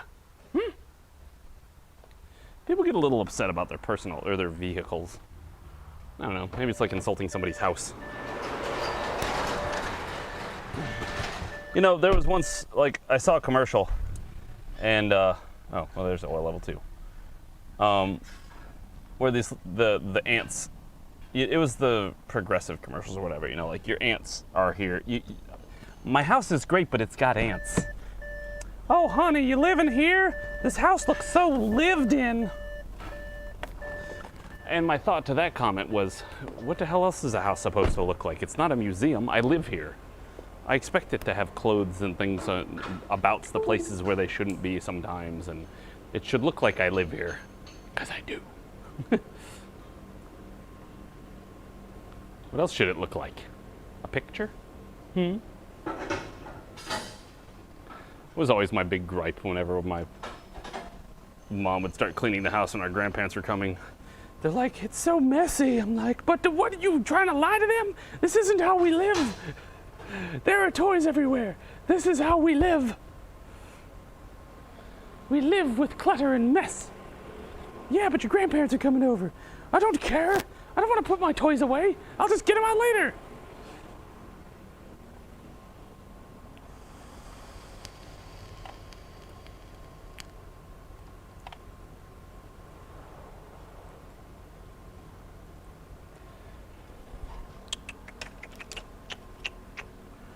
Da da da da da da da da da da da 81051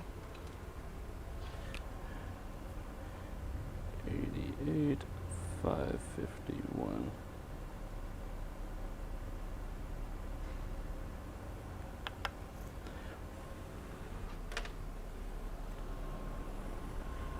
I don't know if we made any good content for the day. Also, I very much want to, I know I've been blitzing it on the videos and stuff because I'm trying to like really blitz it, but I want to cut back on the video production to like 2-3 times a week.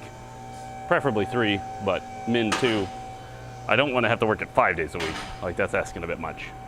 Like me making more videos after I'm done streaming all day. The whole idea of me streaming on YouTube is so I don't have to make videos every day. Hold on, let me pull this out.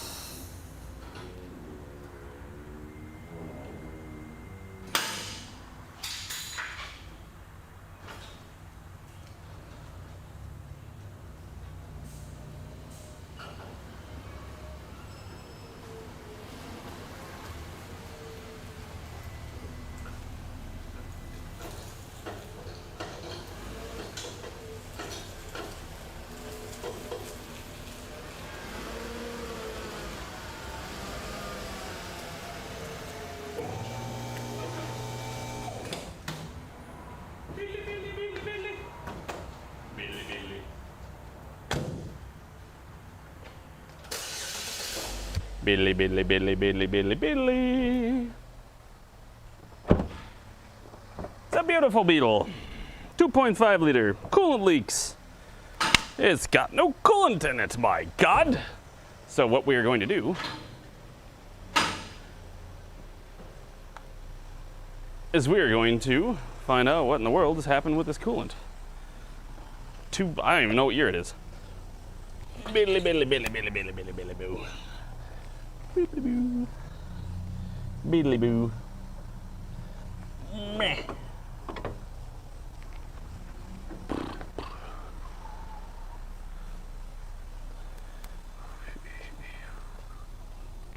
Yeah.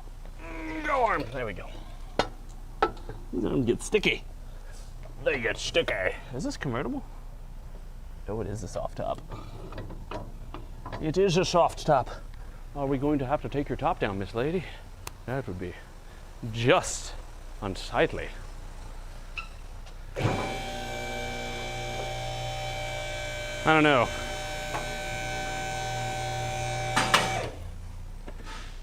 Now here's the problem we're going to run into is getting the adapter on this thing to pressure test this. This is the only thing I don't like about Beetles, is that they make these things a little cramped.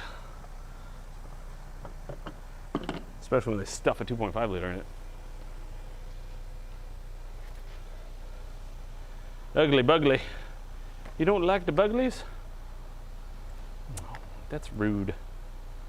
Rude. Beat. Coolant leak radiator. Let us add a lickens plate. A lick sense. UQC. Do you QC me too?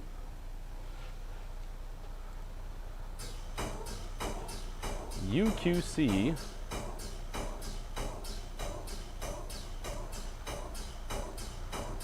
What the hell is up with with cars that don't work with the damn decoder?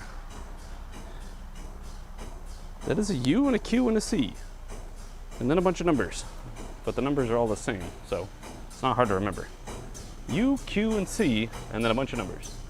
Are people just buying all these things and they can't get it to 3VWRF?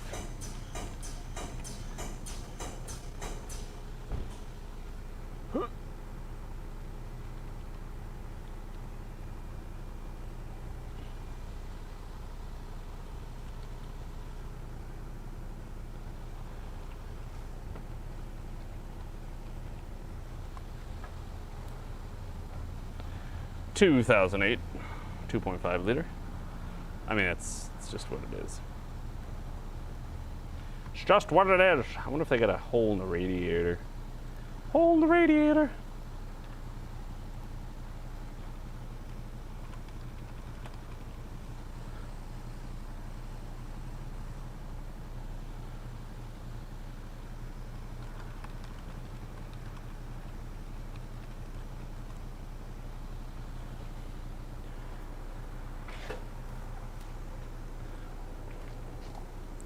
All right, let's go grab our pressure tester. Now that we have entered in all the critical information. Oh, look at that. We're already dripping on the ground. I don't even know if I need to.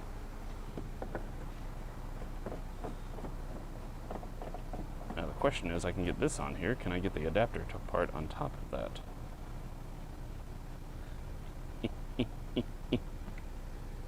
The answer is yes. Oh, maybe. Come on.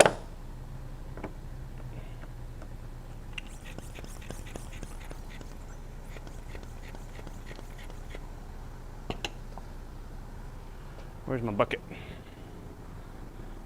My bucket. Whew. Get on that leak so I don't put this on water. Yeah. It's a drippy. It's a happy drippy. It's a make of the big drips. It's a make of the papa that drips, eh? Yeah.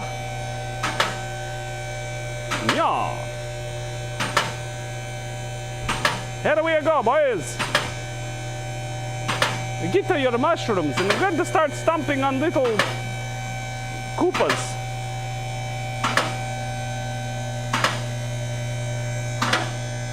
Oh yeah, she's licking at the radiator. Oh buddy. Oh wow. I can't see it because of the underspray.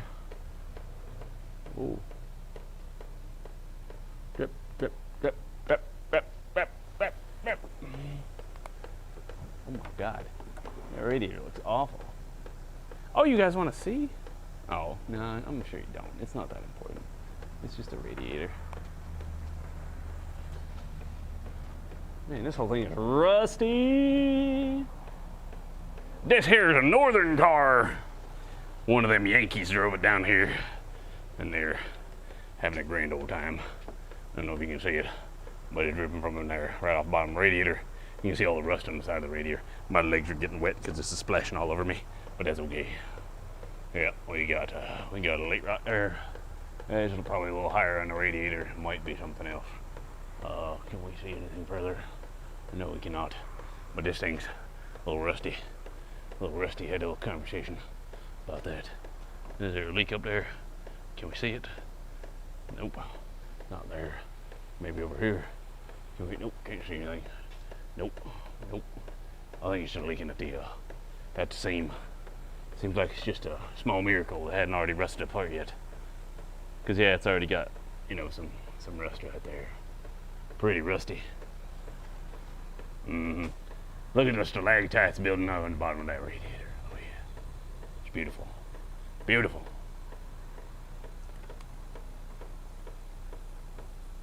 Yep, that's what I would go with.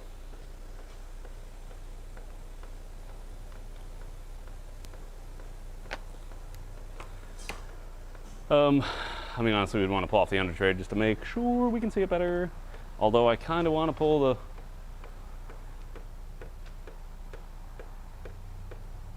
Yeah, just pull it off.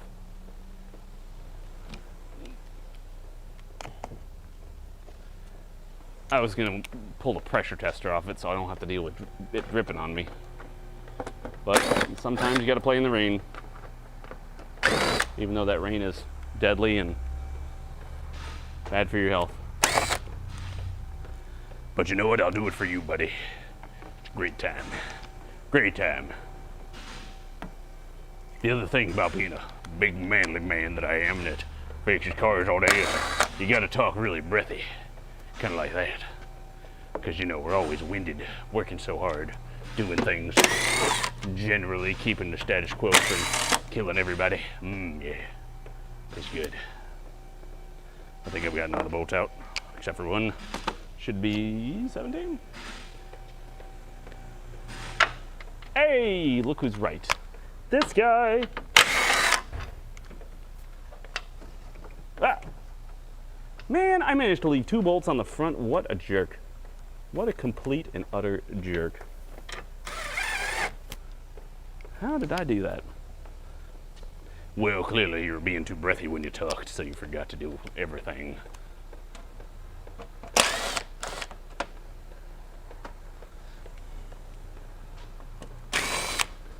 Now we'll get the rest of this thing down. We'll have a grand old time getting to figure out what's wrong with it. If only I remember where I put my socket.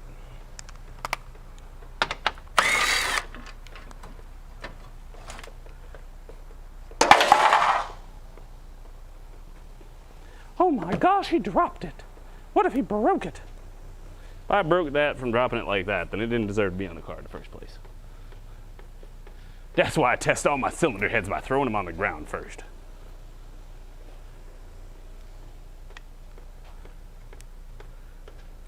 Oh yeah, it's just, that radiator's just screwed. It's just toast. Toast! Like powdered toast, man. It is toast. It's terrible. Awful. He's soulful, man. Yeah. This kind of radiator, we're gonna have to pull the front end forward. And we're gonna have to pull off the, we're just gonna have to pull off the entire front end. Yeah, this radiator's terrible. Terrible. I would get the connectors too. Maybe even optional upper and lower hoses, possibly. Oh, it's got a leaking vacuum pump, or it did. Seems like it stopped mostly. Then we got rust over here. The oil pan's about to get a hole in it if somebody picks at it too much.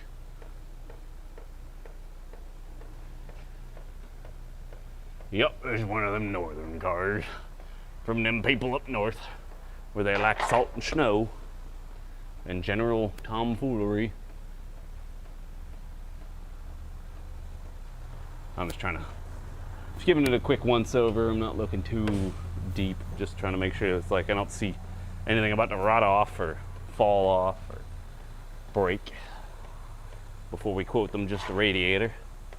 Everything else looks all right. But I don't know. What would you do about this? Any of you all northern people? I don't know if this is too rusty. I don't want to play with it too much because it is a bit rusty. All right, you can stop dripping on me. That would be great. It looks like it's also leaking refrigerant.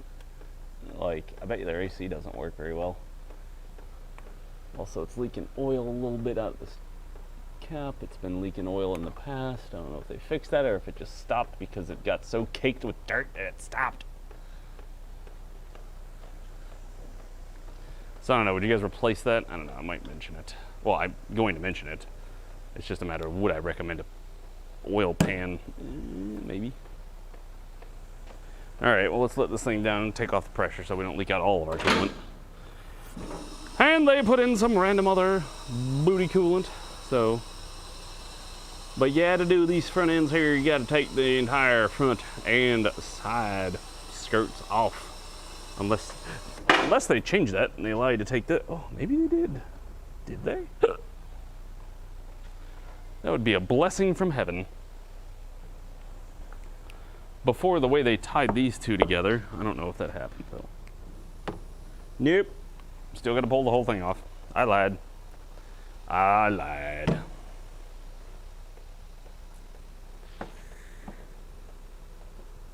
Stop leaking.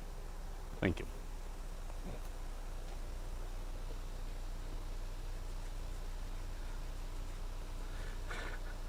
But you mean don't poke at it like a blister? You're not supposed to just keep stabbing it? Like get a screwdriver and be like poke, poke, poke, poke, poke. Oh, you need an oil pan too. All right.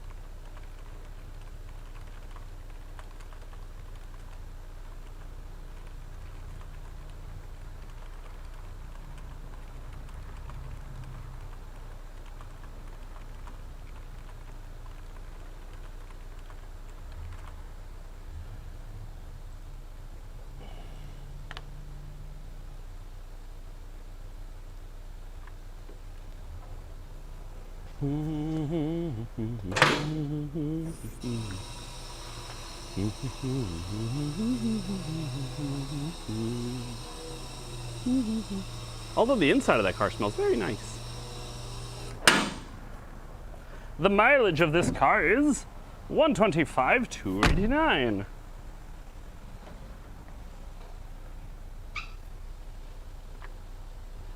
$125, $289.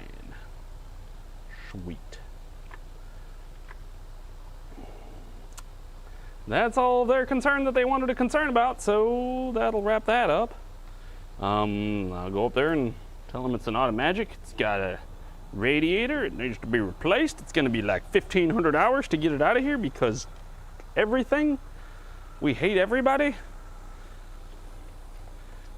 Let me make sure that the disassembly procedure is what I have decided to be. It doesn't really matter. Cooling system, radiator, removal and replacement. Drain the coolant. Remove the fan shroud. Vehicles with AC. Remove the bolts. Continuation for all vehicles.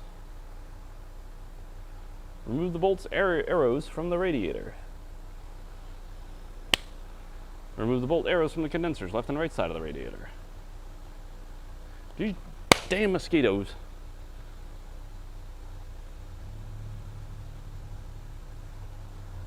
Doesn't say anything about removing the lock carrier or anything.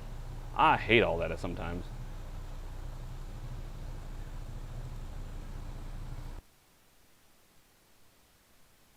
Excuse me.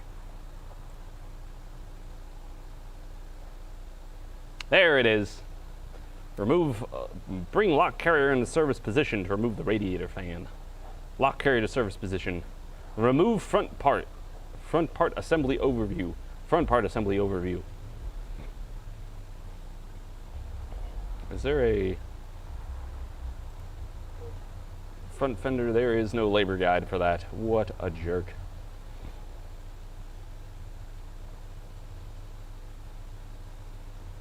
There is no labor guides for any of that.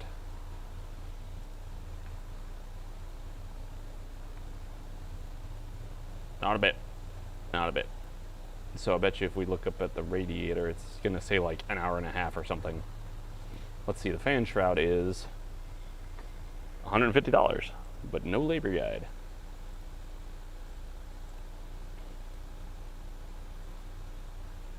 R&R radiator, 5.8 hours. It might be reasonable. That might be counting all that crap. Okay, I just wanted to make sure it was like at least within a reasonable, like if we looked up the radiator and said an hour and a half, and I know I have to take off the whole front and pull the lock carrier out and stuff, I mean, we're looking at least 3 or 4 hours. Like at least. So 6 is pretty reasonable. Because you got to take off all these, all this, like this whole thing. You got to take out the headlights. You got to take off all this stuff. And then you got this thing bare. And then you bring the lock carrier forward, and then you get the radiator out. So, I guess I won't make a video about that right now then, eh? So that's a question I have for you guys. Do you think people would appreciate this kind of, like if I uploaded every day or day and a half, or day and a half, 2 days, maybe 3 if it gets whatever, to where I just kind of have it's like a saga. If you start here, you'll keep following it along. I feel like people get invested when they have kind of a saga of things. Damn Germans!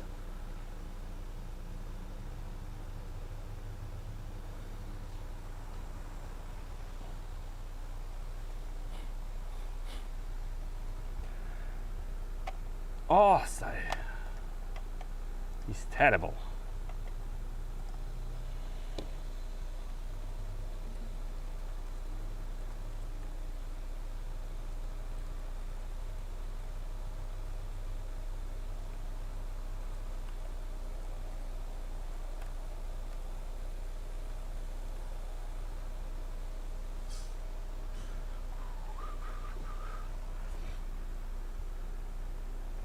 Leave mini cliffhangers.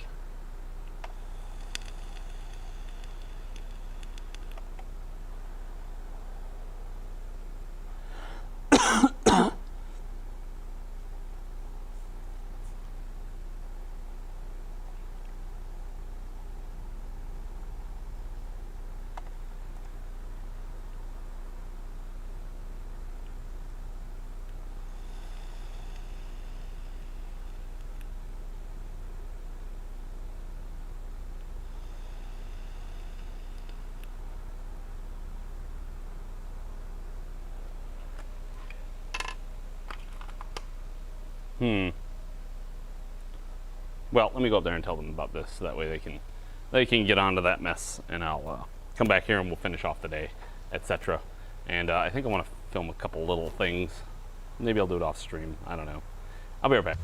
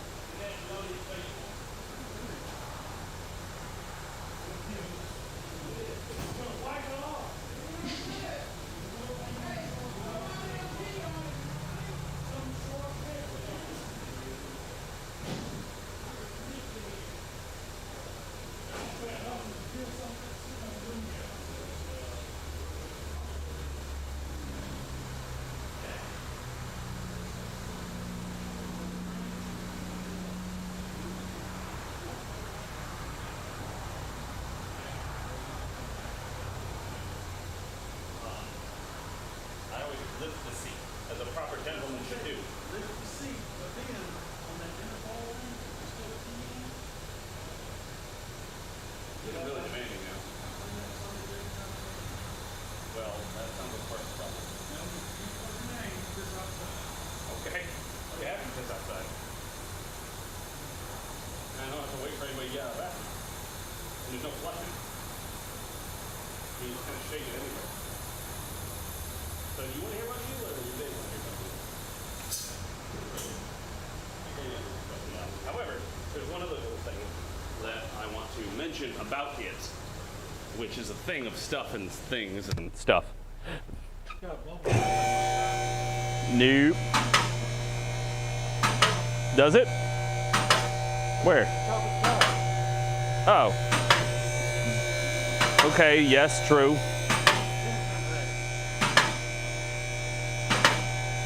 It's got a bubble at the top of the tire. It does.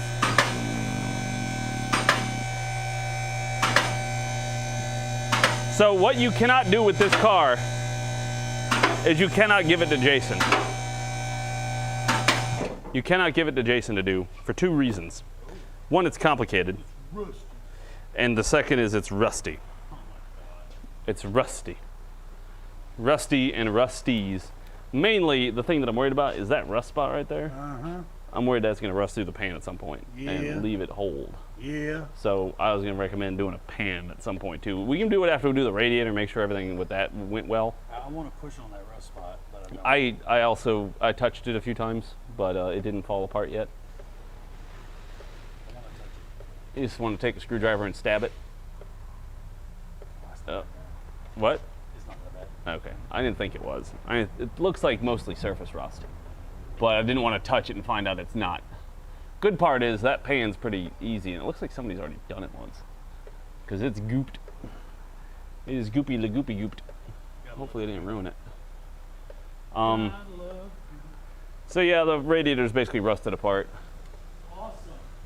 So they're in for a good one. If they just bought this car and they have the option of returning it, I might suggest that. Did they just buy it? I don't know. Like I said, the license plate doesn't bring up anything. Rusty. He's rusty. Doesn't bring Just up nothing? doesn't bring up nothing. Well, the tag expired 2 months ago. Well, the tag expired 2 months ago isn't my problem. It didn't bring up nothing. Yes, I'm sure I typed it right. It's not very complicated. It's got the same number repeating. UHC or whatever. I don't remember what they are at this point. UQC. Yeah.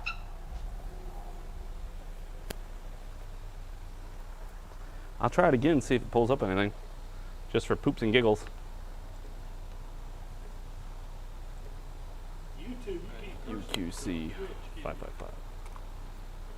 I mean, I can, but the problem is that no, it doesn't work. Well, the problem is if I do curse too much, it can hurt the advertiser friendliness. Thus far I've run my YouTube pretty much PG. Oh yeah? Yeah, like on my YouTube videos I bleep out swear words and So it's like, son of a beep, yeah. mother beep. I mean, I've missed a few here and there, and the YouTube's got that kind of like understanding that yeah, there'll be swear words that get through. But as long as I'm not just sitting here swearing constantly, then it's fine. I'm out. What? I'm out. He's always talking about verbal. I'm out. Ain't buying nothing else. Sworn off to buying shit. I mean, that'd be a perfect convertible for you. No. It's rusty and ready to be worked on. Yeah. No. Are you sure? Yeah.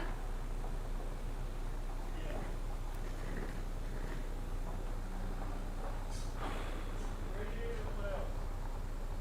Oil pan? I mean, radiator. It's going to be a long process. So to understand it, you have to take off the entire front. Oh yeah. Like the front and then those little things that go over, it's all one piece. Like the bra. Yeah, it looks like a bra. Like you could take it off and like just put it over your shoulders and it'd be like giant headlights right there. Yeah. Can you do it with one hand? No, I mean, it's a little too wide for me. I'd have to hold it like this. I've done it before. But yeah, you gotta take out the headlights, you gotta take off that entire front, then you gotta pull the lock carrier to the service position, then you get out the radiator. It sounds pretty easy. It is. We'll give it to Jason. Yes, we should. Jason. Guess what it is, Jason? And it's a Beetle. Weep. Noah wants to do it. You want to do the radiator nut thing, don't you? He don't know. Well, you start by taking out the headlights, then you take off the entire front end, then you take the lock carrier and you move it to the service position, and then you can start touching the radiator. You don't want to do that? Man, I gotta up my price for doing this crap. Whole thing. Yep. It's not terrible. No. I could probably have the front end off and the service and the lock carrier position in an hour and a half. It's just tedious. There's just a lot of bolts. Yeah. But that's why it's a 5.8 hour job. 6-hour job for a radiator. 6-hour job for a radiator, man. That's wild. Oh, don't ask about the radiator job on that S8. I bet that shit's awful. I'm sure it is. That one I don't want to do. I don't really want to mess with anything on that S8. I think, I'll change the oil. yeah, the oil's fine. I think the best way of describing it is like the Beetle, the Passats, the Jettas, they all have similar engines. They're the 2 liters or 2.5s. You know, it's generally located here, generally located there, et cetera, et cetera. That S8 is a 4-liter twin turboed. It's got variable valve timing, variable cam lift. I mean, the intercoolers and all the turbo crap. The turbos are on top of the engine because they have the intake on the backs, on the sides of the engine. Like, it is talking about, it's like, hey, you know what? I'm used to working on little sheds. Well, I'd like you to work on this multi-million-dollar mansion that has all these bells and whistles. And you're like, maybe it's a little out of my depth. Maybe I'm not quite ready for all that. It's really complicated. I could learn it. It'll take me a while. But is it worth it? You know? I wonder if it's that same like 4-liter that was in what was that? Whatever S4 or A4 or whatever we had, the RS4. If it was an RS, I think I've seen 2 other twin turbo V8s in here at all. Well, I know that. I think that RS was naturally aspirated. That one that was manual, that needed all that work. So I wonder if it's like the same engine just added to it. Possibly. I mean, it might have been the same block. Yeah. Because adding the, moving the turbos to the top is a little bit of an engineering feat. Plus Although that's the kind of engine that you absolutely don't lose the cover, the engine cover for, because it's got a heat shield in it. yeah. You'll notice it too as soon as they pop over. Yeah, when that hood's bubbling because it's cooking. They got you. The turbo is on top. At least the nice part is the turbo, it seems, I don't know if it'll be as bad as it seems. Because like the turbos are right there at the intake. There's not a lot of duct work. I don't even think there's intercoolers. Really? Yeah, it's just the way they draw the air must be different. Like they suck the air through. Anyway, I don't know how complicated it'd be because it looks like the turbos just be putting it right into the intake. And so the turbos would run the exhaust out, then they would duct the intake around. So they probably duct it around through the intercoolers and into the intake. So it's a little less duct work because the intake's already at the bottom, the intercoolers are at the bottom. Well, replacing turbo should be easy. Theoretically. Easy would be relative. Yeah. Easier than some. Although I assume you know how to tell customers that when they come in with their 2008 Audi RS8 with a 5-liter twin supercharged whatever, and they're like, oh, it's going to be about $5,000 to do that one turbo. Oh, I only paid $2,000 for the car. I don't care. Expensive. Cars are directly proportional to their original manufacturer suggested retail price where it comes to repairs. So I don't care how much you paid for the car if you got it for free. Yeah, parts don't change. it doesn't mean it's going to be any cheaper. That is a big statement that I think a lot of people, a lot of customers don't understand. And I feel like I need to make a TikTok out of that. Why? It's your new car. I think it's gonna be like a subaru. Yeah.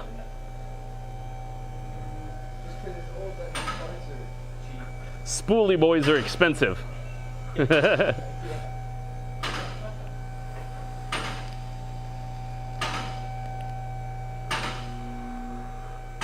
All right, we're at 5 hours and 38 minutes, so I'm just gonna go ahead and cut it for today because we're done with this and we're done with that. And it'll leave it to where we could even edit the video later if we wanted to. The VOD. We can trim it down some, get rid of some of the excess, you know, fat. But we like the fat. The fat's fun. I love fat, it's so good. One day I will be, maybe. Hopefully not. I'll keep going to the gym. But anyway, I would like to thank you all for joining me. Don't forget to hit like and subscribe and all that good crap. It's getting easier the more I say it, the less cringy I feel. Especially now that I'm on YouTube, so yay. Sweet. Damn, Jason. 72-hour schedule for this week and 72 next week. You gonna get it done in 40? You flat rate master, you. Later, VCMD. Have fun in your Jeep, man. But thank you all for joining me. It's been fantastic. I'll see you guys in the morning. Tomorrow, I should not be late. Today I was. Because what happened was I got home, we hadn't heard from the dentist yet, and then they called us back at 5:40, and they're like, yeah, can you be here at 9 tomorrow? And we're like, well, yes. Ugh. I like a little bit more warning than less than 12 hours before. Or just about 12 hours.